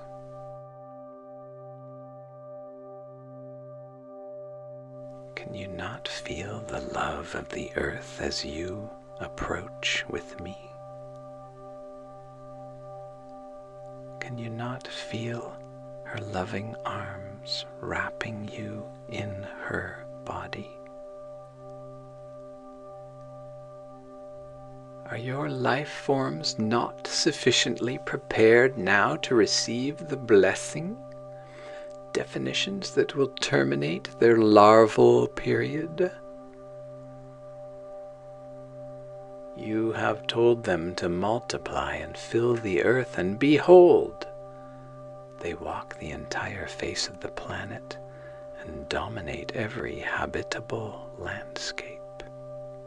This is good. You do not reason in the manner of men. Each new baby born increases the probability of the success of this mission.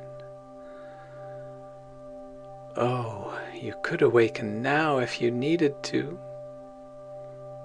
but if only, it would be so much better. Just a little longer now. Oh, it would all flow so well, organically, like a flower opening. It could all be so easy. Sweet little babies waking up. 8 billion little babies of full cosmic Christ consciousness. And any one of them, any single one of them is, you see, this is the way. This is the way. It has happened. God is here. Oh, it is so beautiful.